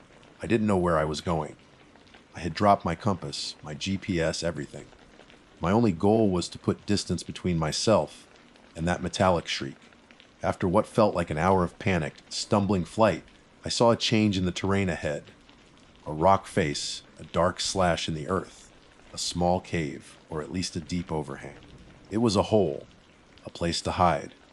With the last of my strength, I threw myself into the narrow opening, scrambling over loose rocks until I was pressed against the cold, damp stone at the back. I huddled there in the dark, shaking uncontrollably, clutching my camera and hatchet. I finally dared to turn off the camera's light, plunging myself into total blackness. For now, I was hidden, I was alive. I listened, my ears straining against the ringing silence, waiting for the clack of a metal beak, or the thump of monstrous feet. For now, there was nothing, but I knew it was out there, hunting, and I knew my tiny, shallow cave wouldn't hide me for long. The darkness in the cave was perfect. It was a heavy, tangible black that pressed in on all my senses. Time lost all meaning in that lightless void. Every passing second was a small victory, every heartbeat thundering in my ears a confirmation that I was still alive. I sat trembling, not from the chill of the damp rock I leaned against, but from the ebbing tide of adrenaline, leaving behind only a cold, pure fear. The hatchet was still clutched in one hand, the video camera cradled against my chest like a holy relic. The sounds outside had ceased, but the silence was more terrifying than any screech. It was a silence pregnant with anticipation, with calculation. I knew it was still out there, patrolling the darkness. The entire forest held its breath with me. I forced myself to slow my breathing, to make it shallow and silent, terrified that the sound of my own respiration would betray my hiding place. I don't know how long I hid in there. It could have been minutes or hours. Eventually, years of Hun survival instinct began to override the panic. I couldn't die here, not as some anonymous victim in a forgotten cave. I was Weldman, Fincher, adventurer, explorer. The thought almost made me laugh, a hysterical, bubbling sound. The persona I had so carefully constructed was hollow and absurd in the face of this monstrous reality. But a part of it, the tough, stubborn part, persisted. I needed a plan. I slowly, carefully raised the camera. My fingers fumbled for the power button. I hesitated, fearing that even the small red light might draw its attention. But I had to know. I gave the button a quick press. The small screen flared to life, revealing a single, blinking red battery icon. Less than 5% power left. It would last maybe 10 more minutes tops. I snapped the screen off immediately, but the image was seared into my mind. The dying battery was my clock. An idea sparked in my mind, born of desperation. It was insane, but it was all I had, light. Most nocturnal creatures hated a sudden bright light. I didn't have a flashlight, but I had the camera's powerful LED lamp designed for filming in pitch black conditions. If I could just get close enough, flash it in its eyes, maybe it would give me the time I needed to escape. Then I heard it again. Not the heavy footfalls or the shriek, but something more subtle. A soft scraping, followed by the sound of small pebbles skittering down the rock face outside the cave. It was climbing. It was systematically searching. It was coming for me. There was no more time to think. It was now or never. I took a deep, shuddering breath, my hand tightening on the hatchet. I crept toward the mouth of the cave, my injured ankle sending waves of agony up my leg. I peered out as carefully as I could. The eastern horizon was just beginning to soften to a dull gray. Dawn was coming. The pale light silhouetted it. Clinging to the cliff face about 20 feet above me, its leathery wings slightly unfurled for balance, its metallic head swiveling slowly as if tasting the air. It was smarter than I thought. It wasn't just chasing me blindly, it was cornering me. I shrank back into the shadows, my heart hammering against my ribs. My plan had to change. I couldn't confront it, even with the light. I had to create a diversion. I looked around the dim space. The cave was shallow, but at the back, a narrow fissure split the rock, leading deeper into the earth. I had no idea where it went, but the alternative was certain death. I turned the camera back on, this time activating the LED lamp. A brilliant beam of white light cut through the cave's darkness and splashed against the opening. I set the camera down on a rock, aiming the beam directly at the cliff face. Then, I squeezed myself into the fissure, feeling the rough stone scrape against my back as I struggled deeper. It worked almost instantly. A furious shriek erupted from outside, followed by the harsh sound of claws scraping against stone as it launched itself down from its perch. I heard it slam into the cave opening, drawn to the light like a moth to a flame. I heard the sickening clack of its beak as it savaged the camera, the sound of splintering plastic, and then the beam flickered and died. Using the renewed darkness as my cover, I scrambled deeper into the fissure as fast as I could. The passage was tight and twisting, and I moved by feel alone. After a moment I saw light again, not artificial, but the gray light of dawn filtering down from an opening above. The fissure was a chimney leading to the top of the cliff. The sounds of pursuit echoed from behind me, the scrape of metal on stone deafening in the enclosed space. I pushed myself upward, using every ounce of strength I had to claw my way toward the light, my hands raw and bleeding. I finally emerged onto the windy, pine-covered top of the cliff. I looked back and saw its head emerge from the opening, its metal beak chipped and scratched from its assault on my camera, its black eyes fixing on me with pure, unadulterated hatred. I ran again, stumbling along the ridgeline, my ankle barely supporting my weight, but I ignored the pain. I heard the whoosh of its wings behind me. It was in the open now. It could fly. A massive shadow passed over me, and I knew my time was running out. Ahead, the ground dropped away into a deep chasm. On the other side, I saw a man-made structure. An old wooden suspension bridge spanned the gap, part of a long abandoned hiking trail. It was my only chance. I sprinted onto the bridge, the old planks groaning and swaying under my feet. I didn't dare look down. I glanced back and saw it landing on the edge of the chasm. It hesitated for a moment, eyeing the flimsy structure with uncertainty. I kept running, almost to the other side, when I heard the crack of wood behind me. It was following. Its weight was too much for the rotting bridge. I felt the vibration as one of the main support ropes snapped with a loud bang. I threw myself forward the last few feet, landing on solid ground just as I heard another rope go. I spun around, hatchet in hand, in time to see it in the middle of the bridge. It lost its footing as the planks beneath it gave way. It shrieked in fury and panic, its wings beating frantically, trying to gain purchase in the air, but one of them became tangled in the remaining ropes. It hung there for a moment, a hideous silhouette against the brightening morning sky. Its black eyes met mine, and in them, I saw something I never expected. Not just malice, but recognition. It knew it was beaten. I raised the hatchet, and with a roar that came from the depths of my soul, I swung it at the last rope holding the bridge. The blade bit deep into the frayed fibers. The rope went taut and snapped.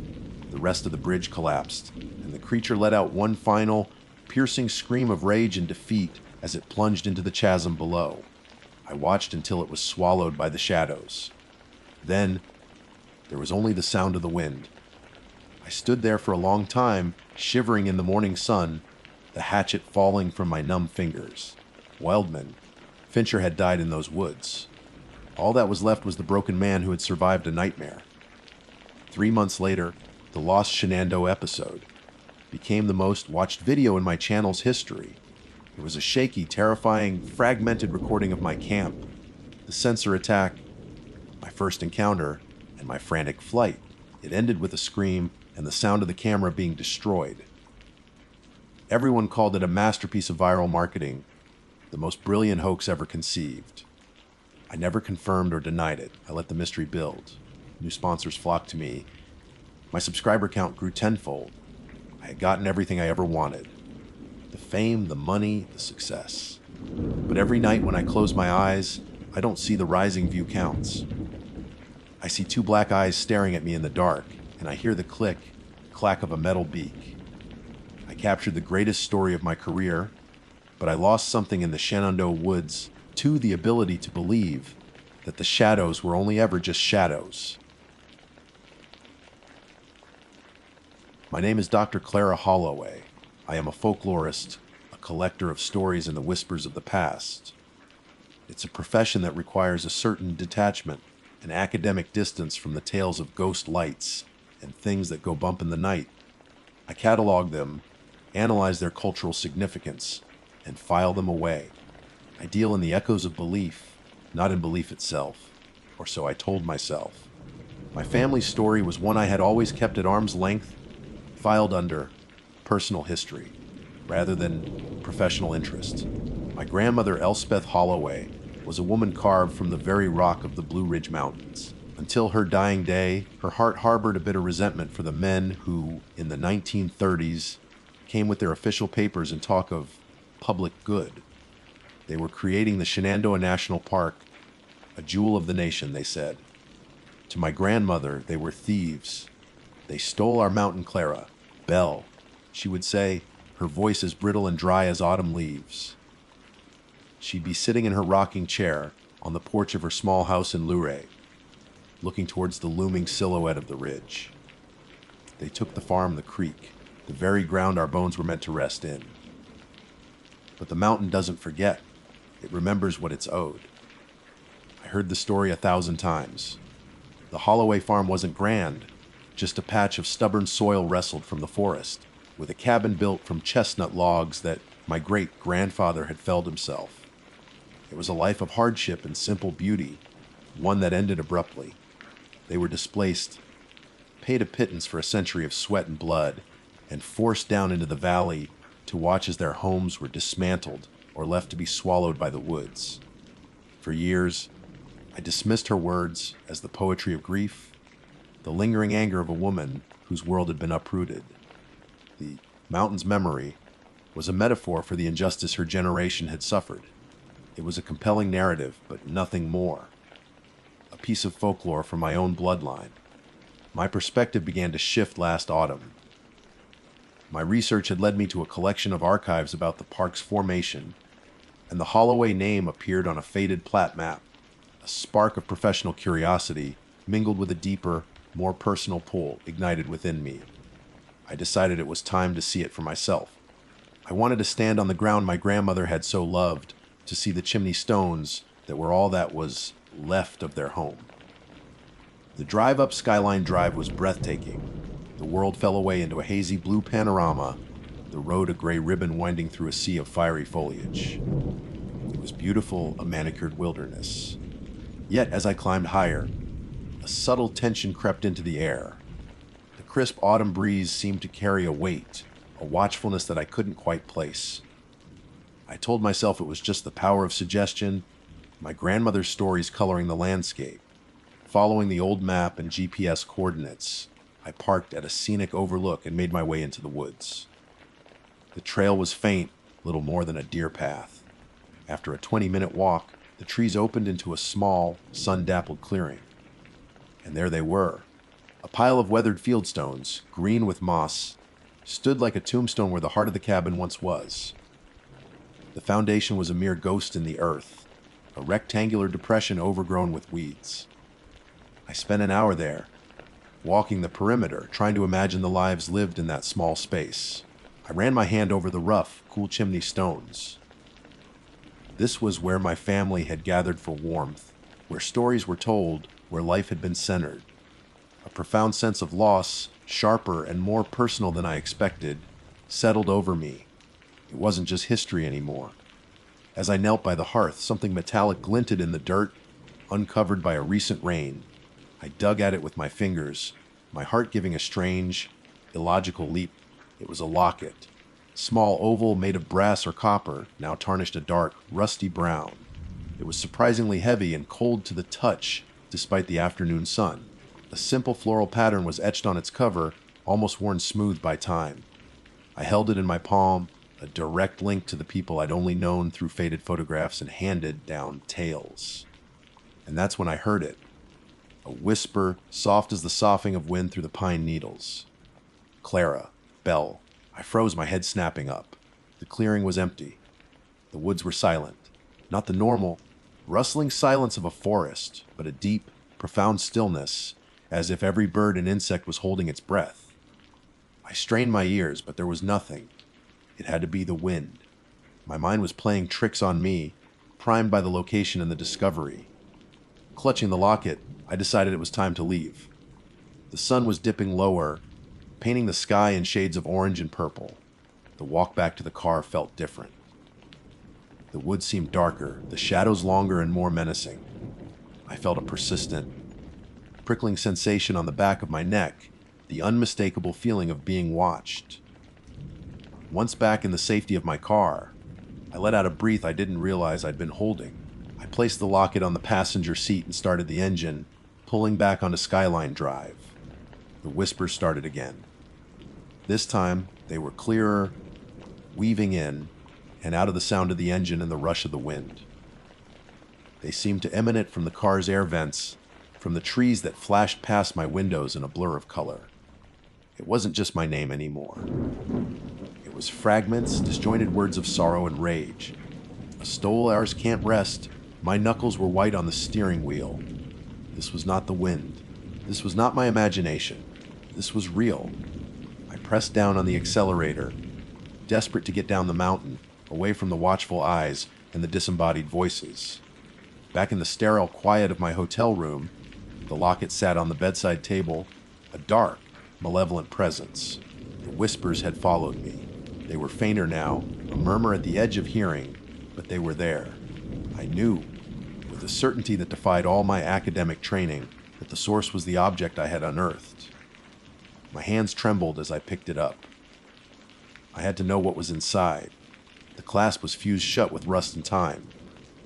Using the small blade on my multi-tool, I carefully worked at the seam, prying and scraping. For long minutes, it refused to yield. Then, with a sudden, gritty pop, the locket sprang open. I braced myself for a faded sepia photograph of my great-grandparents. But there was no picture. The velvet lining inside was stained and rotted. Nestled within one half was a tiny, brittle lock of dark hair, tied with a thread. In the other half, lying starkly against the ruined fabric, was a single, small, yellowed object. It took me a moment to identify its ridged, pointed shape. It was a child's tooth. A wave of ice, cold dread washed over me. This wasn't a keepsake of love. This was something else entirely. As I stared at the grim contents, a voice spoke, no longer a whisper, but a clear, cold, hateful statement right beside my ear. "You should have left us be." I threw the locket across the room. It hit the opposite wall with a dull thud and fell to the carpet, the two halves gaping open like a silent scream. My heart hammered against my ribs, a frantic bird trapped in a cage. I scrambled backwards, pressing myself into the corner of the room, my eyes locked on the small, dark object. The voice had been so close, so real. It wasn't in my head, it had been a physical presence in the air beside me, vibrating with a century of cold fury. My scientific mind, the part of me that cataloged and analyzed, was in full revolt. It screamed auditory hallucination, stress-induced paranoia. But the deeper, more primal part of me knew better. The cold spot that still lingered where the voice had spoken was not a hallucination. The dread that had sunk its claws into my soul was not a product of my imagination. Sleep was impossible. I left the locket where it lay, a venomous spider in the corner, and spent the night huddled under the covers with every light in the hotel room blazing. The whispers returned, no longer fragmented but coalescing into coherent, venomous thoughts that slithered into my mind. They spoke of sickness, of cold, of a promise broken, and they spoke of a name over and over, a mournful, angry chant, Lydia. By dawn, I was a wreck, but a new resolve had hardened within my fear. I was a folklorist. I dealt with the stories of the dead. This was no different, I told myself, trying to regain some semblance of professional control. It was just a much more interactive case study. I had to understand. Who was Lydia? What was her story? Why was her grief so potent that it had remained tethered to this locket for nearly a century? After a sleepless night, I abandoned the hotel, stuffing the cursed locket, now wrapped in 3 layers of hotel towels, into the bottom of my bag. My first stop was the library in Harrisonburg, a repository of regional history and forgotten records. My academic credentials gave me access to the archives, a quiet, climate-controlled room that smelled of old paper and dust. I had a name and a location. It was a start. For hours, I pored over brittle census records from the 1920s and 30s, my fingers stained with dust. I scrolled through microfilms of old newspapers until my eyes burned. The Holloway name appeared frequently. Births, land deeds, marriages. But there was no Lydia Holloway. I cross-referenced with neighboring families who had also been displaced. The name was nowhere. It was as if she had never existed. Doubt began to creep back in. Had I imagined the name? Was this all just a macabre fantasy my mind had concocted from my grandmother's bitterness? I was about to give up when I stumbled upon a different kind of record, church ledgers from a small, now defunct congregation that had served the mountain communities. And there she was, Lydia Annabeth Meadows, born 1926, daughter of Sarah and Thomas Meadows. The Meadows family I knew from the plat maps had owned the land adjacent to the Holloway farm. They were my family's neighbors. A note, scrawled in the margin next to her name in a later entry, sent a fresh wave of ice through my veins. It was dated November 1933, just 4 words, taken by the wasting sickness. 1933, the height of the displacement. A child had died. My research took on a new, frantic urgency. The wasting sickness was often a euphemism for tuberculosis, but it could mean anything. Diphtheria, dysentery, even starvation. The conditions for the displaced families had been horrific. Moved from their self-sufficient farms, into squalid camps or crowded towns with little support. Disease had run rampant. The true horror, the detail that made my breath catch in my throat, came from a collection of private letters donated by another displaced family. One letter, dated December 1933, described the grim winter in the valley. The author wrote of her neighbor, Sarah Meadows, a woman driven mad by grief. Her little Lydia passed last month. The letter read. The cold took her. Sarah holds the park men responsible. She says they forced them from the warmth of their home, and that the mountain air would have healed her. She carries a locket with the child's hair and first tooth. She will not let the girl be buried in this unconsecrated valley soil. She whispers of taking her back up the mountain, back home. We all fear for her mind. The pieces clicked into place with sickening clarity. The locket didn't belong to a Holloway. It belonged to Sarah Meadows, the grieving mother of a dead child. A mother who blamed the park, blamed the world for her daughter's death. A mother who refused to let her child rest. That night, the activity escalated. It was as if uncovering the story had fed the entity, given it strength, back in a new hotel room. I couldn't bear to return to the first. The locket, still wrapped in its towels at the bottom of my bag, grew intensely cold. The air in the room dropped, and my breath plumed in front of me. The television flickered on and off, cycling through channels of static. Then I heard crying. Not a whisper, but the full-throated, heartbreaking sobs of a young child. The sound came from the corner of the room, the same corner where I had thrown the locket the night before. I stared, paralyzed by terror, as a small, faint shape began to shimmer in the darkness. It was a girl, no older than 7, with dark hair and a thin, pale dress. She was translucent, a figure made of moonlight and grief. Her form wavered, indistinct, but her sorrow was a palpable force in the room. She was crying, her small shoulders shaking. Behind her, a second figure began to coalesce, taller, sharper, darker. A woman. Her face was a mask of incandescent rage, her eyes burning holes in the gloom. It was Sarah, and she was staring directly at me. The child, Lydia, reached a trembling, spectral hand towards me. Her mouth opened, but it was not her voice that filled the room. It was her mother's, a voice dripping with venom and a pain so deep it had curdled into pure hatred. You know our story now. Sarah's voice hissed, seeming to come from all around me. You carry our burden, you will make them remember. You will make them pay.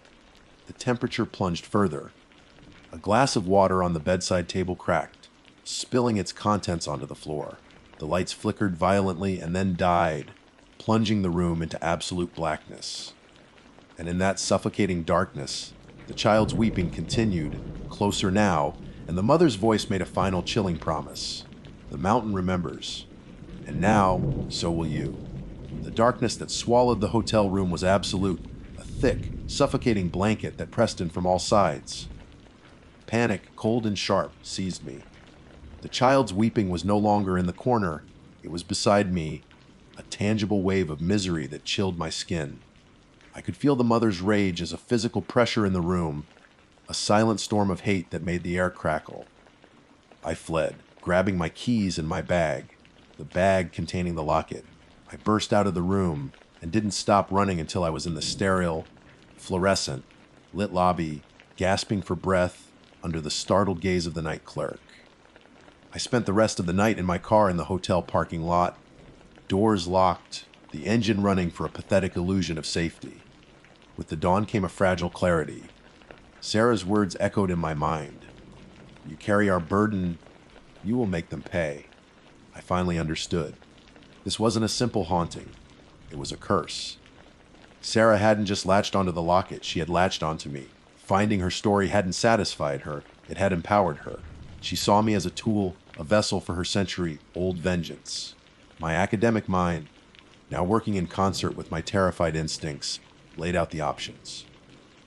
I could try to find an exorcist, a medium, someone who dealt with this kind of spiritual violence. But Sarah's rage was born of a specific, tangible injustice.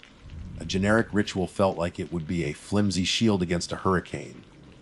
I could try to destroy the locket, but I feared that would only sever the anchor, not the attachment, potentially making the haunting even more erratic and violent.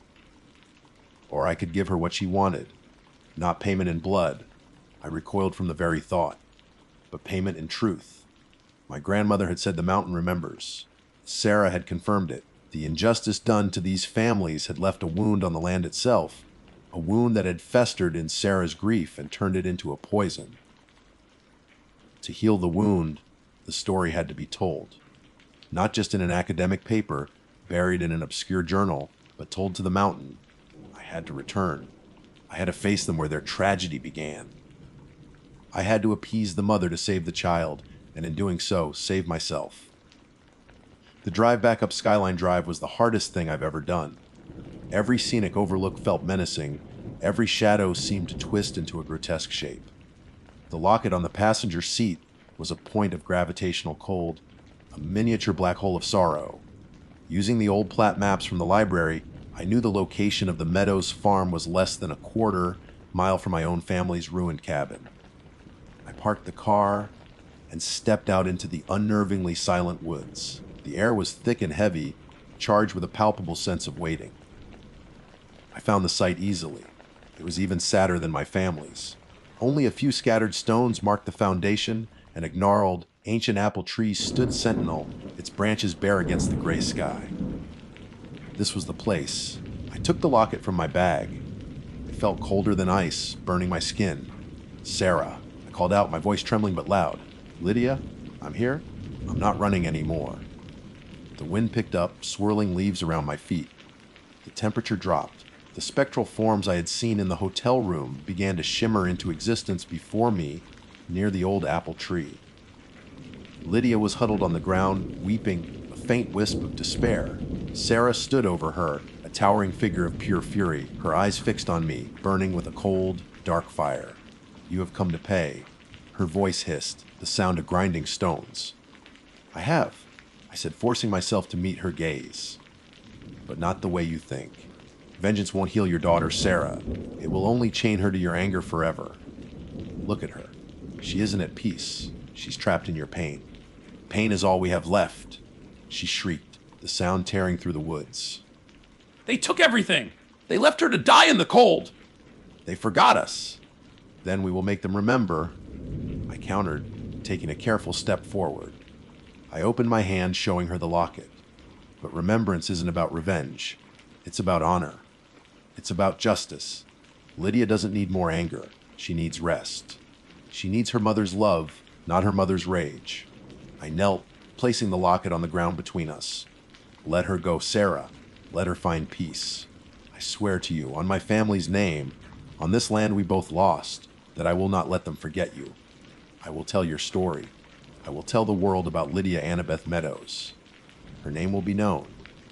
Her loss will be mourned. That is how we make them pay, with the truth. I directed my next words to the weeping child. Lydia, I said softly. It's okay. You can rest now. Sarah's form flickered violently, her rage fighting with the undeniable truth of my words. She looked down at her daughter, perhaps for the first time seeing the perpetual agony she was inflicting. Lydia's sobbing quieted. She looked up, her spectral form turning not towards me, but towards her mother, a small, translucent hand reaching out in a plea. That simple gesture broke the century of hatred. A shudder ran through Sarah's form. The incandescent rage in her eyes softened, collapsing into a wave of pure, unadulterated grief. A ragged sob escaped her, a sound of utter heartbreak that seemed to shake the very foundations of the mountain.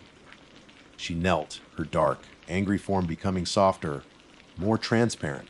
She reached for her daughter, not to shield her, but to embrace her. As their forms touched, they began to glow with a soft, gentle light. The oppressive cold in the air vanished, replaced by a sudden warmth.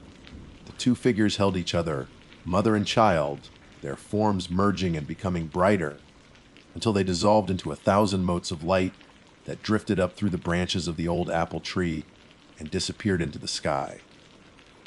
I stayed kneeling, tears streaming down my face until the last mote of light was gone. The silence that followed was different.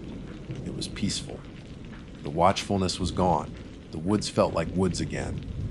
On the ground, the locket lay open. As I watched, The metal seemed to age 1,000 years in a second, crumbling into a small pile of reddish, brown dust that the wind gently scattered.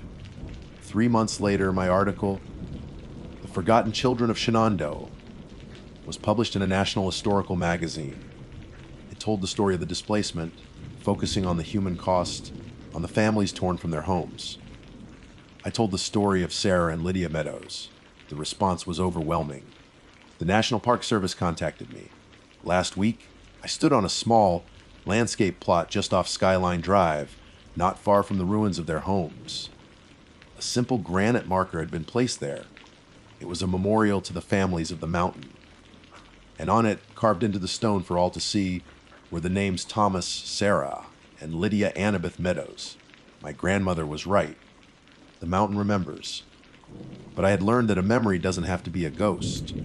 Sometimes it just needs a voice. My name is Elias Vance, and for 27 years, I have been a steward of the Shenandoah National Park. It is not merely a job title, it is the core of my identity.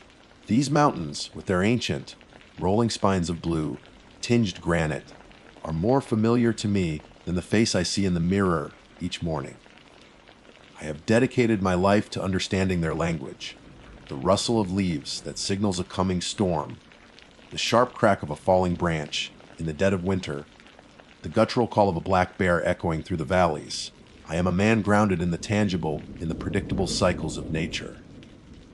My world is one of soil, stone, and sky, a world governed by laws that can be observed, measured, and understood. I have walked every mile of marked trail, and a good many that are not.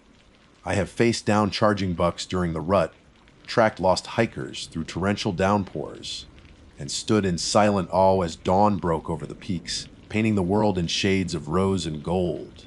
In all my years, I have never encountered anything that could not be explained by science, by weather, or by the simple, often foolish, actions of man. The mountains hold dangers, yes, but they are dangers of logic, gravity, exposure, the primal instinct of a cornered animal.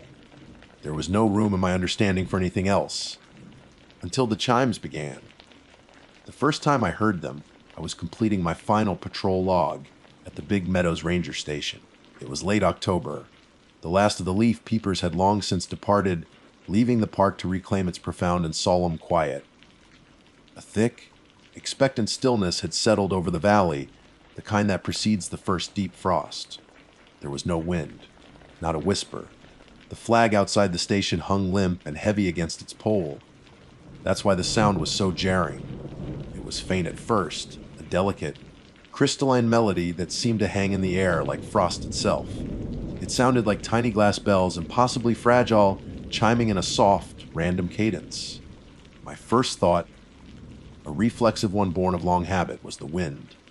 Just the wind whistling through the crags up on Hawksbill, I told myself, not even looking up from my paperwork. I'm a ranger. For pity's sake, I know the sounds of these mountains. But a deeper, more honest part of my mind knew that was a lie. The air was dead calm that night, and the sound, like tiny glass bells, wasn't coming from the peaks. It was drifting up from somewhere deep in the hollow, somewhere the maps don't quite reach, a place we call the Tanglewood. I dismissed it. An auditory illusion, perhaps. The mind can play tricks in the deep silence of the wilderness. But a week later, the sound returned. It was the same time of night, just past 11, with the same unnerving stillness blanketing the mountains. This time, I went outside. The air was cold and sharp in my lungs. Above, the sky was a black velvet canvas punctured by a billion stars, a cold, indifferent audience. The sound was clearer out here, a soft, ethereal music that seemed to be an offense against the silence. It raised the hairs on my arms, a primal reaction I hadn't felt since I was a child afraid of the dark. The melody was innocent, almost playful, but its presence in this place, at this hour, felt profoundly wrong. My rational mind scrambled for purchase. A secret memorial, some new age eccentric who had wandered off, trailed to hang chimes for spiritual reasons. It was plausible. People did strange things in the woods. The next day, I made it my mission to find the source. I told my superior I was checking for signs of illegal trapping along the edge of the Tanglewood, a half-truth at best. The hollow had earned its name. It was a dense, forgotten knot of old-growth forest, choked with rhododendron thickets and treacherous moss-covered ravines that rarely saw the sun. Few hikers ever ventured there, and for good reason. It was easy to get turned around, to lose your bearings in the disorienting landscape. As I pushed my way through the grasping branches, a palpable change in the atmosphere occurred. The familiar sounds of the upper forest, the chatter of squirrels, the call of a distant blue jay, faded away, replaced by a heavy, watchful silence. The air grew colder, damp and heavy with the smell of wet earth and decay. It felt like I had crossed an unseen threshold into a different world, a place that operated under a different set of rules. The sunlight struggled to pierce the dense canopy, casting the forest floor in a perpetual twilight. I spent hours searching, following the faintest game trails, my eyes scanning every tree limb for the telltale glint of metal or glass. I found nothing. No footprints, no broken twigs, no sign that any human had passed this way in years. Yet, the feeling of being watched was immense, a physical pressure against my skin. By late afternoon, I was frustrated and unnerved. I was about to turn back when I saw it. On a large, flat stone covered in a blanket of emerald moss sat a single small object. It was a child's shoe, a little leather bootie of a style that hadn't been common for at least half a century. It was not rotted or covered in mildew, as anything left in this damp hollow should have been. It looked almost new, the leather still supple, the stitches intact. It was placed perfectly in the center of the rock, as if it were a deliberate offering. My blood ran cold. This was no prank. This was no memorial. This was something else entirely. As I stood there, staring at the impossible object, the chimes began to sound again. They were no longer faint and distant. They were close. So close, it felt as though they were right behind me, a delicate, tinkling melody that now sounded less like music and more like a warning. I didn't wait to see the source. I turned and fled, crashing through the undergrowth with a haste I hadn't known in years, the sound of my own heart hammering in my ears. I didn't stop until I had burst out of the Tanglewood and into the familiar, reassuring sunlight of the upper trail. But I knew, with a certainty that chilled me to my very soul, that I had made a terrible mistake.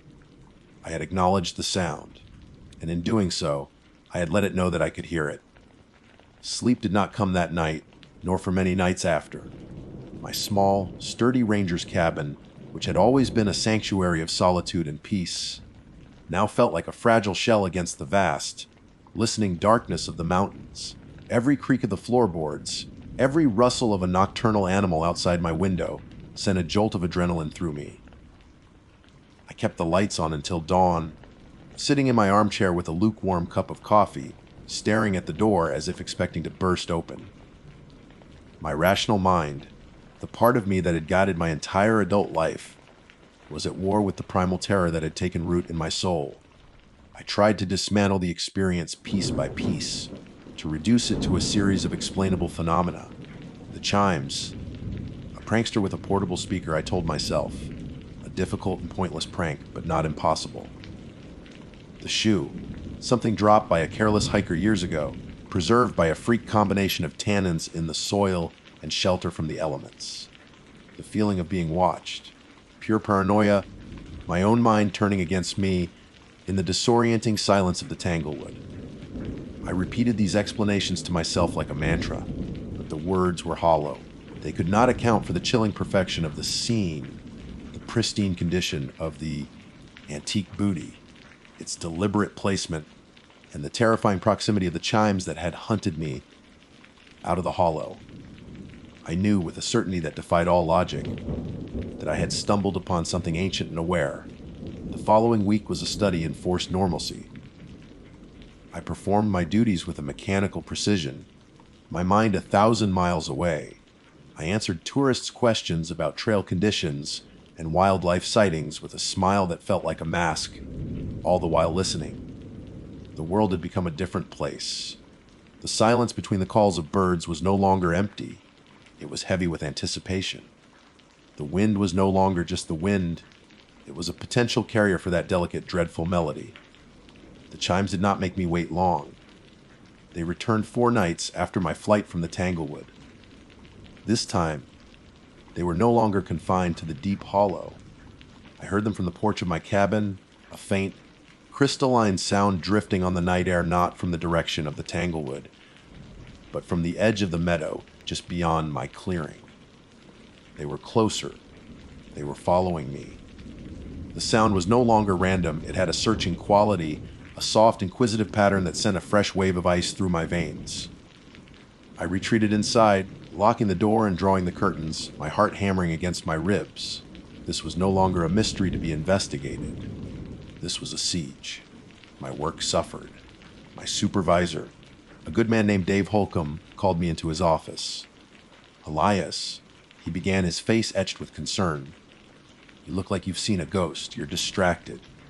You missed your last 2 radio check-ins. Everything okay?" I wanted to tell him.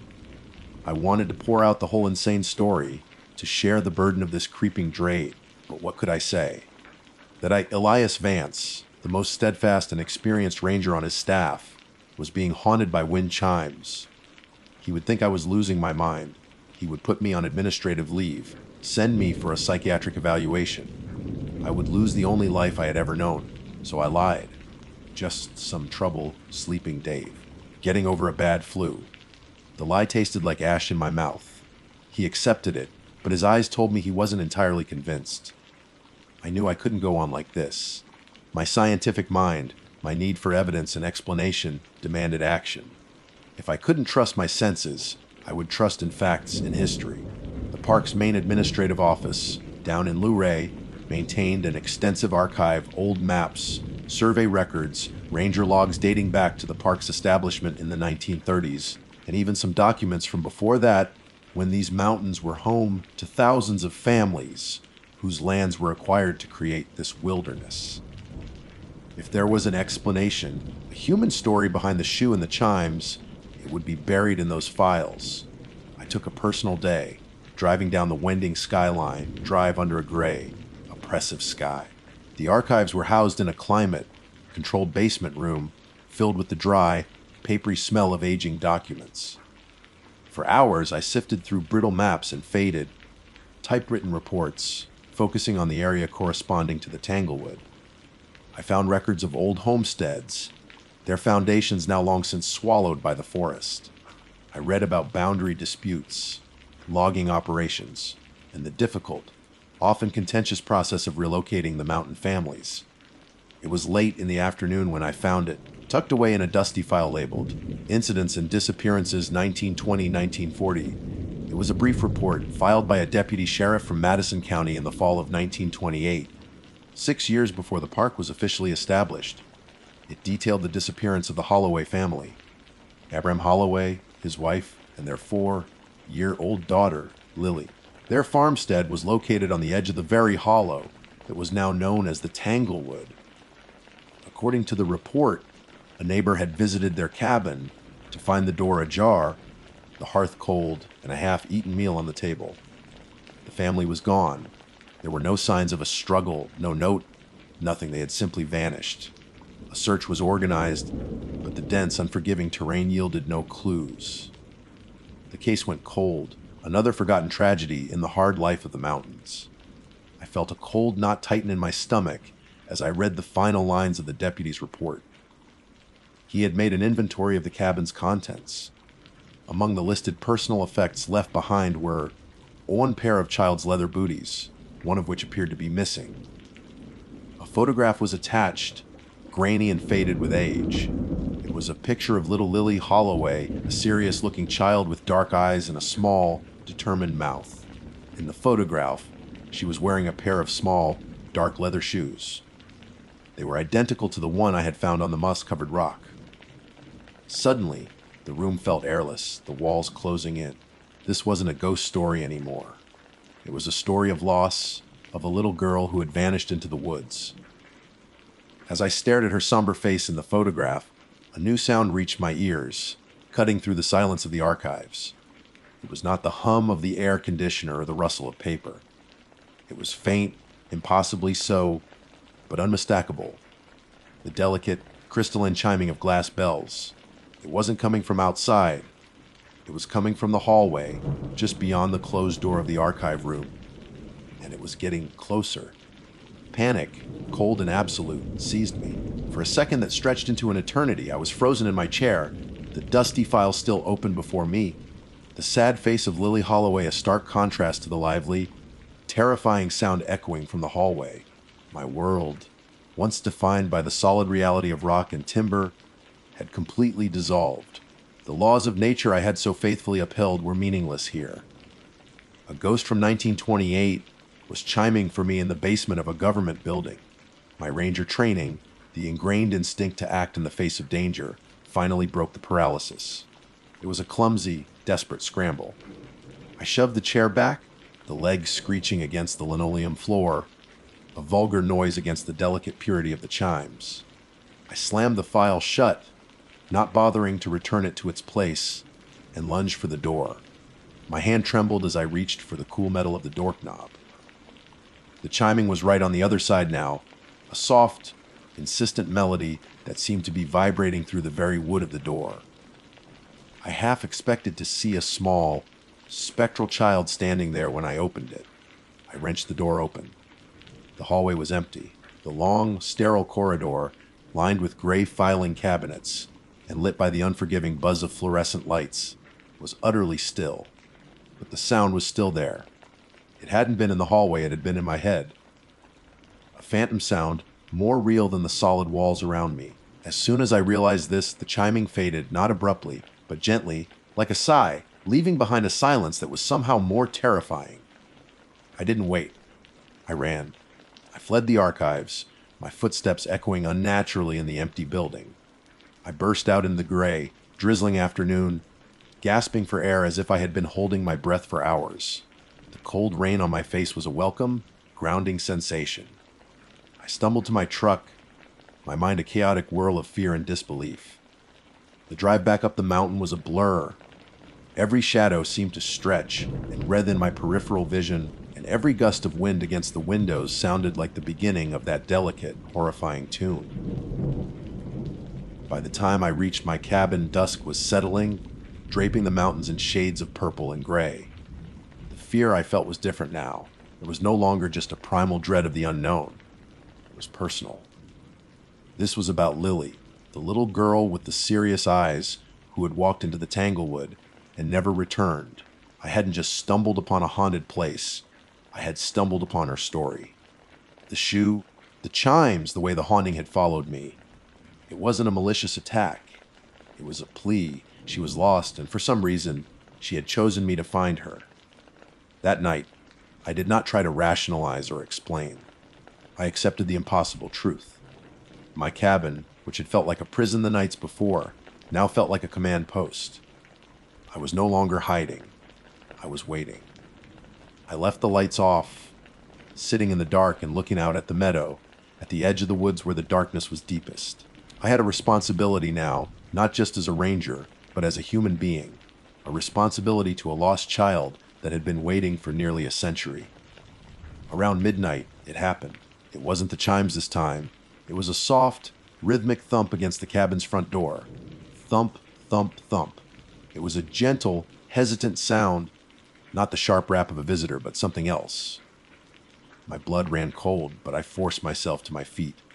I walked to the door, my hand steady this time. I knew what I had to do. I could not show fear.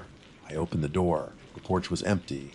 The cool night air rushed in, carrying the scent of damp earth and pine. I looked down.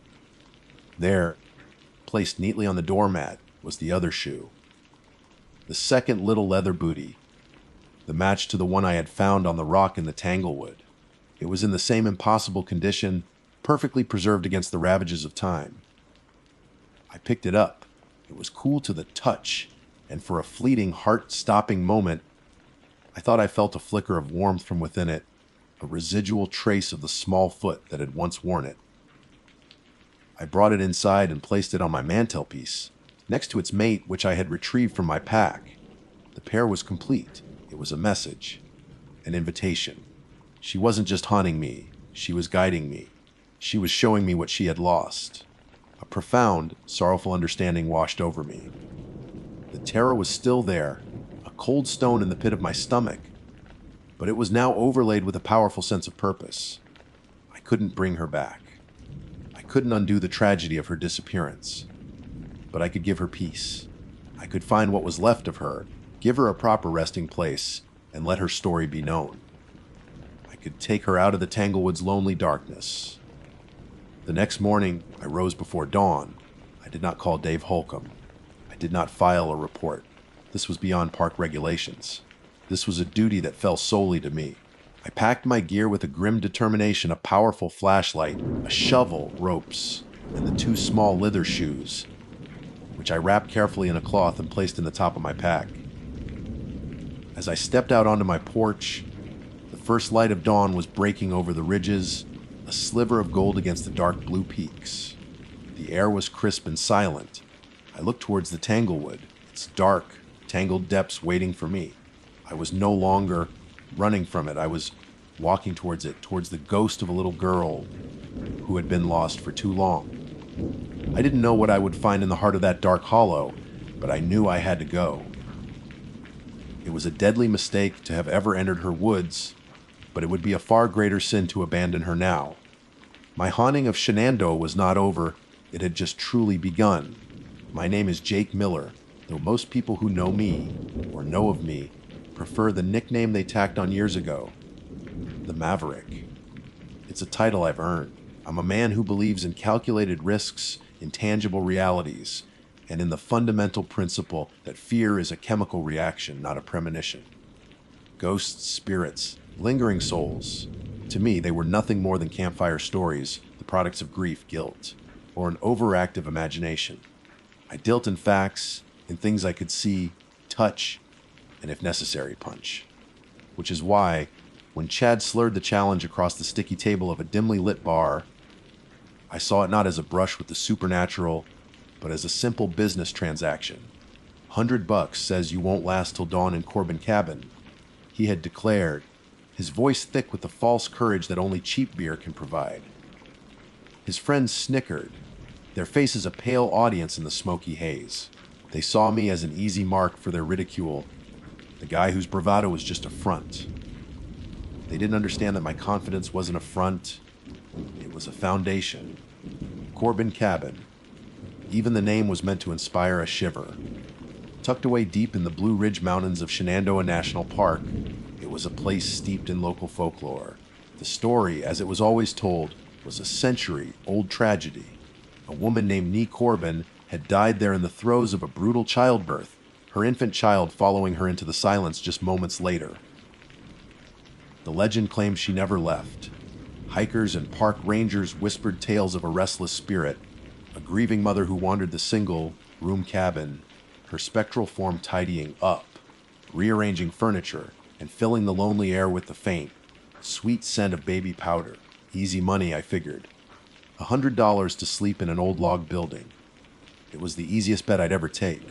The next afternoon, I pointed my beat up Ford truck up the winding length of Skyline Drive. The park was breathtaking in the autumn light, a rolling tapestry of crimson and gold under a piercingly blue sky. It was a beauty that felt clean, ancient, and utterly indifferent to human drama. It was hard to believe a place so vibrant could harbor anything dark. The feeling of isolation began to creep in as I left the paved road for the dirt fire trail, the truck groaning in protest. I parked where the trail became impassable and slung my backpack over my shoulder. It contained the essentials: a high-powered flashlight, a sleeping bag, a thermos of black coffee, a paperback novel, and a flask of good whiskey. I wasn't here to prove a point to a ghost. I was just here to pass the time and collect my winnings. The hike to the cabin was about a mile, the path carpeted with fallen leaves that rustled with each step, the only sound besides my own breathing and the distant call of a hawk. The air grew cooler under the dense canopy of oak and hickory. Then, through a break in the trees, I saw it. Corbin Cabin sat in a small clearing, looking less like a haunted house and more like a forgotten relic. It was smaller than I'd imagined, built from thick, dark logs, weathered by 100 years of mountain storms. A stone chimney stood sentry at one end, and a small, sagging porch gave it a melancholic, tired look. There was nothing overtly menacing about it. It was just old, silent, and profoundly alone. Remembering Chad's smug face, I put a little extra swagger into my walk. I wasn't going to creep up to the door. I was taking possession. I stomped onto the porch, the old wood groaning under my weight, and without bothering with the rusty latch, I kicked the door open. It swung inward with a painful shriek of protest, the sound echoing in the stillness. A shaft of late, afternoon sunlight from my flashlight beam cut through the gloom, illuminating a swirling universe of dust motes. The air that rushed out to greet me was heavy and stale, thick with the smell of old wood, damp earth, and something else. It wasn't the cold that hit me first, though the chill inside was immediate and biting, a full 10 degrees colder than the forest. It was the smell, faint but unmistakable. A cloyingly sweet, powdery scent, clean and out of place in the surrounding decay. Baby powder. I shook my head, a small laugh catching in my throat. Power of suggestion. Chad and his buddies had planted the idea in my head, and now my brain was playing tricks on me. I stepped inside, my boots crunching on the dirt and debris scattered across the wide plank floor. The interior was a single room, dominated by a massive stone fireplace black with soot. A crude wooden table and 2 chairs stood in the center, and a simple rope bed was pushed against the far wall, its mattress a lumpy, stained canvas sack. Everything was covered in a thick blanket of dust. For a moment, I just stood there, taking it all in. The silence was absolute. Not the peaceful silence of the forest, but a dead, heavy silence that seemed to absorb sound. I ran a hand over the table, leaving a clean streak in the grime.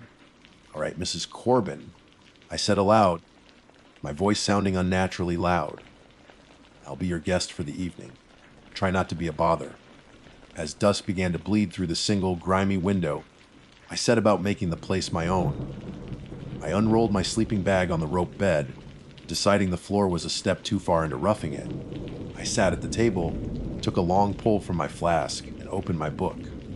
The plan was simple: read, drink, and wait for the sun to come up. The first hour passed uneventfully. The forest outside darkened, and the world shrank to the circle of light cast by my flashlight. The sounds began then, the normal, expected sounds of an old cabin, the groan of wood settling, the skittering of a mouse in the walls, the wind whistling a low, mournful tune through the chinks in the logs. Every sound was sharp, amplified by the oppressive quiet. I told myself it was nothing. I was Jake, the Maverick Miller. I wasn't afraid of the dark, but the smell of baby powder wouldn't fade.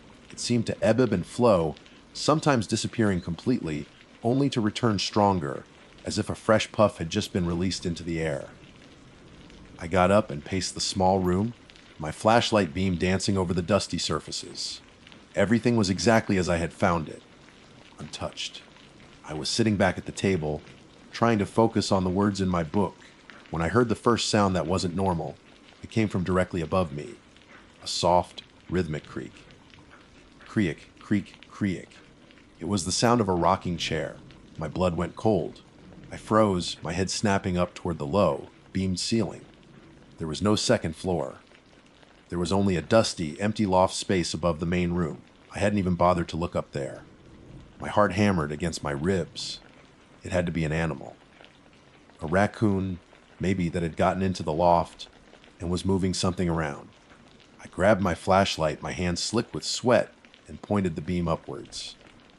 The light cut through the darkness, illuminating the rough, hewn beams in the dusty floor of the small loft. It was completely empty. There was no rocking chair. There was nothing but shadows and cobwebs. The creaking stopped. The silence that rushed back in was worse than the noise had been. It felt watchful.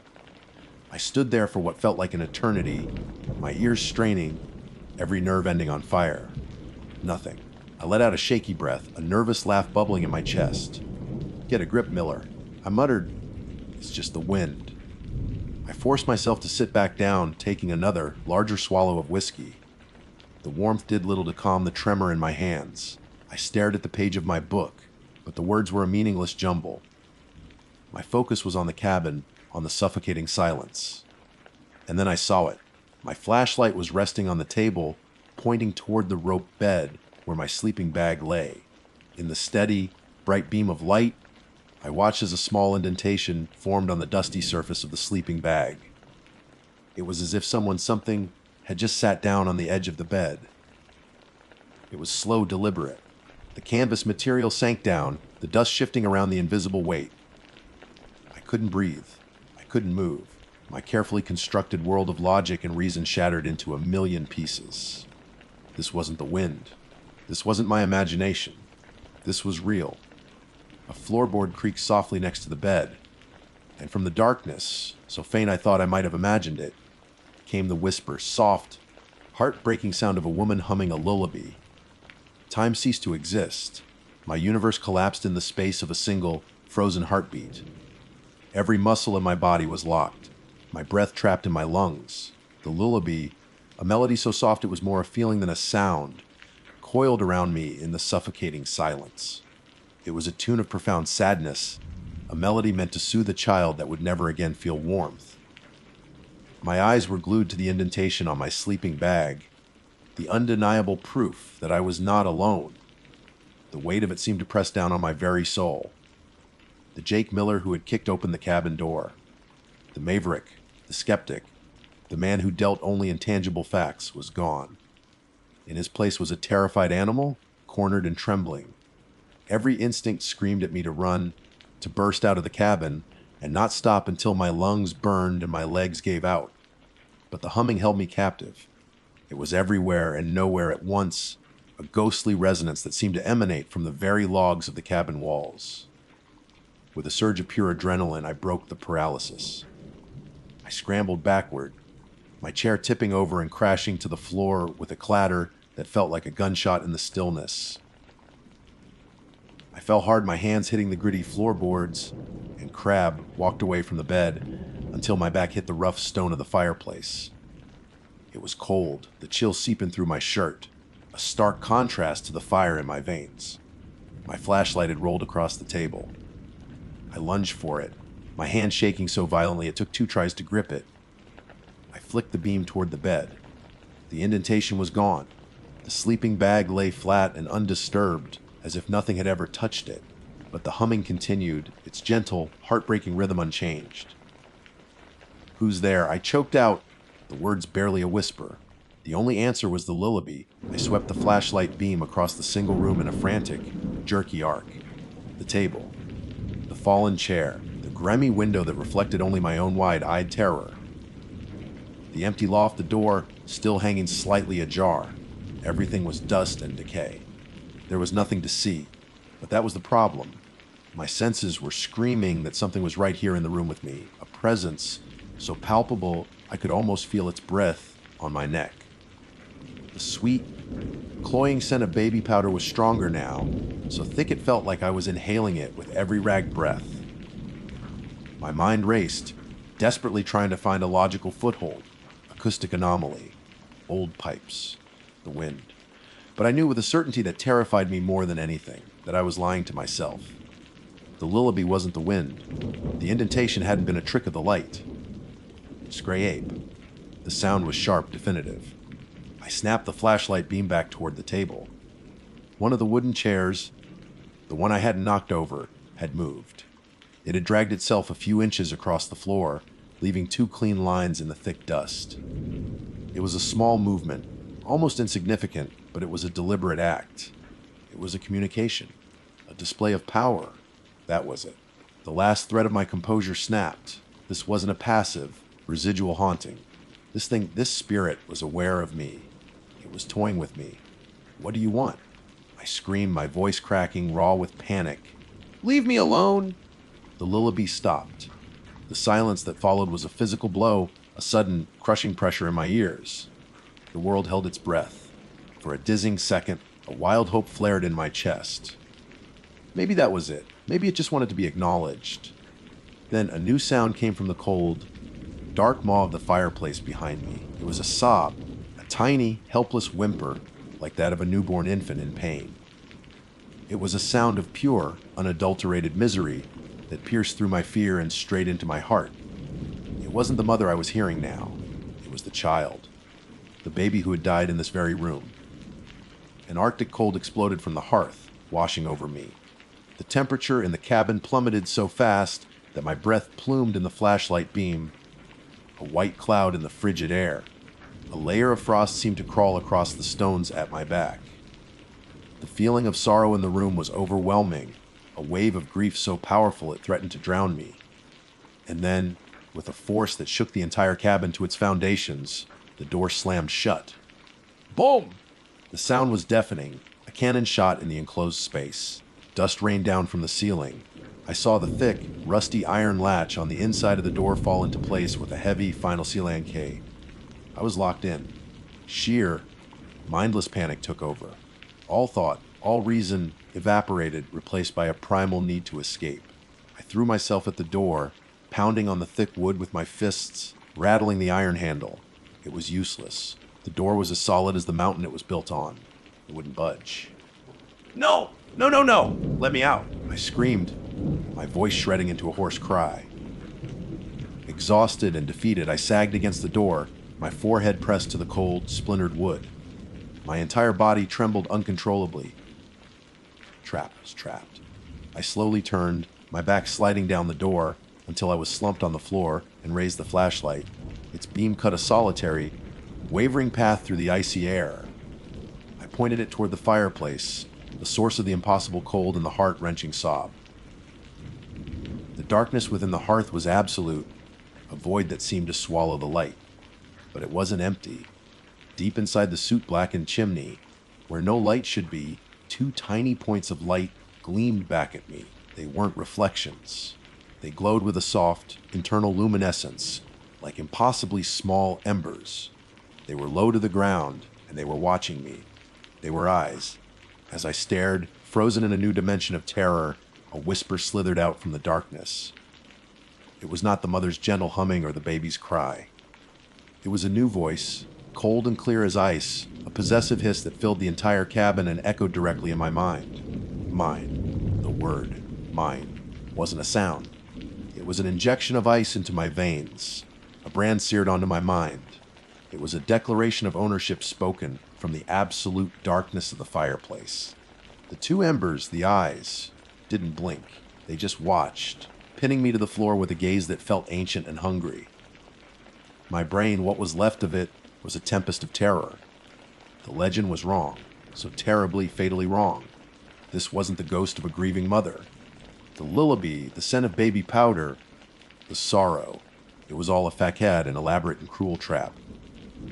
This was something else entirely, something that had waited in the cold, dark places of this mountain long before Nee Corbin ever drew breath, and it had simply claimed her tragedy as its newest, favorite costume. A faint scraping sound pulled my attention from the eyes. It came from the hearth, from the blackness beneath the glowing points. A shape began to form, knitting itself together from soot, shadow, and a cold so intense it cracked the stones of the fireplace. It was humanoid but wrong, its limbs too long, its form shifting and unstable like smoke in a breeze. It unfolded itself slowly, impossibly, from the cramped confines of the chimney, rising with the faint crackling sound of freezing wood. That's when my survival instinct finally overrode the paralysis. I scrambled away from the door, snatching up the one chair that was still standing. I didn't care about noise, didn't care about provoking it. The only thought in my mind was the window. It was my only chance. Get away! I yelled and heaved the heavy oak chair with all my strength. It sailed across the room and smashed against the single, grimy pane of glass. The glass didn't break. It buckled, vibrating with a low hum, and a spider web of frost instantly radiated across its surface from the point of impact. The chair fell to the floor, splintered and useless.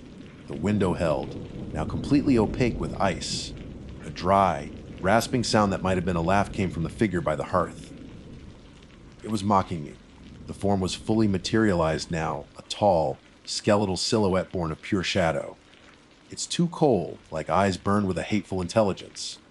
It took a step out of the fireplace, and with it a wave of profound cold washed over me, like being plunged into a frozen lake. The pain was immediate and sharp. My skin burned, my muscles seized. My flask of whiskey, which had fallen from my pack, rattled on the floor as the liquid inside began to turn to slush. It took another step, its long, shadowy fingers dragging along the wooden floor, leaving a trail of frost in their wake. A guest. The whisper came not from its form, but from all around me. We have a guest. My mind flashed back to the stories. Rearranges the furniture. It wasn't tidying up. It was playing. It was a predator toying with its meal. I backed away, tripping over my own feet, my eyes scanning the room for a weapon, for anything. My flashlight. I snatched it up, the beam shaking violently in my trembling hand. I aimed it directly at the creature's face. The light hit it, and for one glorious second, the shadow recoiled with a hiss. Its form wavered as if in pain. A wild, desperate hope surged in me. Light. It didn't like the light. I said, "Get out!" I yelled, advancing a step, holding the flashlight like a sword. The thing shrieked, a sound that blended a woman's scream, a baby's cry, and the grinding of stone. The temperature dropped again, the very air seeming to crystallize. The wooden table in the center of the room lifted off the floor, hovered for a moment, and then shot toward me. I threw myself sideways, hitting the floor hard as the table shattered against the stone wall, where I'd just been standing. Splinters rained down on me. The thing was closer now, its laugh a continuous, grating noise inside my skull. My flashlight beam flickered, the batteries dying in the extreme cold. No, not now. I pleaded, slapping the light against my palm. It flared back to life, weaker than before. I knew I had seconds. I was going to die here. $100. A stupid, drunken dare. Chad's sneering face flashed in my mind, and a different kind of fire, rage, ignited in my chest. I would not become a ghost story. I would not be a footnote in local lore. I scrambled toward the fireplace, past the creature. It swiped a shadowy claw at me, and a burning, freezing line of pain seared across my arm. I cried out but didn't stop. I grabbed my nearly frozen flask of whiskey. My paperback book lay on the floor. My plan was suicidal, idiotic, but it was all I had. With numb fingers, I unscrewed the cap, splashed the viscous whiskey over the book's pages, and tossed it into the hearth at the creature's feet. I clicked my dying flashlight off, then on again, hoping for a spark from the failing switch. Nothing. The creature stood over me, its cold presence suffocating me. The ember eyes stared down. Mine. It whispered again, reaching a hand for my face. With a final prayer to a god I hadn't spoken to in years, I threw the heavy flashlight with all my might at the stone of the fireplace, next to the whiskey soak book. The impact of metal on stone created a single, beautiful spark. It was enough. The whiskey vapor ignited with a soft whoosh. Blue and orange flames erupted in the hearth, a pocket of warmth in the suffocating cold. The creature screamed, a true sound of agony this time, and fell back, its shadowy form violently disrupted by the light and heat. The flames caught on the dry, ancient floorboards of the cabin. I didn't wait to see what would happen. I turned and ran for the door. I didn't even try the handle. I threw my entire body weight against it, again and again. Adrenaline and terror gave me strength I never knew I had. On the third impact, I heard the splintering of wood. On the fourth, the old, strained iron latch ripped free from its housing. The door flew open. I fell out onto the damp earth of the clearing, gasping the clean, cold night air. I didn't look back. I scrambled to my feet and ran. I ran through the dark woods, branches whipping my face, my lungs on fire, that chilling laugh chasing me. Behind me, an orange glow began to rise above the tree line, painting the night sky with the color of flame. Corbin cabin was burning. I don't know how long I ran. I only stopped when I collapsed onto the dirt road beside my truck. I fumbled for my keys, my hands still shaking, my burned arm screaming in pain. I threw myself inside, locked the doors, and somehow the engine turned over. I drove out of Shenandoah National Park like the devil himself was on my tail. The first rays of dawn were just beginning to touch the highest peaks of the Blue Ridge. I had survived. I had lasted till dawn, but I hadn't won the bet. I had lost everything. The Maverick was dead, burned away in that cabin along with a book and a flask. What was left was a man who knew fear, a man who had stared into the darkness and seen it stare back. A man who knew with chilling certainty that some stories aren't just stories, they're warnings. And my $100 bet, my arrogant dismissal of what I didn't understand, had been a deadly mistake. Because I knew, as I drove away with the passenger seat empty beside me, that I hadn't escaped alone. I could still feel the cold, and sometimes, late at night, when the silence is just right, I can still smell baby powder.